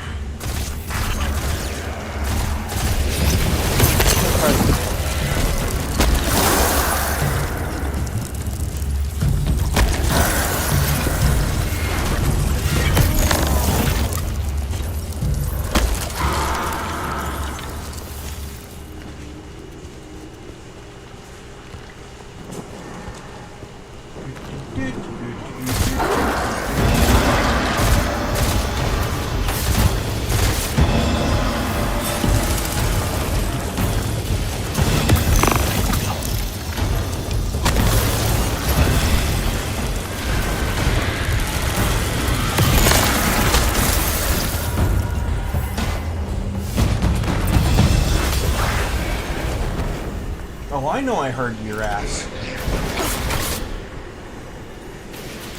I guess I didn't hear it. I guess I'm hearing shit. Thought I heard a shrieker in that room.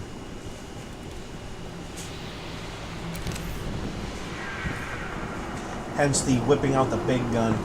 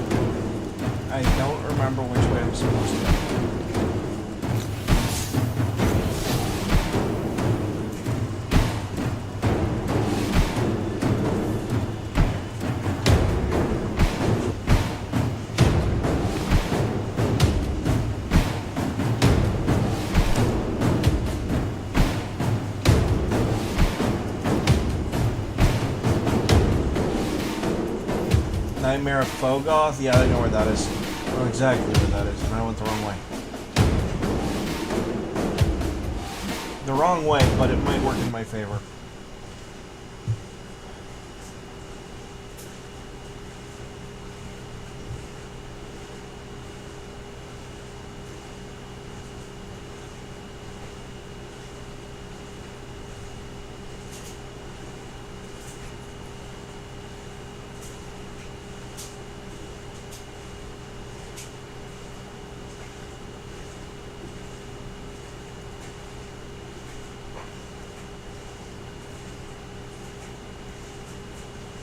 Oh my word, work! This is where I start missing my Xbox One a little bit. Can you... Party... Close you. I know the audio is all set. Click out of it. Back on Me2's screen. Haha! My British buddy.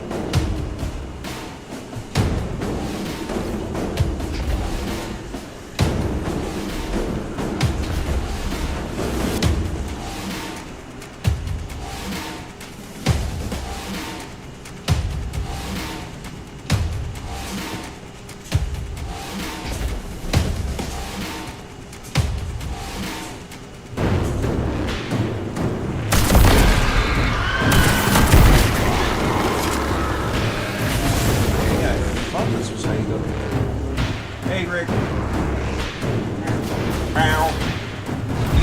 How goes it?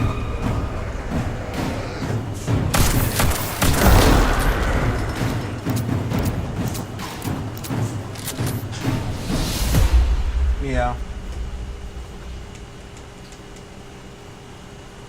Yeah, I'm just doing a nightmare hunt as part of a quest that I didn't do with the final shape.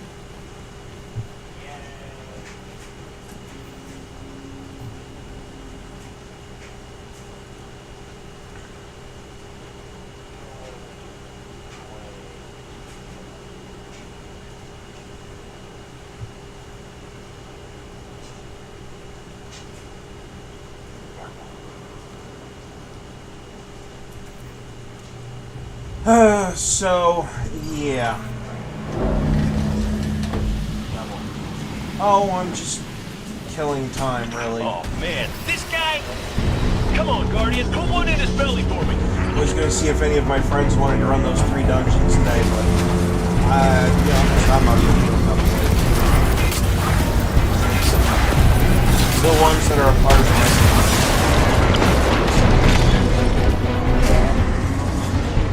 I mean, two of them I can just about do by myself, but the ghost of them is not really something.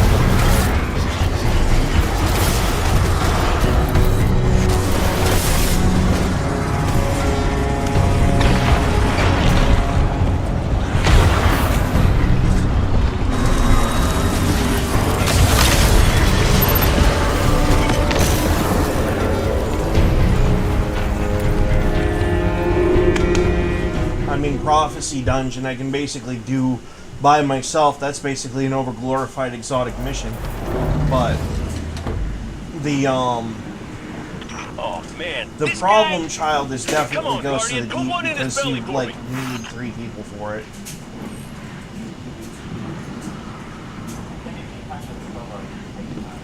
Yeah.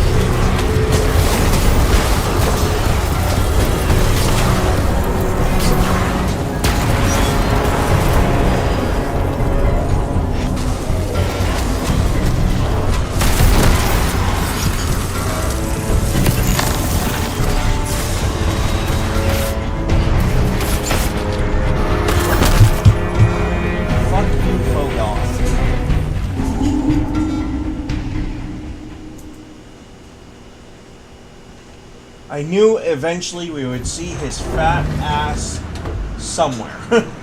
Oh man, this guy? Come on, Guardian, put one in his belly for me. Yeah.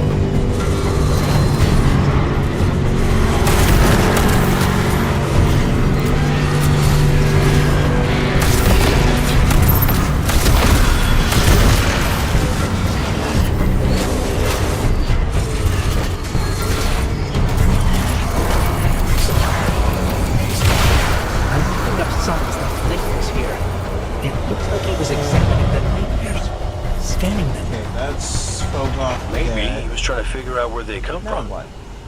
Oh, we already know that, Kate. We figured that out years ago. They're not much of a threat anymore. Oh, yeah, right.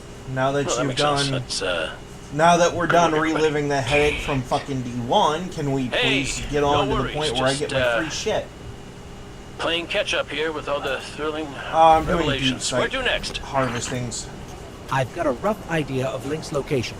He's deeper inside the I got loop. kind of irritated Come with on, the fact that I let's go couldn't find him. have enough deep site harmonizers to do the thing that I wanted to do, but, you know. Hey, mate.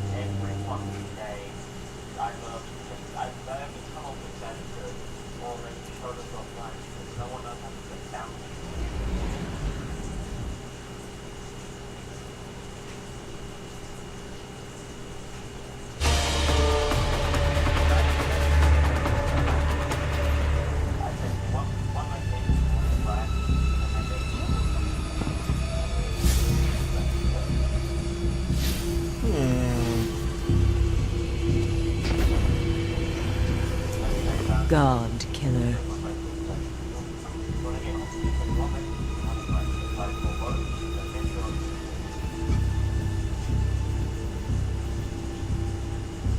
I have no need for doing bounties to get experience. I have maxed out my friggin' season pass. So.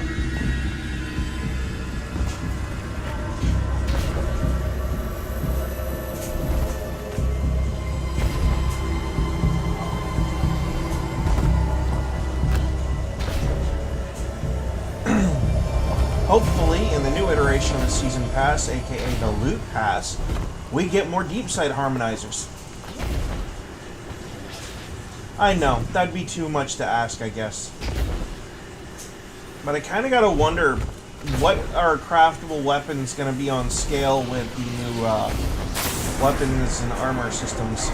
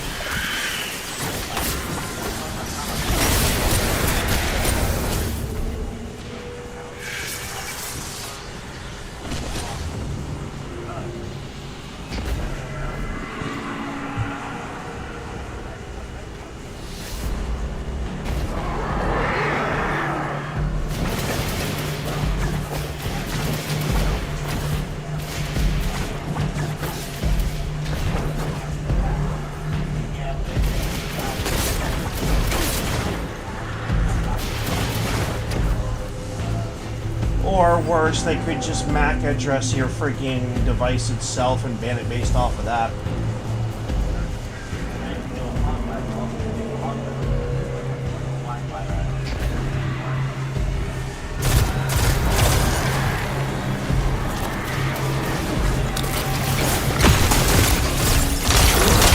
I mean, it doesn't really affect me because I don't do any of that bullshit, but, you know.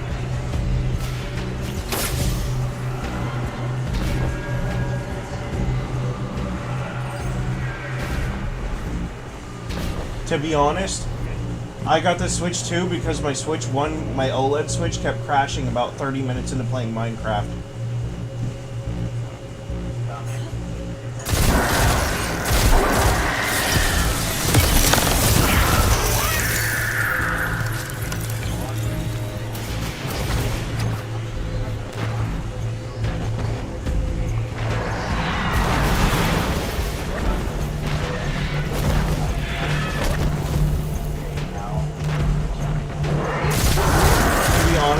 Price tag included. I wish the Switch 2 is what we got when the Switch 1 was released. To be blunt. Like, I have this feeling that if that was the price tag of the Switch 1 and it had this performance level, people probably wouldn't have been bitching as long as they only had to buy the one Switch. Not, you know, two different ones to get this from.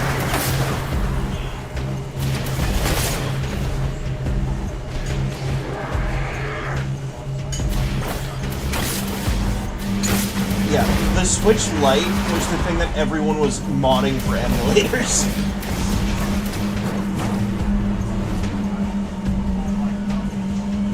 Wasn't that the one that you could, like, get emulators to work on with literally just a fucking paperclip?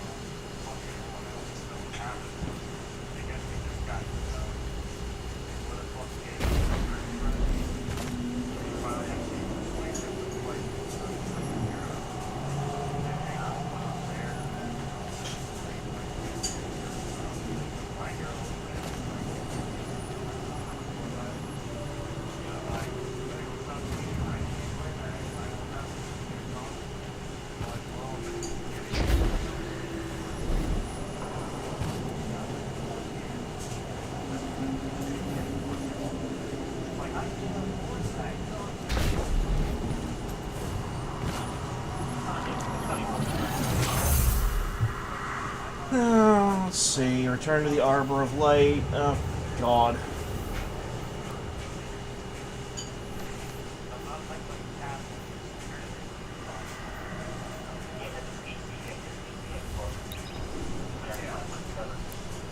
So how's that PC handheld or Xbox handheld going?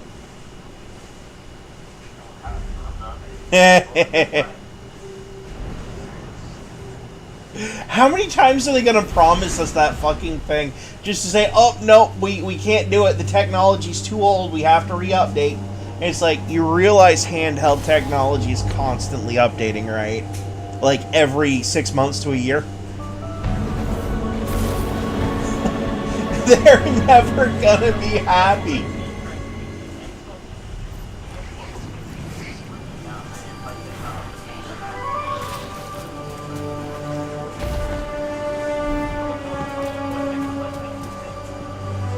I actually kind of get a kick out of how fucking gaming, what console gaming is turned into these days. You got PlayStation who's like, yep, no, we're just gonna mass produce another fucking another Packy Station model. Xbox is like, oh well, we're gonna turn everything into a fucking Xbox, and Nintendo's just like, yeah, no, here's this awesome handheld console that you know you can fuck with if you want to, if not, fuck off.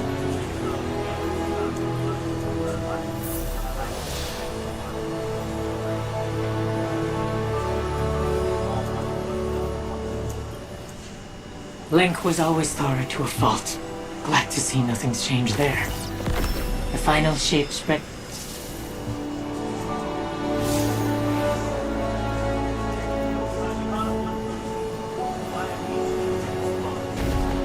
There is one little piece of Nintendo Switch 2 drama that I got a kick out of on Twitter. Just a little bit.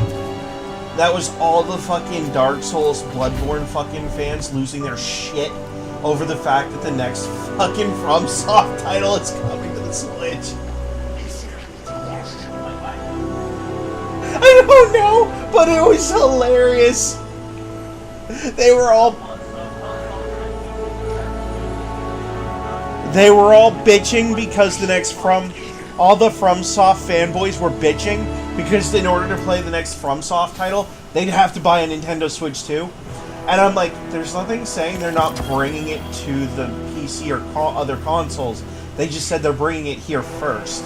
You realize that, right? Like, it could be like a week later and you get the same fucking thing.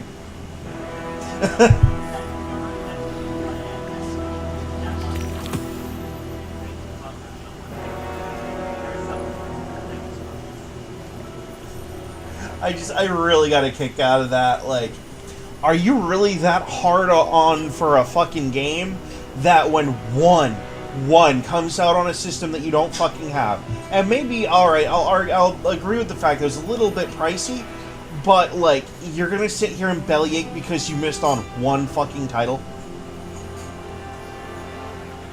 You have how many other fucking titles from FromSoft? And other equivalent fucking game developers? and you're gonna get on fucking Twitter and bitch about having to pay $500 for the best Nintendo Switch model, which only makes it best because it gives you fucking Mario Kart World cheaper than, you know, buying it after the fact. And you're gonna bellyache about that? Really? Go.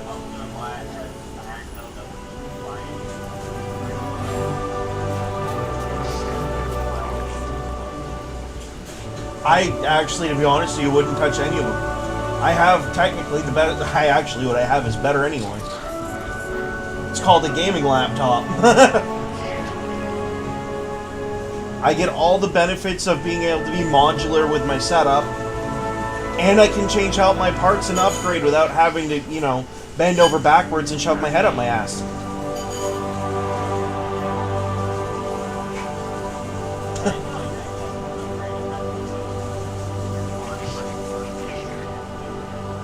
Yeah. See, with a laptop, with...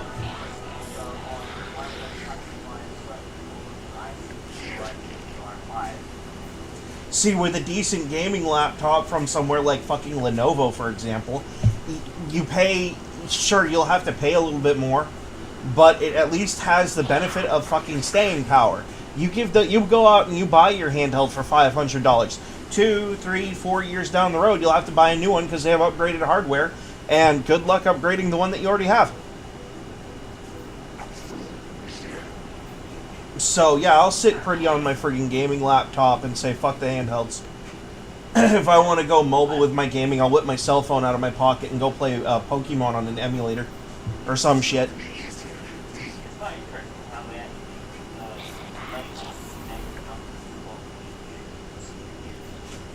But I did just, like, it was just the whole concept of, like, they're wasting their time on Twitter and Reddit bitching about having to buy a Nintendo Switch 2.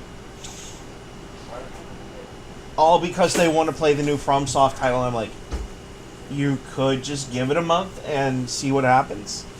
Nothing said that it was going to be a permanent exclusive. As far as we're aware, we don't even know if it's going to be a permanent exclusive. It's FromSoft.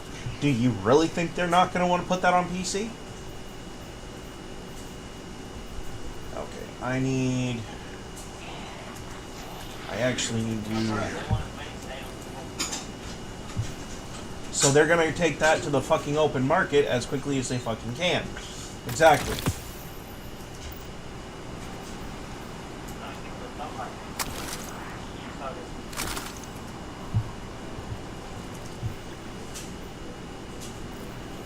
Well, I mean, yeah, them and the U.S. government. Apparently the British government, too, and a bunch of other governments don't like making money.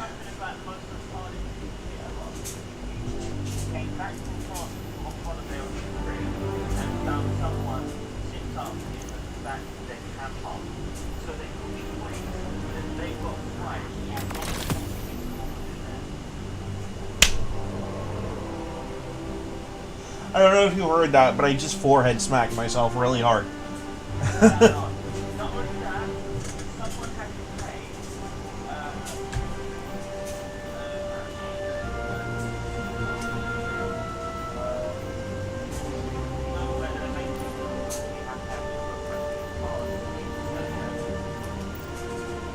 Kinda.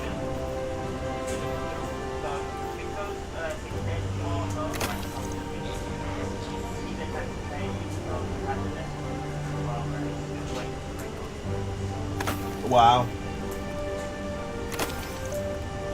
But no, I get a kick out of how stupid governments really are. Like, you're sitting on the capability to make enough money to actually pay your people for fucking living there, and you're piddling it away because you can't get your head out of your ass. Smart. And I say this because, like, think about it. We have, alright, in the U.S., one of our biggest things is we have import-export capabilities, right? Like, massive import-export. So we sit here with, like, full AI and automation capabilities sitting in a fucking convex container on the fucking harbor. I kid you not. In the harbor. Just sitting there, collecting dust. So people can have jobs, which is fine. People need to do something, right?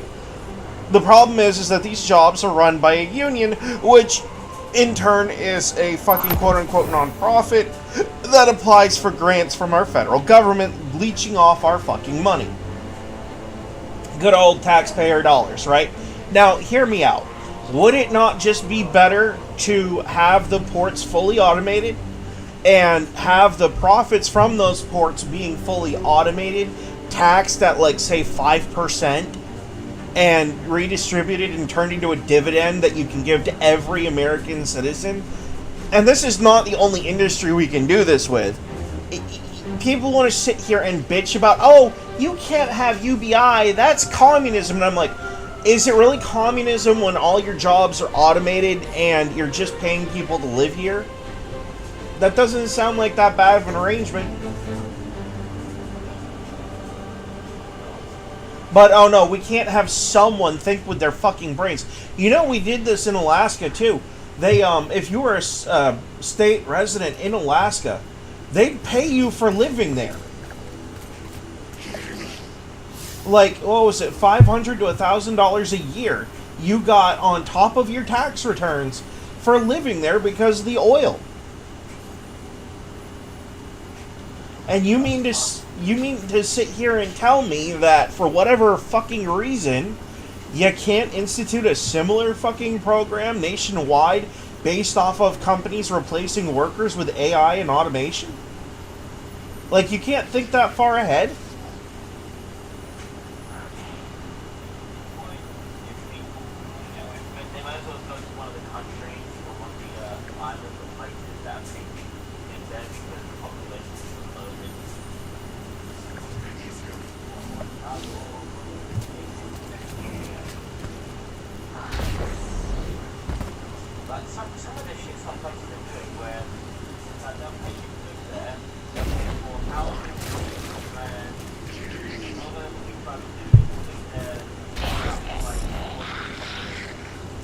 Yeah. But instead, you have places like the United States, and in some cases fucking Europe, where they'd rather shove their heads up their asses than figure it out.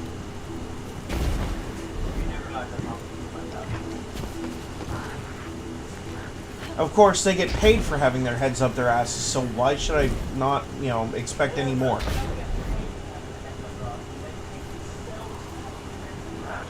Yeah, which doesn't help anything. And guess what they're paying themselves with? Your fucking tax money.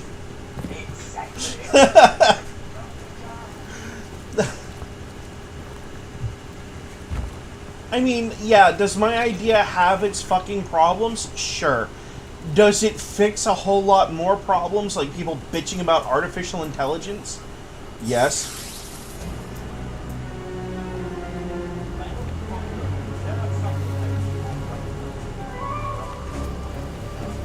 Oh, I'm aware. No, it's just the whole principle of the thing. It's like, sure, is it some sort of communistic idea? Maybe once upon a time, but that was before automation had the opportunity to do something that we've never fucking done before. Give people a good life that actually pays them just to live.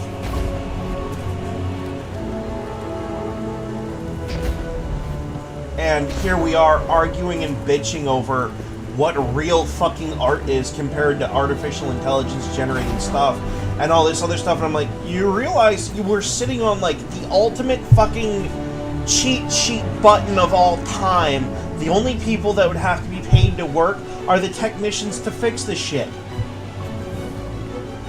And quality control officers to make sure that when, the automated fruit sorters are sorting your fruit, they aren't sorting rotten fucking fruit and damaging the shit on the way out. That's all you gotta do. I mean, the only thing that probably would have to have human involvement that I'm aware of, you can even replace auto mechanics with a fully automated fucking system. Cars are built on an almost fully automated system. I mean, the only thing that would require really human intervention, as far as I'm aware, is like animal husbandry, taking care of like cows and chickens and shit, because a computer is not always going to get it right when it comes to milking that fucking cow. Or cow 698.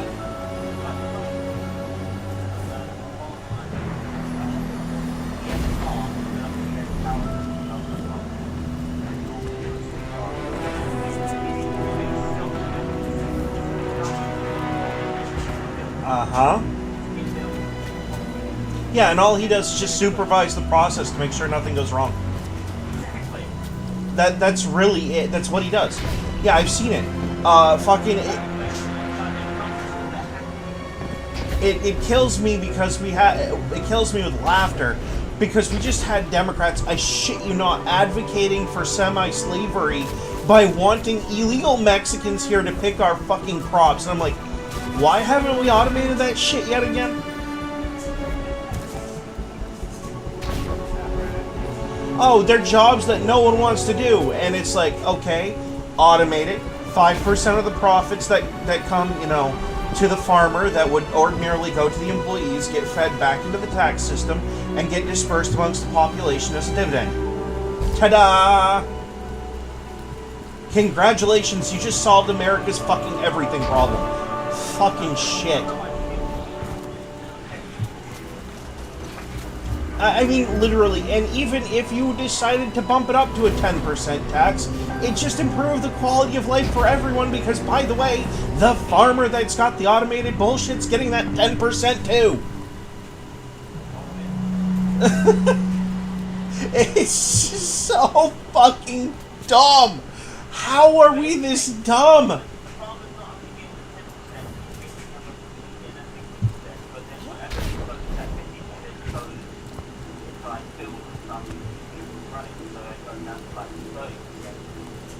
But still, 30% of $30 million is still $1 million fucking dollars. So what does it fucking matter? I mean, holy shit. It kills me because of the short-sightedness of the people in charge.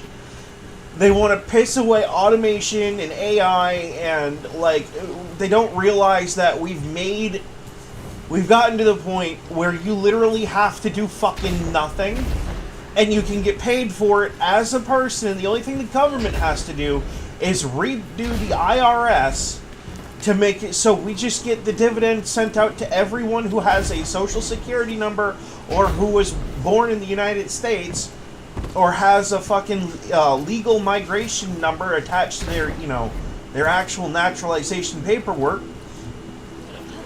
And there you go. And if you want to make it interesting, you can even give people the dividend option of if they want to work for the company still, they can reject their 5 or 10% for a percent based off of whatever their unit that they're responsible for working on manufactures if they feel that that would be better. I mean, shit. It's just so dumb that no one's saying this shit. Oh, but we want to bitch about people using artificial intelligence to make anime and render off images and music. Who gives a fuck?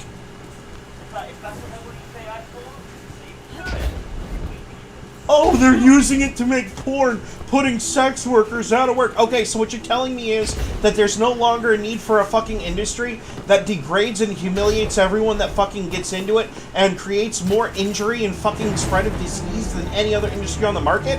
I'm okay with that. Go for it.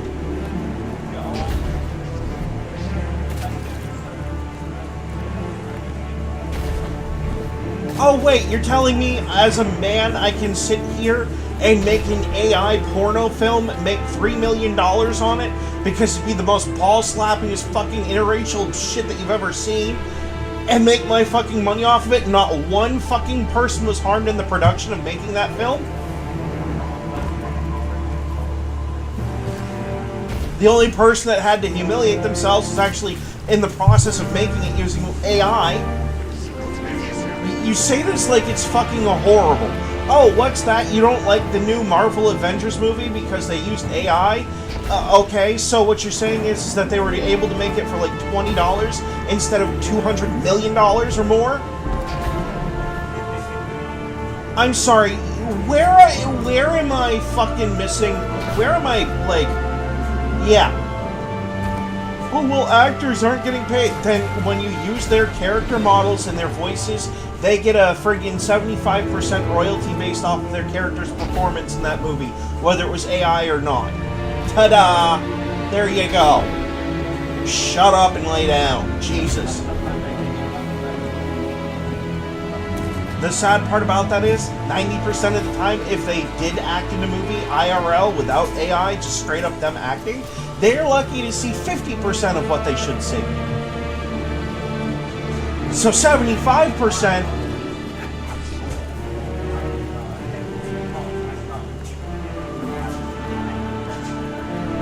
So them actually getting paid 75% of what they're actually fucking worth is a massive fucking improvement over what they're getting right now. I don't see the fucking problem.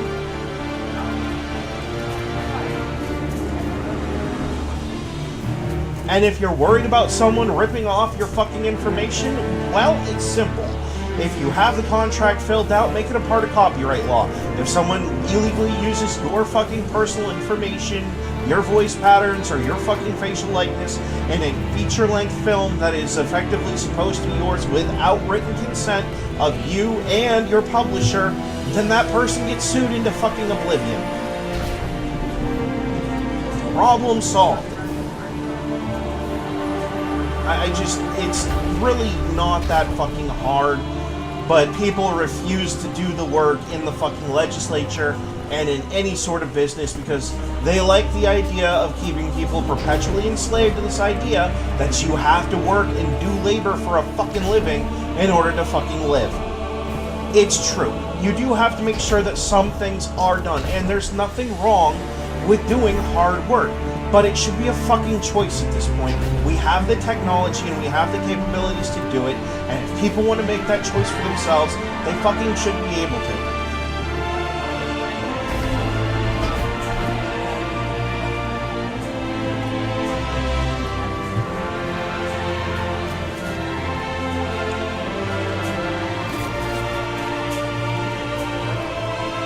it's just the whole point, like, and if you live over here in the U.S., you know this one's a fucking fact.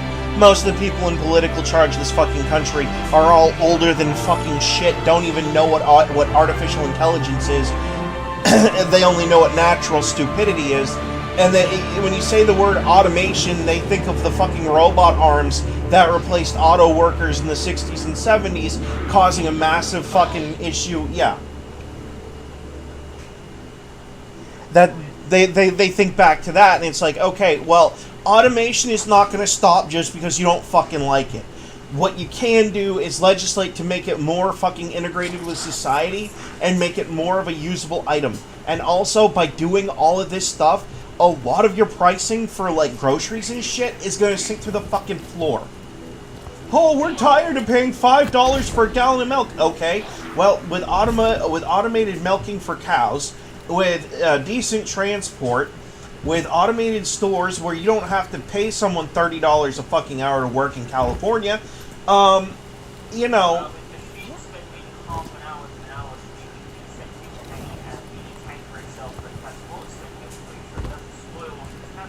Yeah. Yeah, no, you're literally gonna be shaving off like $3.50 off of every gallon of milk just by doing this, and no one fucking says it. No one says it because they don't want to admit that it's here. It's been here for the last 10 fucking years, and we've been shoving it up our ass and trying to ignore that it exists.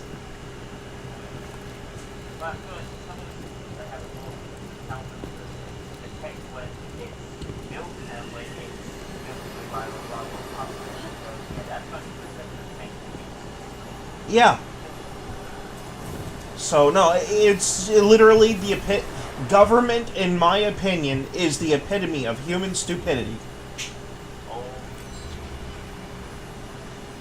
We let these fucking old-ass lawmakers who don't even know what a fucking video game is or what a first-person shooter is, and if you dropped them in Destiny 2, it'd take them fucking 6 years just to figure out how to shoot the fucking guns.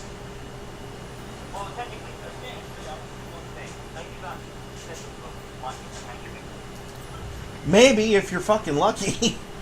But it's the whole point of the thing, though. It's like, these are the people that are in charge of our countries, and they're too fucking stupid to think about using automation. Oh, what's that? You're trying to pass the border on fucking the United States illegally?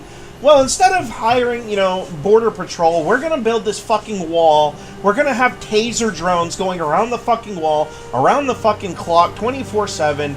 And if we see you trying to fucking do it, you'll get one fucking warning, and that is to present your fucking paperwork. And if you can't do that within like 15 fucking seconds or 30 seconds, your ass is on the ground flopping like a fucking fish. There goes like half of your fucking Border Patrol agents right there. No more need to put people in danger like that. I seriously, I hate illegal immigration, but I hate the fact that we have to enforce that law even more because of how many fucking lives it puts at risk in general. If you have a wall with literally taser turrets and taser drones that need to be restocked once every 3 months or whatever, no one's going near your fucking border except the port of entry because they're gonna find out the hard way, and the rest of them are gonna learn the easy way. I better go through a legal point of entry even if I don't have my paperwork, because at least if I go there, I can get the paperwork to fill out. Ta-da!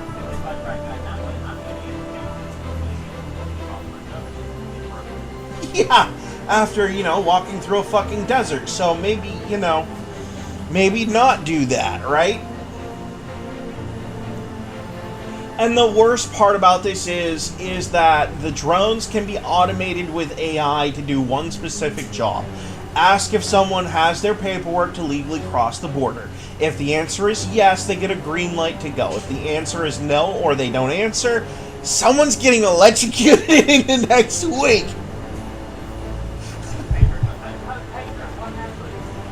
I have 2 burn marks on my body and can't feel where my nerves end and my body begins. Please help me.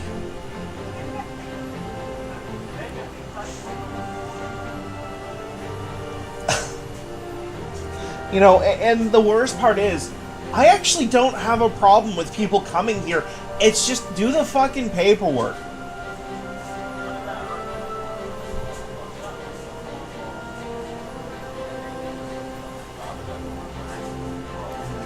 I mean, my parents had to do paperwork when I was fucking born here. What makes you think you're so fucking special? I mean, holy shit, what did you think they did? Oh, yep, they popped her out of you popped out of your mom's cooter. Yep, you're just a naturalized American citizen. No, I had to go through the process. I had to go through the process as a child of having blood tests done. Paperwork out the wazoo just for a birth certificate and a social security number the day I was fucking born. It's not... I mean, yeah, it's more extensive if you're an immigrant, but, like, it's still a process either way.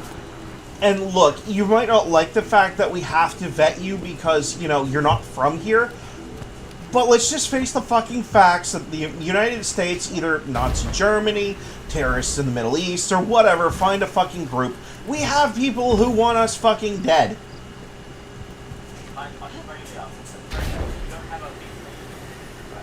Yeah. I mean, I'm okay with people crossing the border legally and doing the paperwork. Okay, you did the right thing. Congratulations, welcome to the U.S. But, you know, you're gonna try to meander across fucking deserts and rivers and all this other shit just to try to break in here, and you're probably at this point, you're most likely gonna get caught and sent the fuck back anyway, because, you know, Trump just got, 6 times to 7 times the necessary fucking budget to deport every fucking illegal and legal migrant in the United States this last fucking month. Actually, this month, about 5 days ago. It was because they wanted to make sure that the operation to remove the illegal ones was completely funded, so they basically took the amount it would take to deport both and times it by about 6. And that was the budgetary number that they came up with to, give the deportation monies.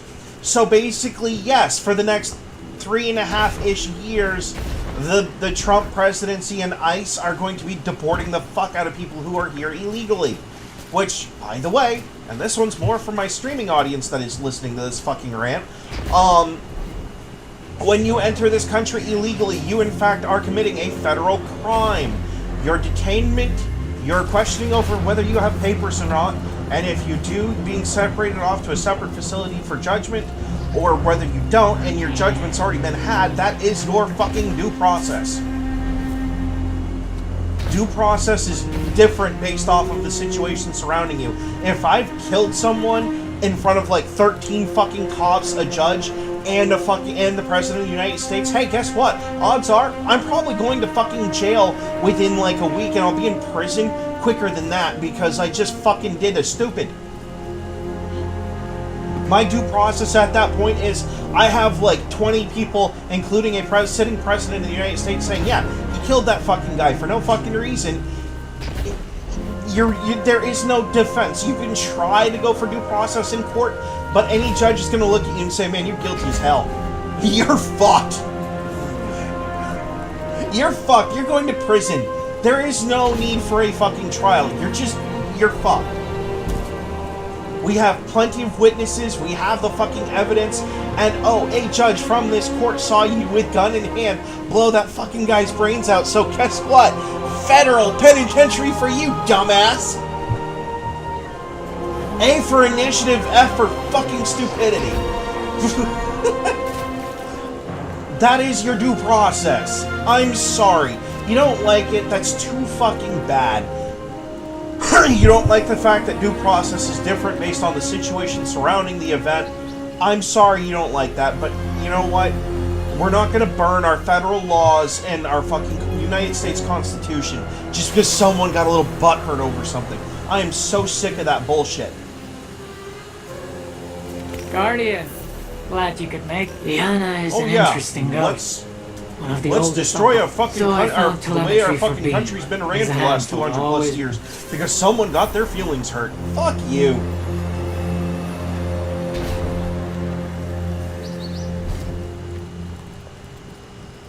Oh, I have to do... Why couldn't I have had that mission before?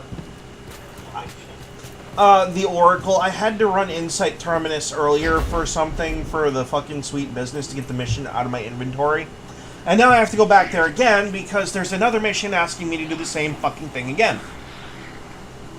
And it's like, why couldn't you just give me that earlier today when I was doing this shit?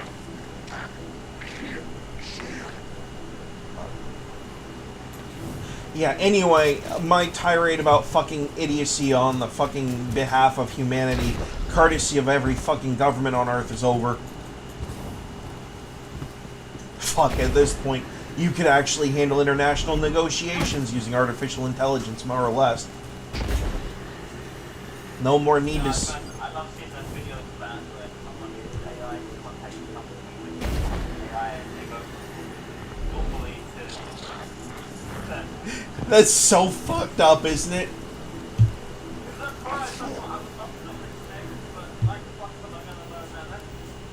Right. It's just psychotic, but yeah. I need one more of the call so I can have it craftable. That's annoying.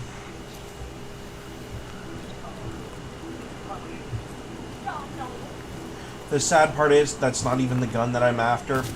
But the gun that I want for craftability, as far as my primary weapon slot is concerned, requires me to run the fucking Vault of Glass a shit ton so I can get it.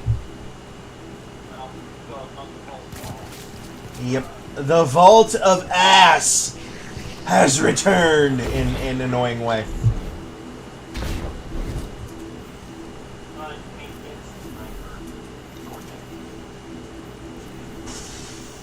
And all this just so I can get one fucking hand cannon.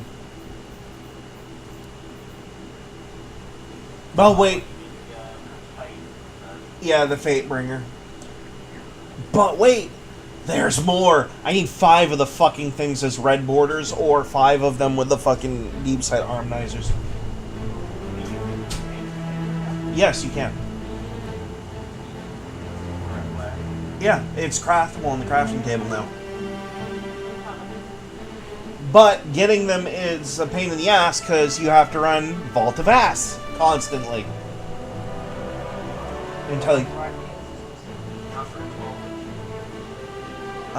2 encounters, and you can buy them at the kiosk after you beat Atheon.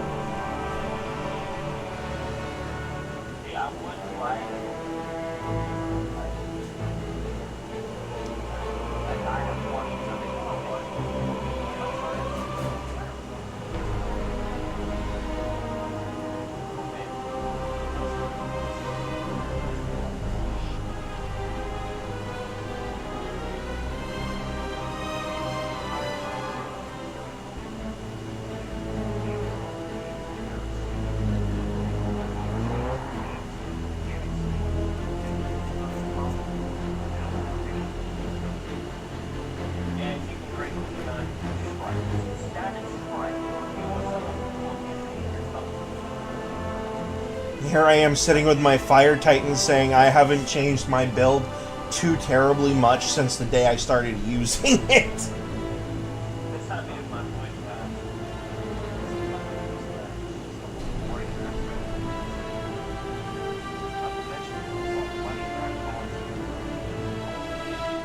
Oh god, yeah, no, Bungie's fucking terrible about that.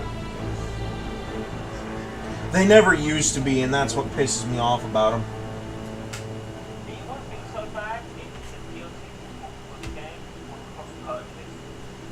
Yeah. Yeah, I agree with that. Like, when you buy it once, it should be able to share across platforms because you've already fucking paid for it. Yeah, that we paid for, exactly. Yeah.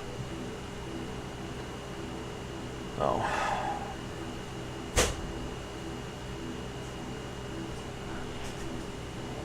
Oh, because it's different. You get...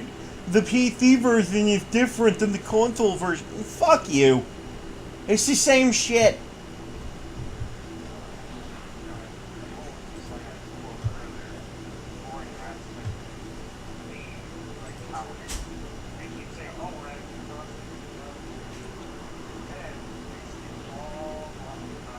for me, it's not so much the boring as it is just like every season that we've had up until now has resulted in just being chase more bounties. And I mean, alright, to their credit, they have tried to fix that somewhat, but I feel like they haven't. And I do kind of blame the former staff at Bungie for this more than I do the people who are currently there. And yes, I'm going to kind of stand on that a little bit, but I'm going to hold off on actually making it like an official stance until we get the Edge of Fate and I see if it's just more bounty bullshit. Because that'll tell me that they fired the right... If it's not, that tells me they fired the right fucking people.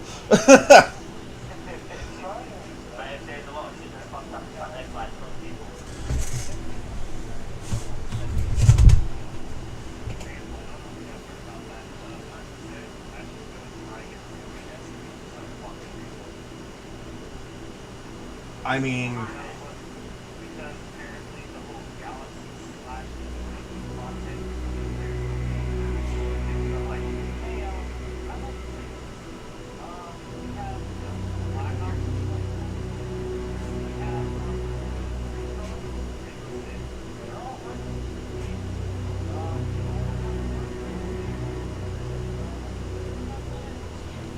Well, I mean...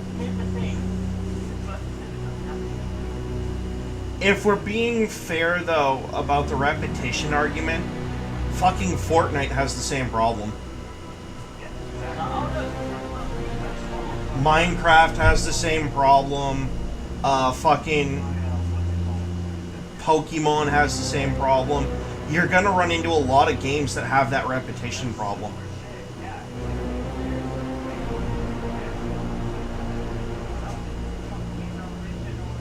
Yeah. And the problem there is going to be, are you going to be okay with just playing the same shit, realizing that it's not going to change? Or are you going to step up and try to do something different? And that's really what the market is waiting for. I mean, hell, even the FromSoft games are basically the same shit at this point. Like, people don't want to admit to it, but literally it's been a running problem, not just in gaming.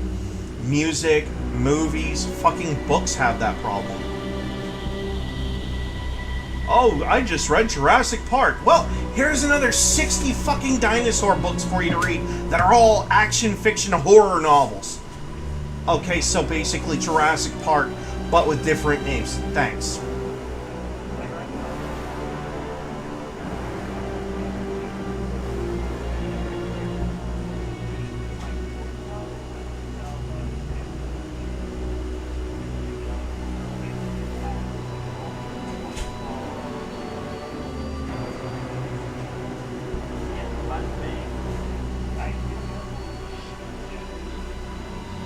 And this one, this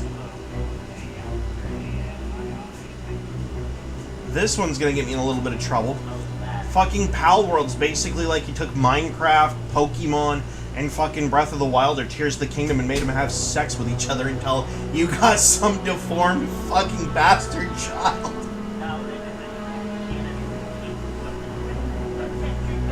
Right?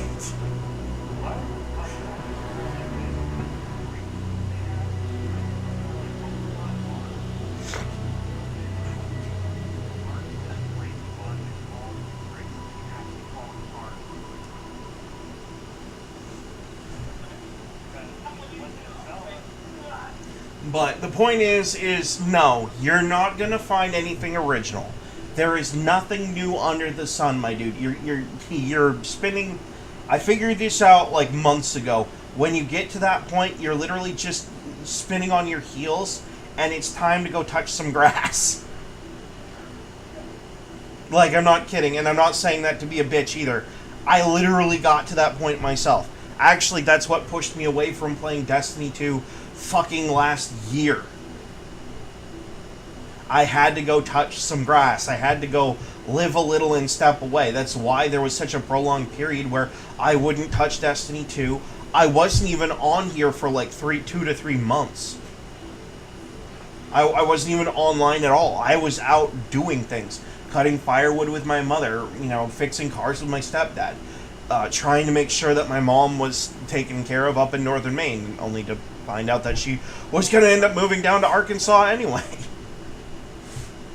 You know, when you get to the point where you've come to that realization, it's time to step away from gaming for like a day or two to like a month or two, and just go to a national park and go camping or something.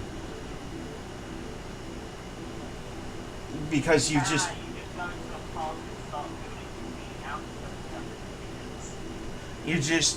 kind of hit the point in your life where it's all going to be the same shit.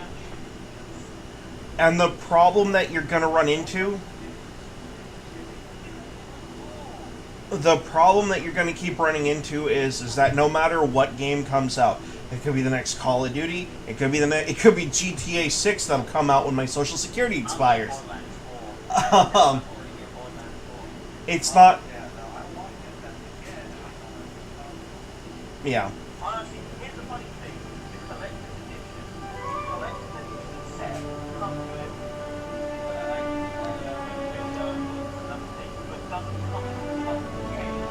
Honestly? Oh god, I saw that. That was so dumb. That was so fucking dumb.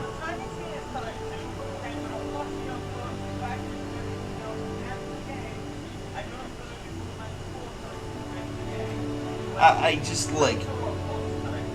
I saw that and I was like, oh my god, we've hit peak retard here. Oh man, it was terrible. Oh, we're gonna give you a collector's edition that doesn't include the game because fuck you.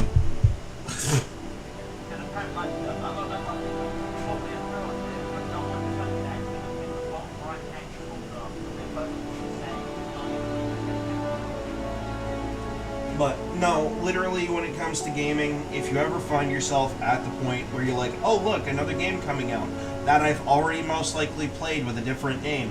When you get to that point, it's time to put the game controller down, go grab some beer and a match, and go start a bonfire and invite some friends, because this is time to get away from it for just like take a break. That's literally what it's time for.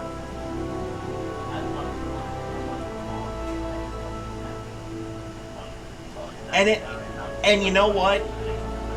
A lot of people would get really defensive because they're severely into gaming. There's nothing wrong with taking a break.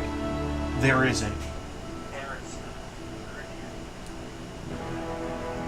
I mean, shit, the break that I just took last year was like my 6th one since I started gaming like as a hardcore gamer when I was a freshman in high school. There's nothing wrong with taking breaks.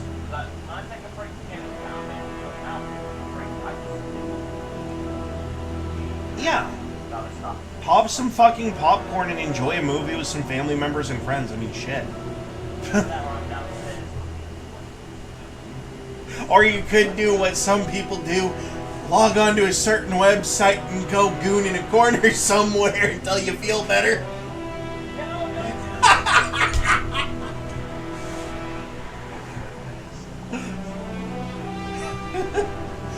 I would not recommend that. I would not recommend that. That was just a joke.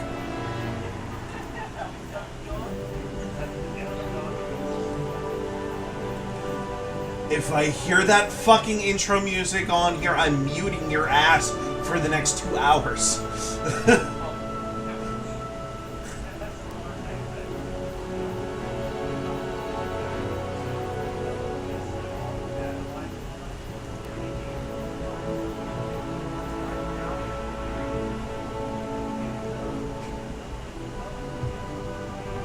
Well, that doesn't surprise me.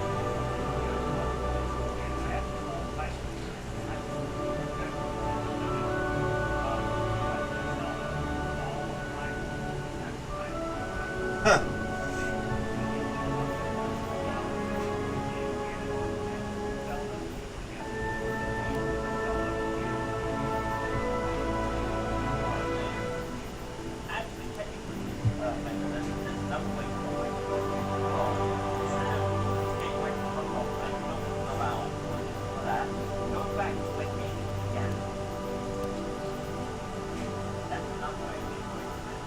Yeah.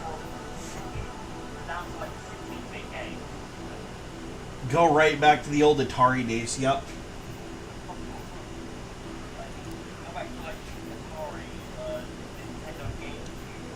No, the Nintendo Entertainment System, the original Nintendo. N64. Fucking PlayStation. Go back to the PlayStation 1 and go play Duke Nukem Time to Kill for a few hours. I'm here to kick ass and chew bubblegum. And I'm all out of bubblegum.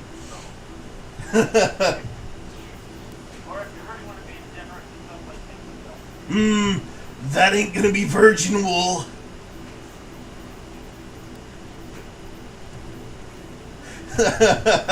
Yeah, my ass has played that fucking game way too many times.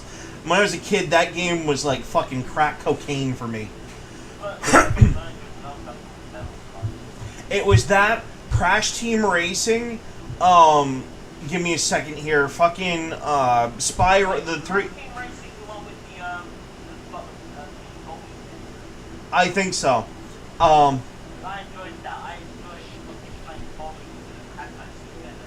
The Spyro games.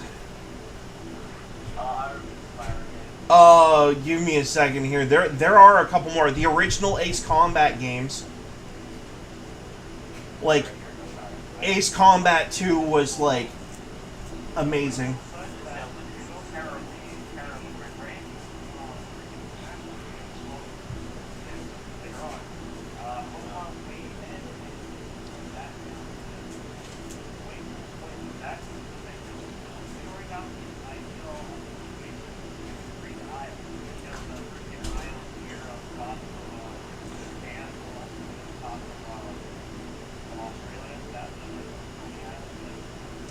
So, this kind of unlocks a new little bitch of mine. Just a little bit. Ace Combat has never done a proper remake of any of their older games. It is the one game series that you will probably never see a remake of any of them. And there's actually a good reason for it, but it still pisses me off. This is like one of those things that you know reasonably makes sense in your head, but it still pisses you off to no end. Here's the deal. Boeing and Lockheed Martin own the patents for just about every plane in the Ace Combat games from Ace Combat 1 to present. And in order to reproduce the older games, they'd have to go back and renew the usage license for every plane individually.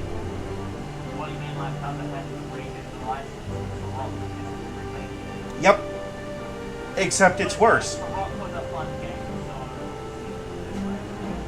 Except it's worse because there are anywhere from like 16 planes per Ace Combat game to upwards of like 30 depending on which one you're playing, and each one of those has an independent license that Namco Bandai would have to pay for in order to do a remake.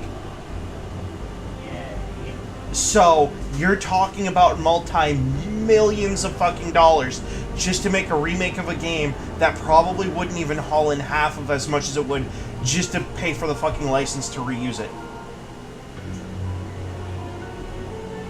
So that's why, while I understand remaking the older Ace Combat games is not really financially a reasonable request, as a fucking fanboy of this series, I constantly, like, anytime I get to beg for it, I fucking do.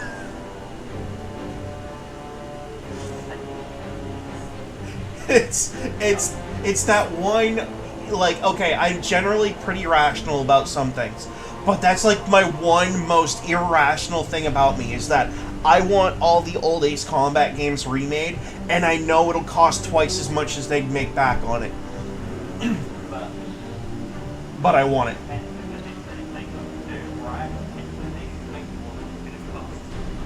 Oh, the cost of that thing would be fucking monstrous. Oh my god. And I'd pay every penny of it too.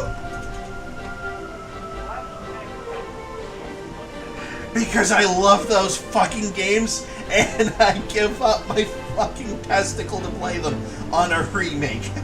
A legitimate one-to-one remake, just the graphics and the sound quality upgraded. None of this fucking, oh, we made the pilot gay bullshit.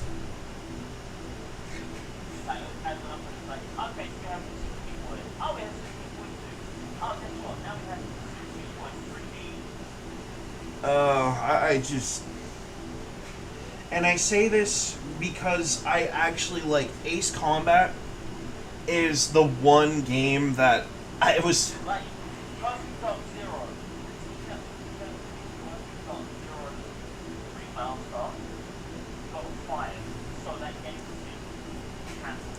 So, technically speaking, my first two video games were actually Mario World 3 Wario Land and Legend of Zelda Link's Awakening on the original Game Boy, and I used to have to sit on a wooden step near a friggin' window just so I could see the screen. You don't ever, like, even if you're like 5 or 6, you don't forget that shit, okay? My ass still hurts from those fucking splinters. So anyway, but as far as like 3D, actual like 3D games went, those were the first console 3D games that I actually got to play and enjoy, courtesy of the fact that I went to church. It was them, what was it, one of the, not motocross, but it was a motorcycle, a dirt bike racing game. And I kid you not, Dave Mirra Freestyle BMX. Those...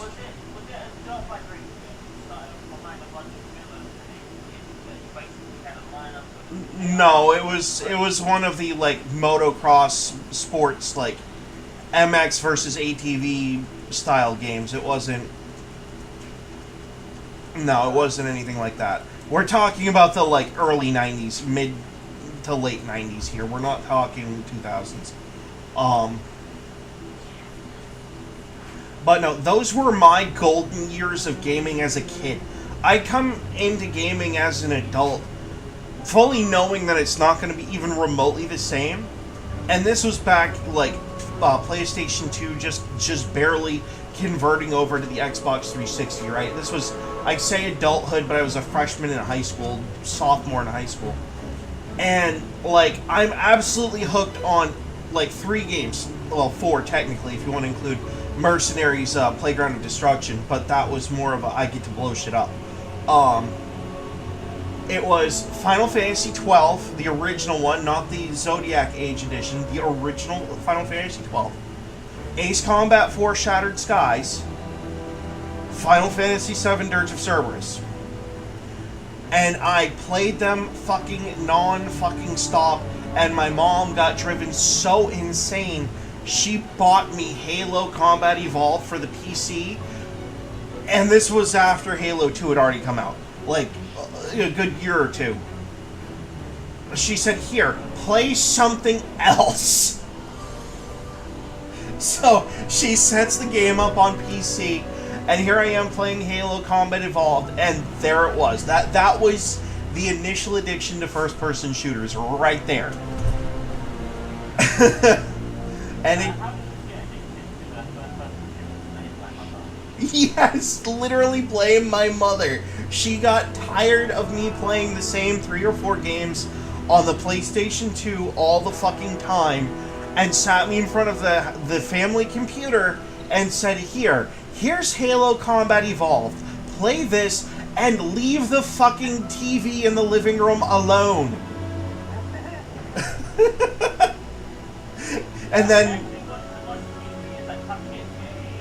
And then she got me a TV for my bedroom, and the addiction got even worse because my friends introduced me to the SOCOM games on the PlayStation 2.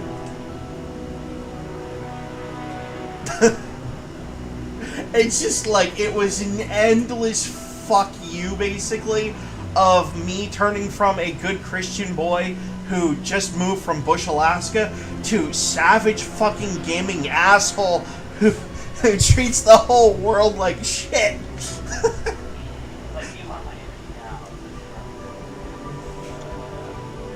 And then she made one very big mistake.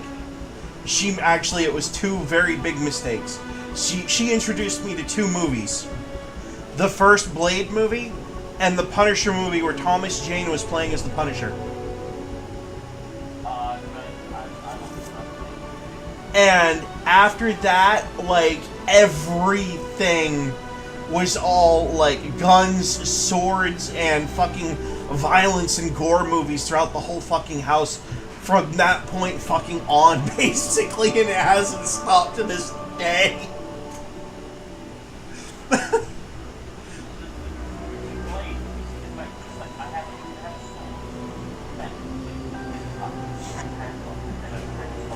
To this day, that was where I got attached to the identity of the Marvel character Frank Castle, to the point where I have almost always had a Punisher Skull t-shirt in my inventory of clothes somewhere, even if I had to paint it myself.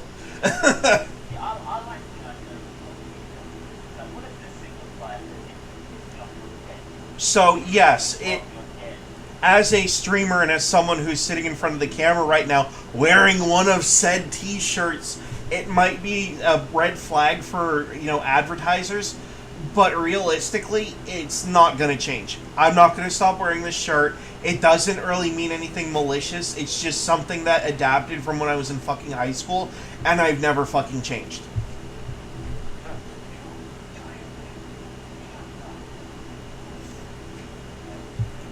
Now, I do like the John Bernthal Punisher. I think there's a lot more depth to the conversation about vigilante justice versus, the real thing, but, that's just, that's philosophy. Guardian? That's not... If you're hearing this...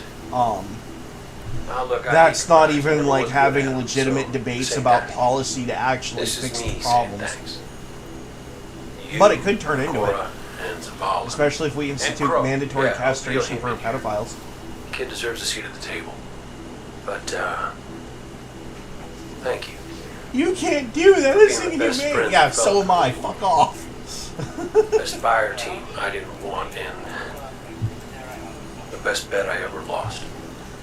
I know folks will miss me. I'm sorry. Now, if we wanted to get into that particular conversation, I hate how weak-willed and spineless American culture is at this point in time. Our legal system isn't even immune to I'm it. here for a good time, but not a long time. Get me? While it lasts, to the point that we'll give, some of the most vile fucking human beings that you'll ever meet just, a slap on the wrist and send them out the fucking door, when what they need to be is fed foot first into a fucking wood chipper. It did. I want to make everybody proud. But... No, even better. I want to make me proud. I hope I got it right this time. Oh, See yeah. you around, Guardian. Now, see, I'd make it mandatory. I'd make it mandatory if you touch little kids. When you go into prison, if that's what you went into prison for, the warden has a legal responsibility to tell every inmate why you're in there. Yep. Right down to your fucking inmate number. So you can't... So no matter what you do, you will never be able to hide from what the fuck you did in that prison.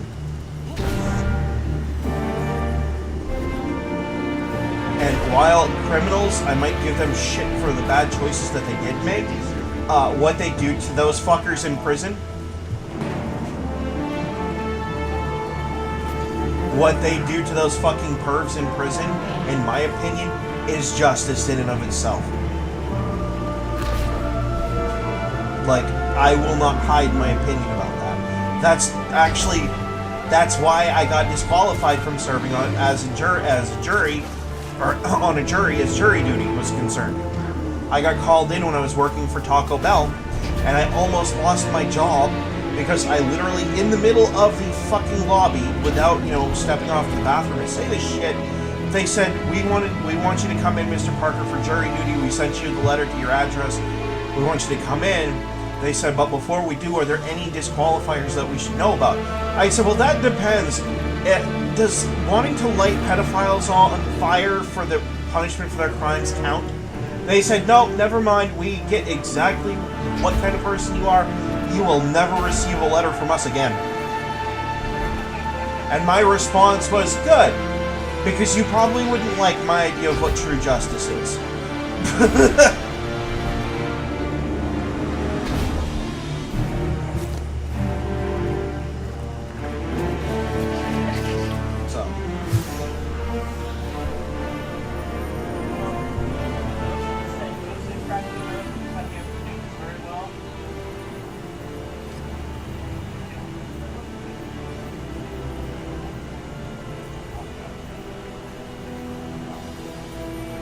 Yeah, see, the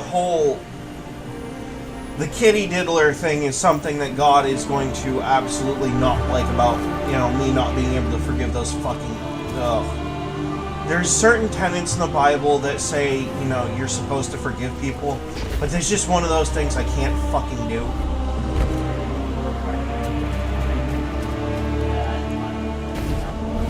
Like, I can't fucking deal with it. Now, that being said, if he does want to send me down there, I have a couple of requests. Namely, I want a wood chipper and a pitchfork.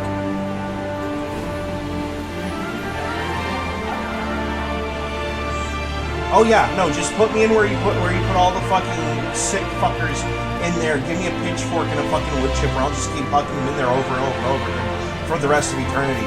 I do not have a problem with that.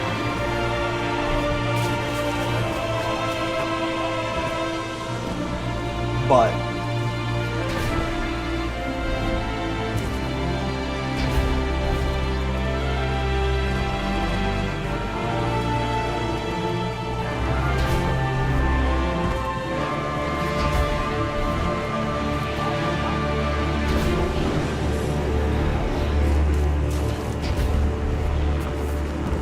oh, and an unlimited supply of Hot Pockets, Philly cheesesteaks, and pizza, and tacos. Those would be my big requests.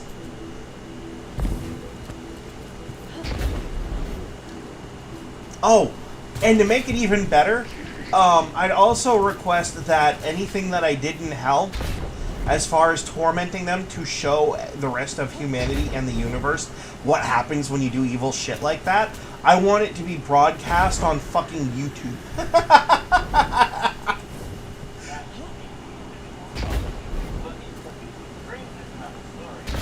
Yeah, that's even better, actually. I like that idea better.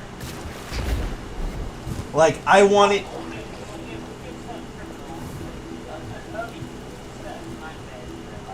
If I am going to go to hell for not being able to forgive pedophiles, I'm going to be straight up. I want my fucking time in hell to be me tormenting fucking pedophiles and broadcasting that shit to every fucking thing in the universe so they can fucking learn there are some things you just don't fucking do.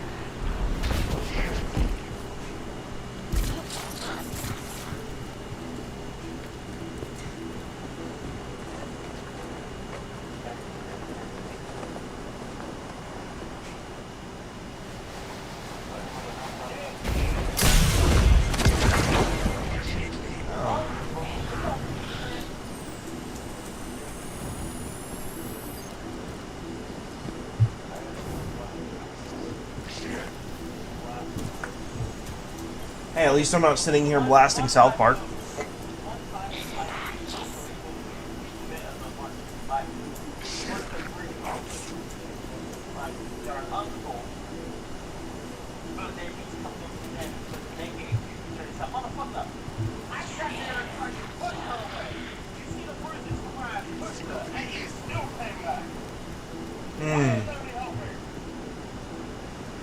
Hey, sometimes you just can't fix crazy.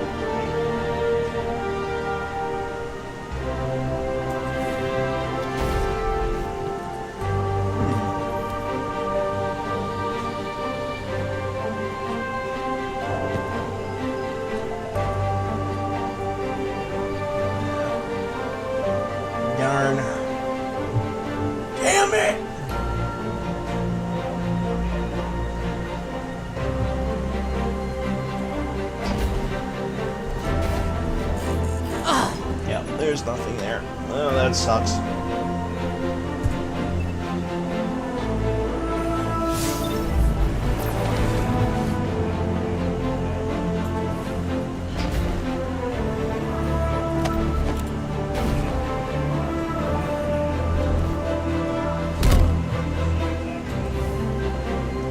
Now,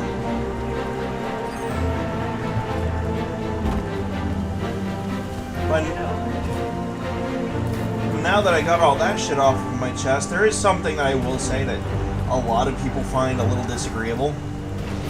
We have 100 and something dead people in Texas right now. I get wanting to have the names off of the fucking Epstein client list, but there's a time and a place for that shit, and it's not right now. Like, we literally have dead bodies that haven't even been fucking found yet. Maybe back burner the Epstein bullshit until we can get, you know, at least some confirmation as to the actual death toll.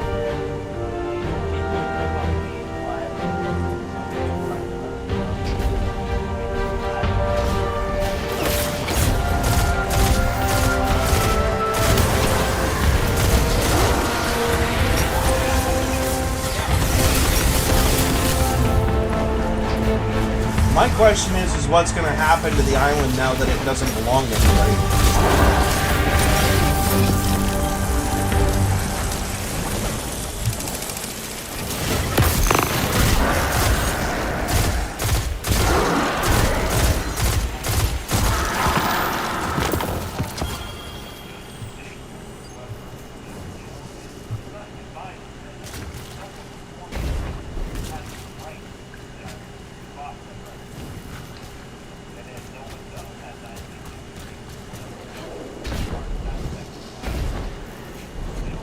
Pretty sure it's one of the Virgin Islands, actually.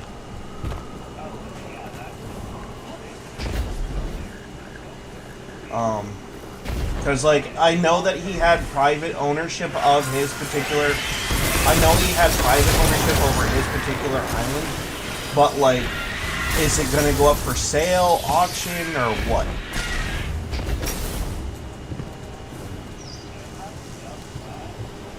I mean, even if it did, good luck selling the fucking thing, but...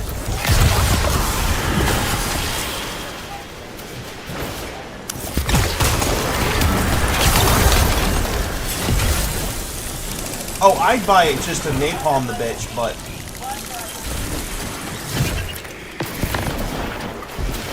Like, I'm nuking that fucking island after I buy it, but, like, yeah.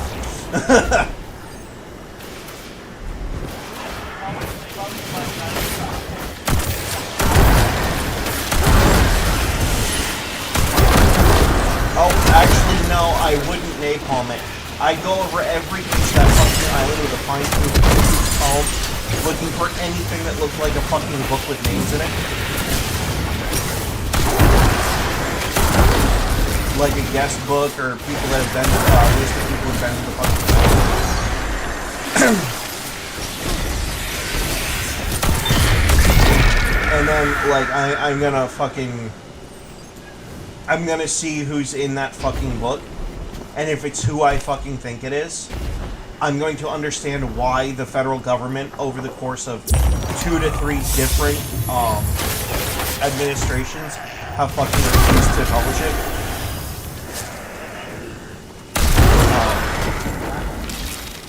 No, actually, and not Trump either. Think about it like this. How hard is it right now to get the oil through the Strait of Hormuz between Iran and Saudi Arabia? Really fucking difficult because the United States just bombed the shit out of Iran. How much more fucking difficult is that going to be if there's a standing accusation from the United States to the Ayatollah of Iran that he's diddling little fucking kids on an island? Yeah. So now you understand why I just want, for my own personal knowledge, I want to know who's on the fucking list. Because I want to confirm whether my theory is fucking correct or not. And if it is for that fucking reason, because there's probably a whole lot more world leaders on that fucking list then I would actually actively understand why they refuse to publish it. Because these are people that we actually negotiate with, have new access to nuclear weapons and other weapons technologies, and are a part of the world government system that we have. You can argue that because they've done this bad shit, they don't deserve their position. Fine. The problem is that while they're still in these positions of power, they're a problem, and if they're on the fucking list, and we publish that fucking list, that problem becomes an even bigger fucking problem, because all of our negotiation leverage just went out the fucking window.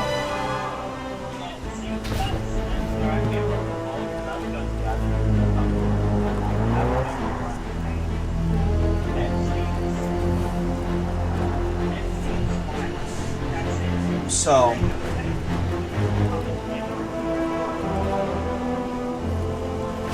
now, but that's another thing too, but as a private individual, I'm not a government agent, therefore, my government cannot be blamed for what I did as a private individual. And that's the difference.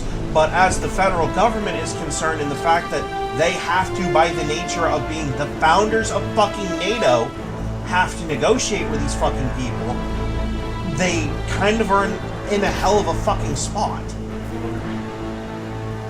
Now, you give it to me to publish, you give it to any other private citizen to publish, that changes things a lot. Because then, you know, you can't really...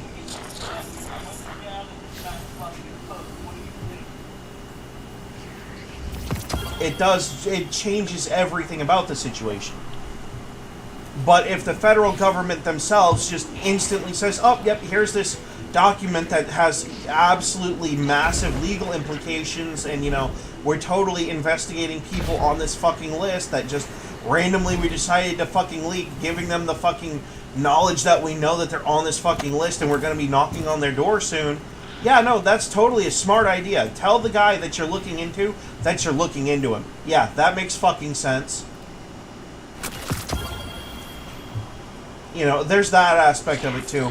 I went over this earlier on stream, but I just kind of felt like it needed to be said, like, oh, well, we're looking at federal charges on you because allegedly you're in this book. And this book has your signature on it, which means that you were at this island. Did you diddle any kids? Yeah, because that conversation's going to really work. Liana is an interesting ghost. One of the oldest... Guardian! Glad you could make it. We got a lot of work we need to do before... So yes, while I want the people on Epstein's list fucking nailed to the wall and lit on fucking fire, at the same token, I understand that it requires some discretion and a very delicate touch. Now, that being said, after they're all, you know, gone through the court legal system, proven or disproven to have done bad things, then release the names. All of them. Just like a giant list. Or, like I said, give the list to a private citizen that has no affiliation with the government whatsoever, and let them do it.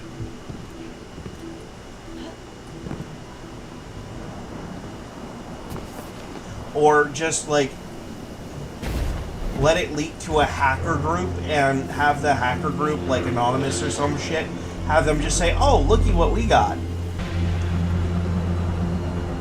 Because then, you know, your negotiation positions are still solidified, but you're still, you know, people still got what they wanted. I mean, literally, there's a billion ways to deal with it, but they won't do it because they don't want to appear weak in some way, shape, or form. The problem is that the longer this goes on, it makes them look weak in another way, so it's kind of a double-edged fuck you. So, there's no winning, and they're trying to find a way to win in the situation, and there isn't. The problem is that Trump needs to understand that the Epstein list is just one black eye on the U.S. federal government as a whole, and it's one of like 12 that they've gotten over the last 50 years. He needs to acknowledge that it's a black eye and just say, yes, it's bad. It's worse than you think. But we can't publish this information for various reasons. and then just make it a point to say we, as the United States federal government, cannot publish this information. However, that's just something we can't do. Emphasize the word we. And I'm pretty sure enough people out there will understand what it means. And know what to do from there. Because, like, yeah.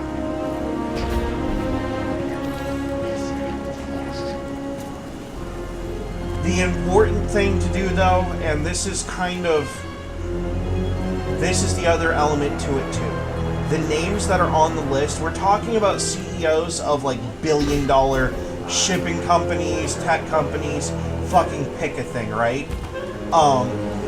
These people are people who usually have to answer to a board of directors, and I think I know what the play is. You have to give the information to the board of directors privately to see if there is, like, a vote of no confidence or no faith in the person in charge, because if there is, then the problem kind of remedies itself because they lose everything. So it's like, but at the same token, if you go into the company, kick the door in, and that person has, like, I don't know, the shipping and the import-export business equivalent of a nuclear button would be basically the button that puts everything on fucking hold for like 2 weeks. And if you know anything about the shipping, imports, and exports, and just general transportation stuff, even a few days of being shut down shuts a country the fuck down for weeks. So, I mean, yeah, it's not that simple as just saying, oh, well, your name's on this list, you're coming with us. Like, a lot of people online, a lot of really big personalities online, have this weird delusion in their head that just by knowing who these people are for some reason, it's going to be like Johnny Law is going to show up and arrest them and magically they're going to have to face court charges. I hate to burst people's bubbles, but a lot of the charges that have been fucking done, even if they were brought up to be federal charges, it's going to be a hard case to push because of how much time has taken place between these events and current day. Like, a lot of those charges meet certain statutes of limitations, and even if they didn't, you're going to be hard-pressed to push them anyway. I can't really use the word sexual assault because fucking YouTube's gay, but, or, well, retarded, pick a word. But, like, when it comes to that nature of crimes, as someone who's a descendant of two police officers and is a sibling to a victim, I can tell you right now, the longer you wait, the less likely the evidence is going to stick. And that time frame is measured in hours and days, and we're talking about crimes that happened years ago. So, you're not going to get shit like DNA evidence. You're not going to nail... And that's another problem, too. Epstein himself is dead. But you're not going to nail these CEOs for shit unless you have some sort of biological link to him, to these CEOs directly. It's not going to happen, even if you have the guest book, because that's not irrefutable proof solid that these people did a thing on that island. It just says that they were on an island. We know what the island was used for, sure. And anyone with a reasonable sound mind can say that.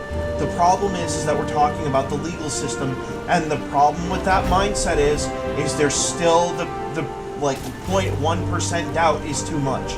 Beyond a reasonable doubt in the court system, you're still looking at reasonable doubt, and you're not going to get a jury conviction. And it's just the reality. Also, you're going to run into the issue if you release that book, that list.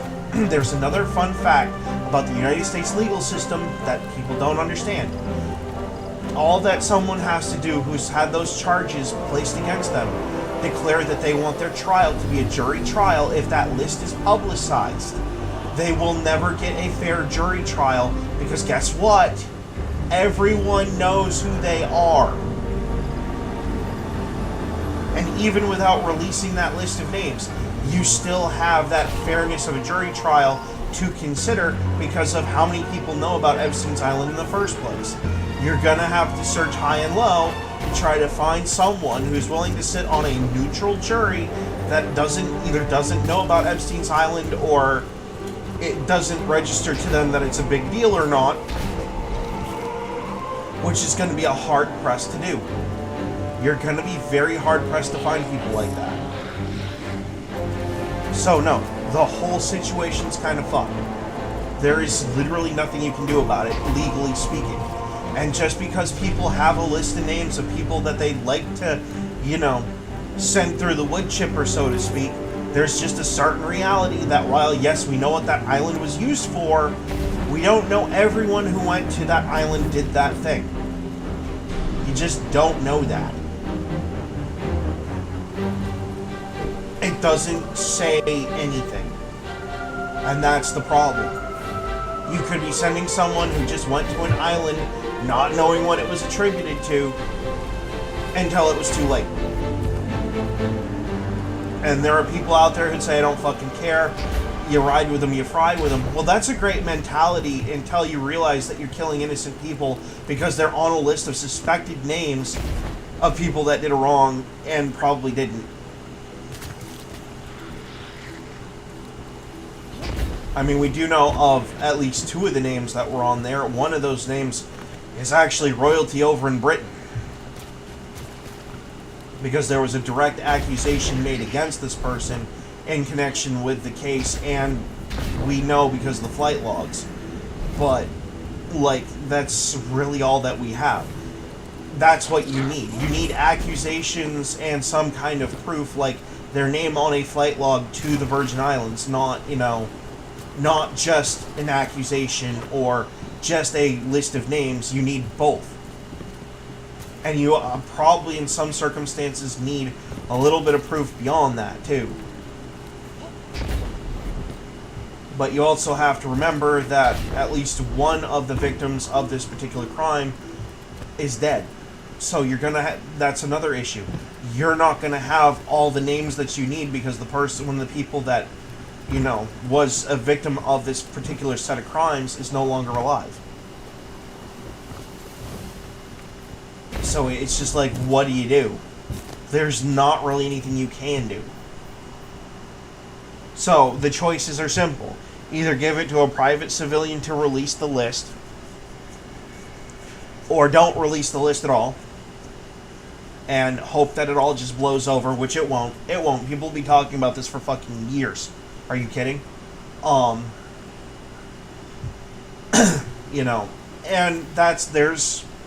I'm not trying to say that he did. I'm not trying to say that there's any evidence that he did. I'm just saying the what if. One of our biggest allies in the Middle East is Israel. Right now, their leader, his name is Benjamin Netanyahu. Well, technically speaking, if his name is on that list and we publicize that fucking list, our greatest ally could very quickly turn into our biggest fucking enemy. And not just them either. We're talking, it's really the scale that people don't understand that they're actually talking about. We're not talking about, oh, you went to a Diddy party, you were famous in Hollywood. No, we're talking about, you went to Epstein's Island. You're a world leader or an industry fucking leader. Taking them out could close down an industry or a country or turn a friendly country hostile.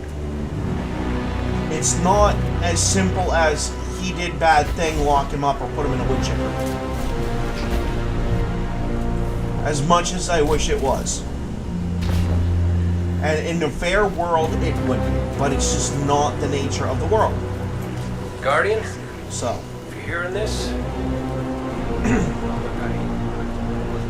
So, the same and guy. yes, I fucking hate the fact that it operates that way. I really do.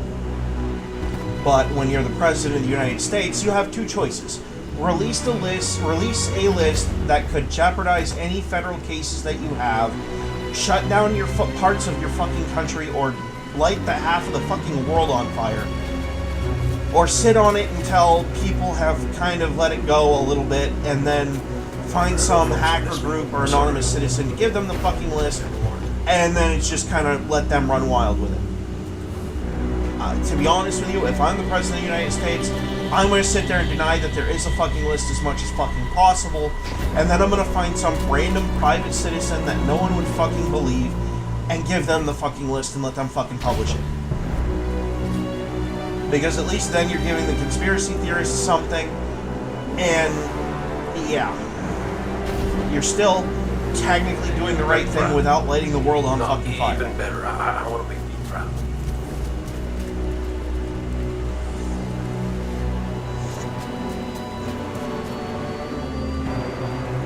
Hell, give me the damn list. I'll publish it. Sure. I'll throw it up on my fucking YouTube. I'll throw it up on my fucking Twitter. I'll throw it up on my fucking Rumble. I'll even put it on my fucking Facebook. I don't have a problem doing that. Ain't no one gonna believe a word that I fucking say, no matter what I say, so whatever. Doesn't hurt my feelings any. And I do also understand the fact that, and that's another thing too, there might not be a list of names. What we do know is that there's like 10,000 hours or more of child exploitation material in video format. Well, you've still got to make a list of people that are in those movies, both victims and suspects. Because whether you like it or not, victims in this could actually mean there are dead bodies involved. Especially if we're talking about people that were victimized beyond just the ones that we already know. There's no saying that they all made it off the island in one piece. So, I mean, yeah. But that's where shit gets grim, and I get out of that fucking topic real quick, because I hate talking about dead bodies. It's just such a fucking drag.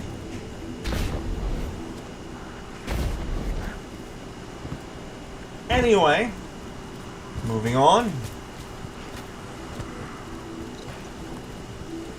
Okay, why can't I trigger the quest for stoicism? Oh, what the shit.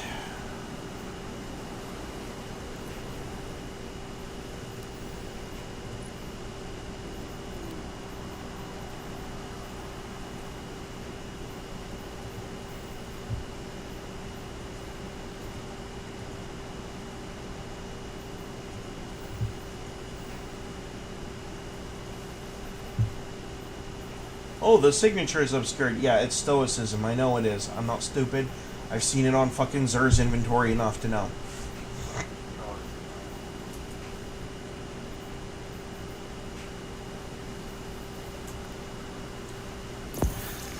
Thank God for this button.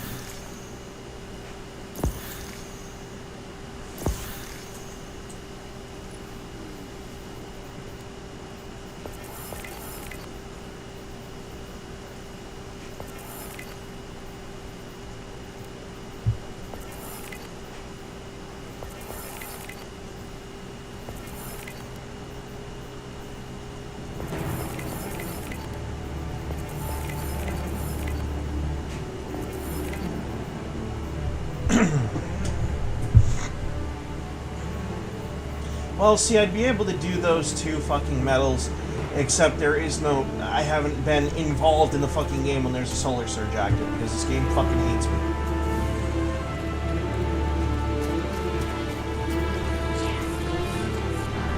Okay, now, open the directory. Take a look at Pale Heart. Is there anything new that I fucking missed? Yes, there is. That's a fun game.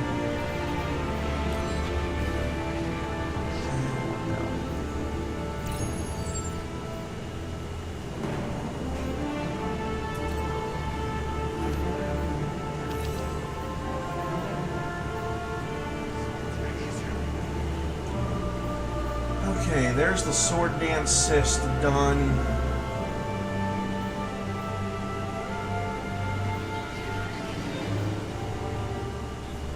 And I have to do these 3 friggin' replayable missions.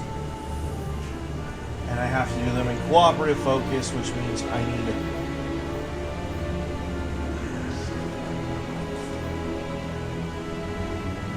probably going to need a second person.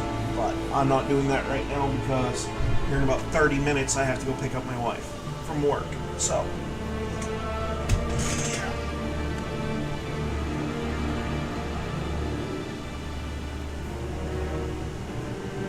Which means that the stream will be over and I will be back to irritating you guys after I get back.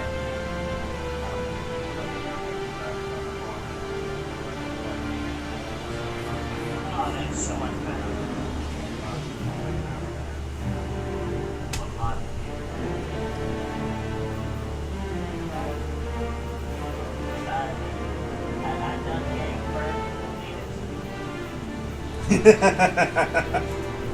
In other words, he was taking a shit.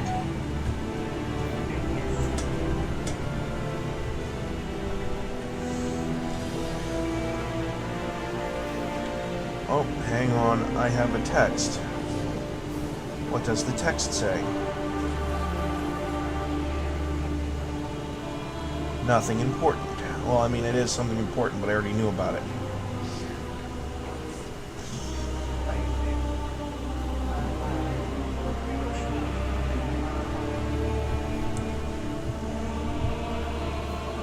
And as a small workout update for the stream today, I've bounced up to about 5 minutes on the treadmill, 20 seconds doing planks, and I've done 20 sit-ups, so versus yesterday's 10, 10, and fucking 2.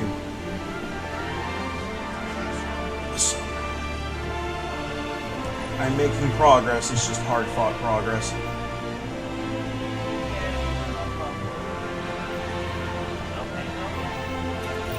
Oh, I know. You know what? I think I have enough time to run the friggin' cooperative focus missions. Besides, I want microcosm.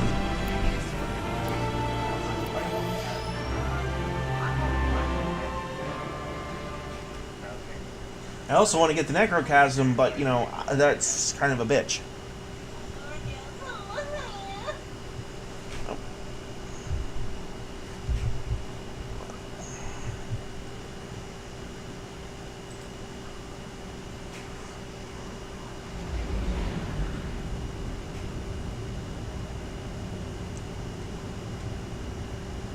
Habitual Line Crosser has a new video out. Cool. I'll have to watch that later.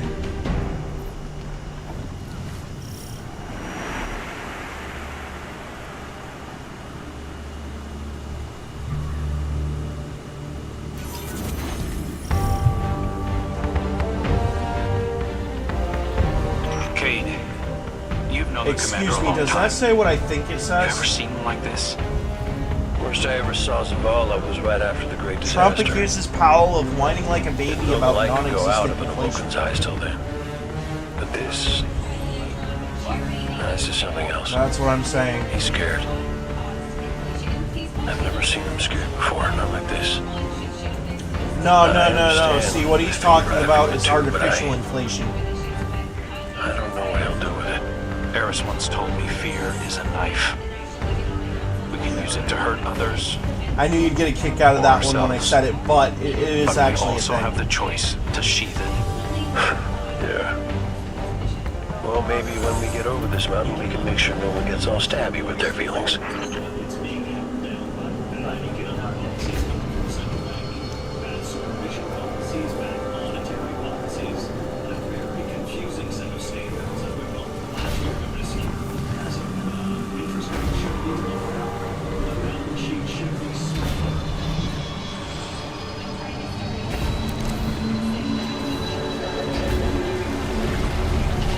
Got some taking popping up on my roof. Y'all okay? Nothing I can't handle. If you need me to come over and give you a hand, let me know. Hey, now, who put who on their back when we threw down? Oh, come on. You caught me by surprise. Oh, well, I guess we're in for that.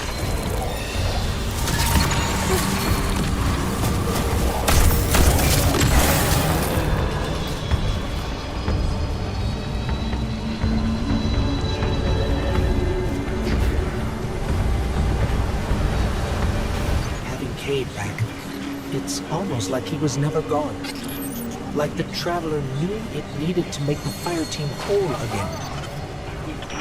Yeah, no, don't get me wrong. It's real nice to see you all again, but the Traveler could have asked before yanking a guy back to life. Alright, so to explain the artificial inflation joke that I made earlier, tell you something artificial inflation before is we go when any someone further. in charge of your financial up ahead. policy ominous makes and cryptic, inflation my that doesn't favorites. actually Yes, exist let's. or is only theoretical in nature, but doesn't actually happen or hasn't happened already. So effectively what we have is Jerome Powell, who has been the director of the Federal Reserve for fucking decades, apparently has been keeping our interest rates high like twice to 3 times the amount of what are actually required, making artificial inflation.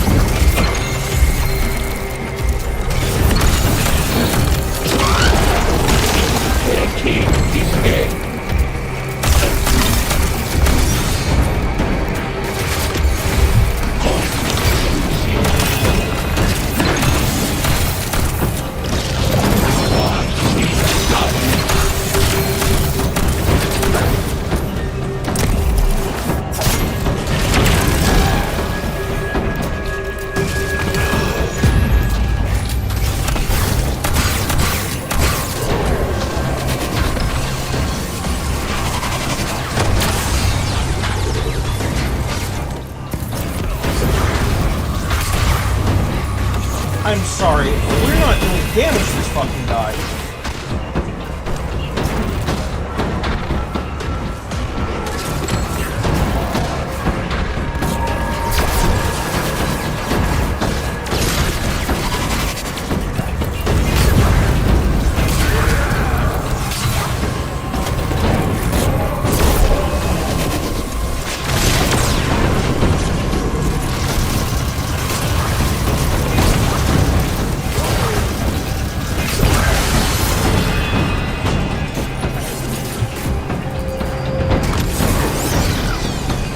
Did you just send him flying? I just saw his body just go whipping off into nowhere.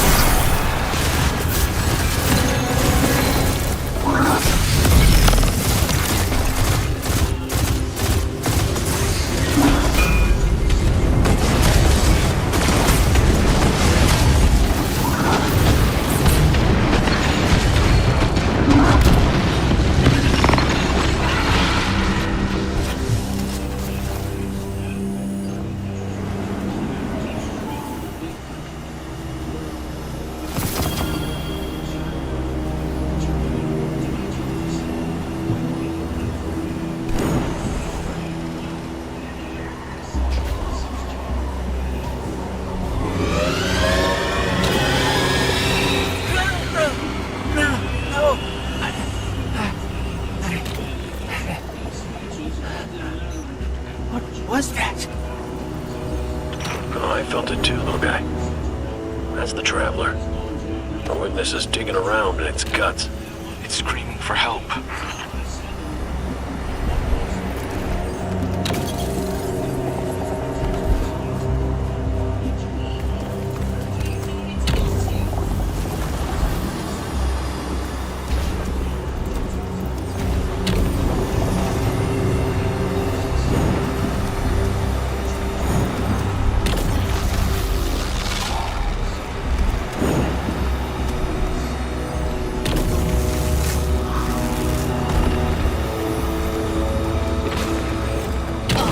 Hey, I died.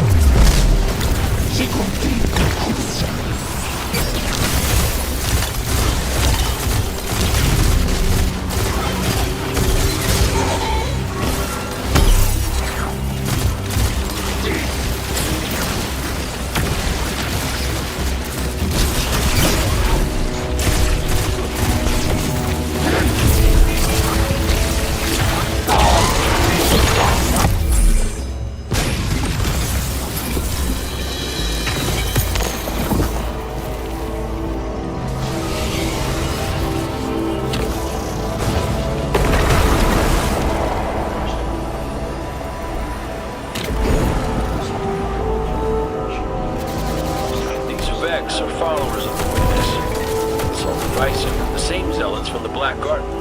I know all about the Black Garden. You sure you don't want to talk about why you're back? The why doesn't matter. Never did. Just stay focused and clear a path up the mountain.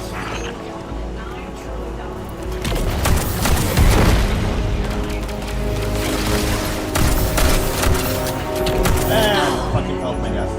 Fuck.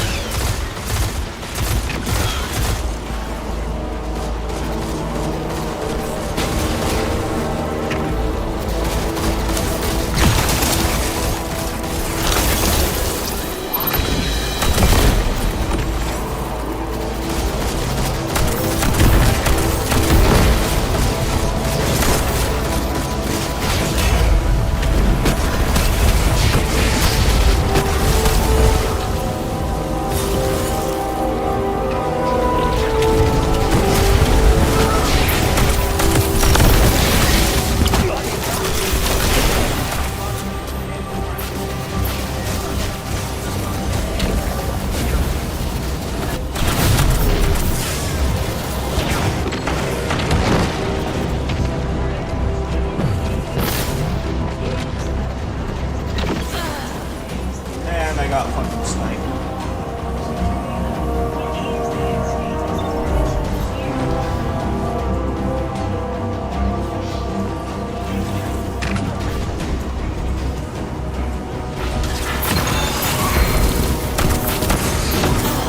Holy shit.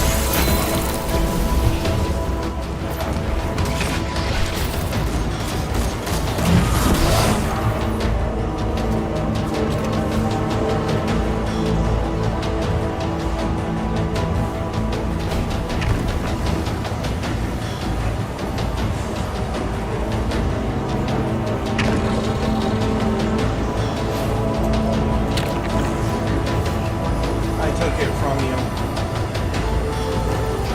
Listen, Crow, right now, I just need to do something that feels normal, okay? And blasting Vex feels really, really normal. Could you take it from Just me know real that quick? the Traveler hasn't abandoned you, Cade.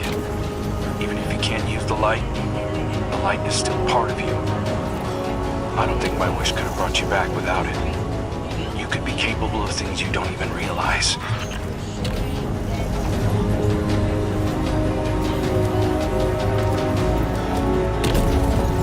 Ah, shit. I can't jump because I have it.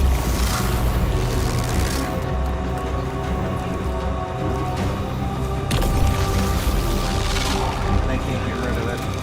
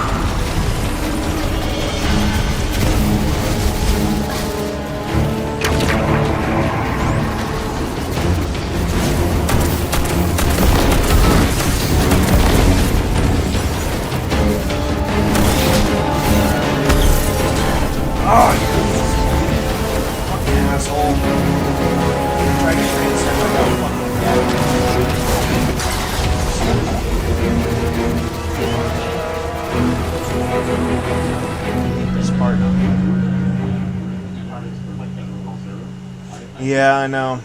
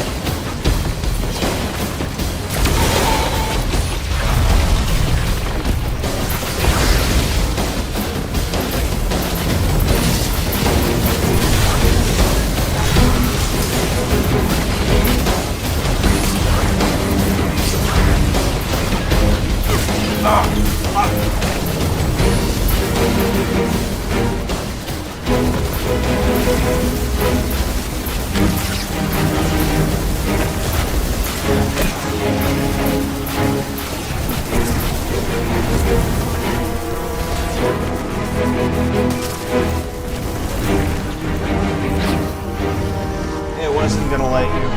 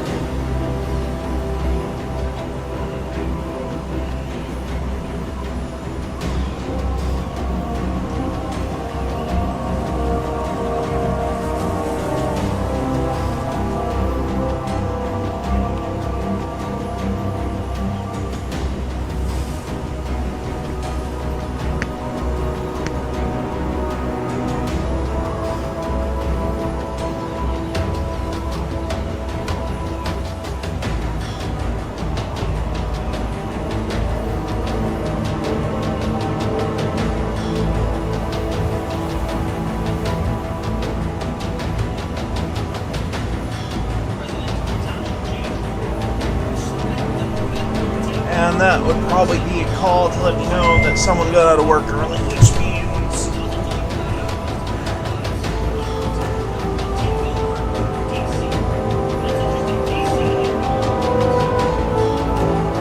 no, that would be my sister.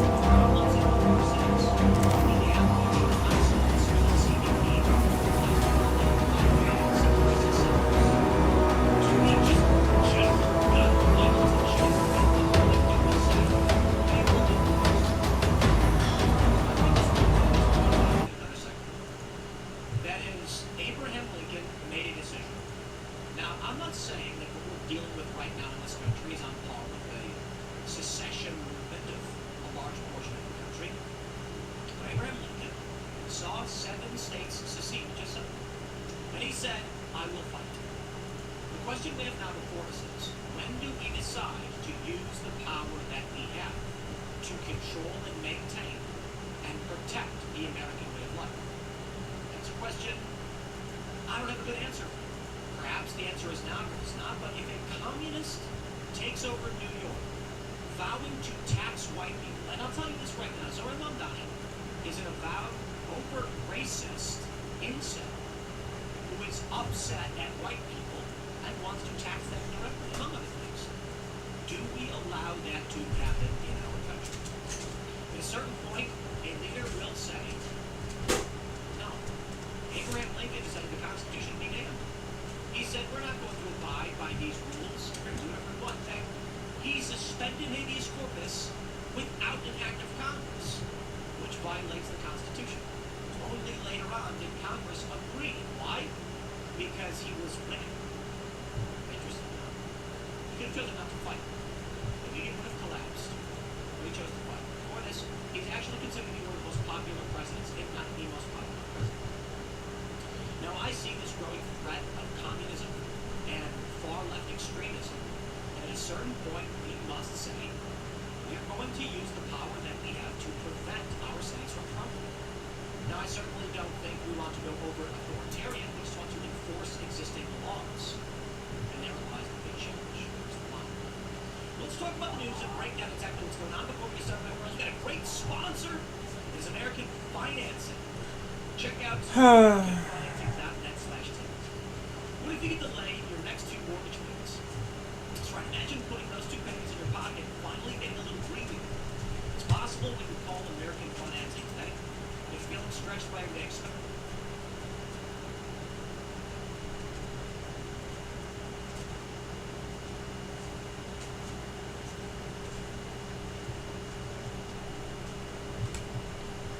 oh, fuck it.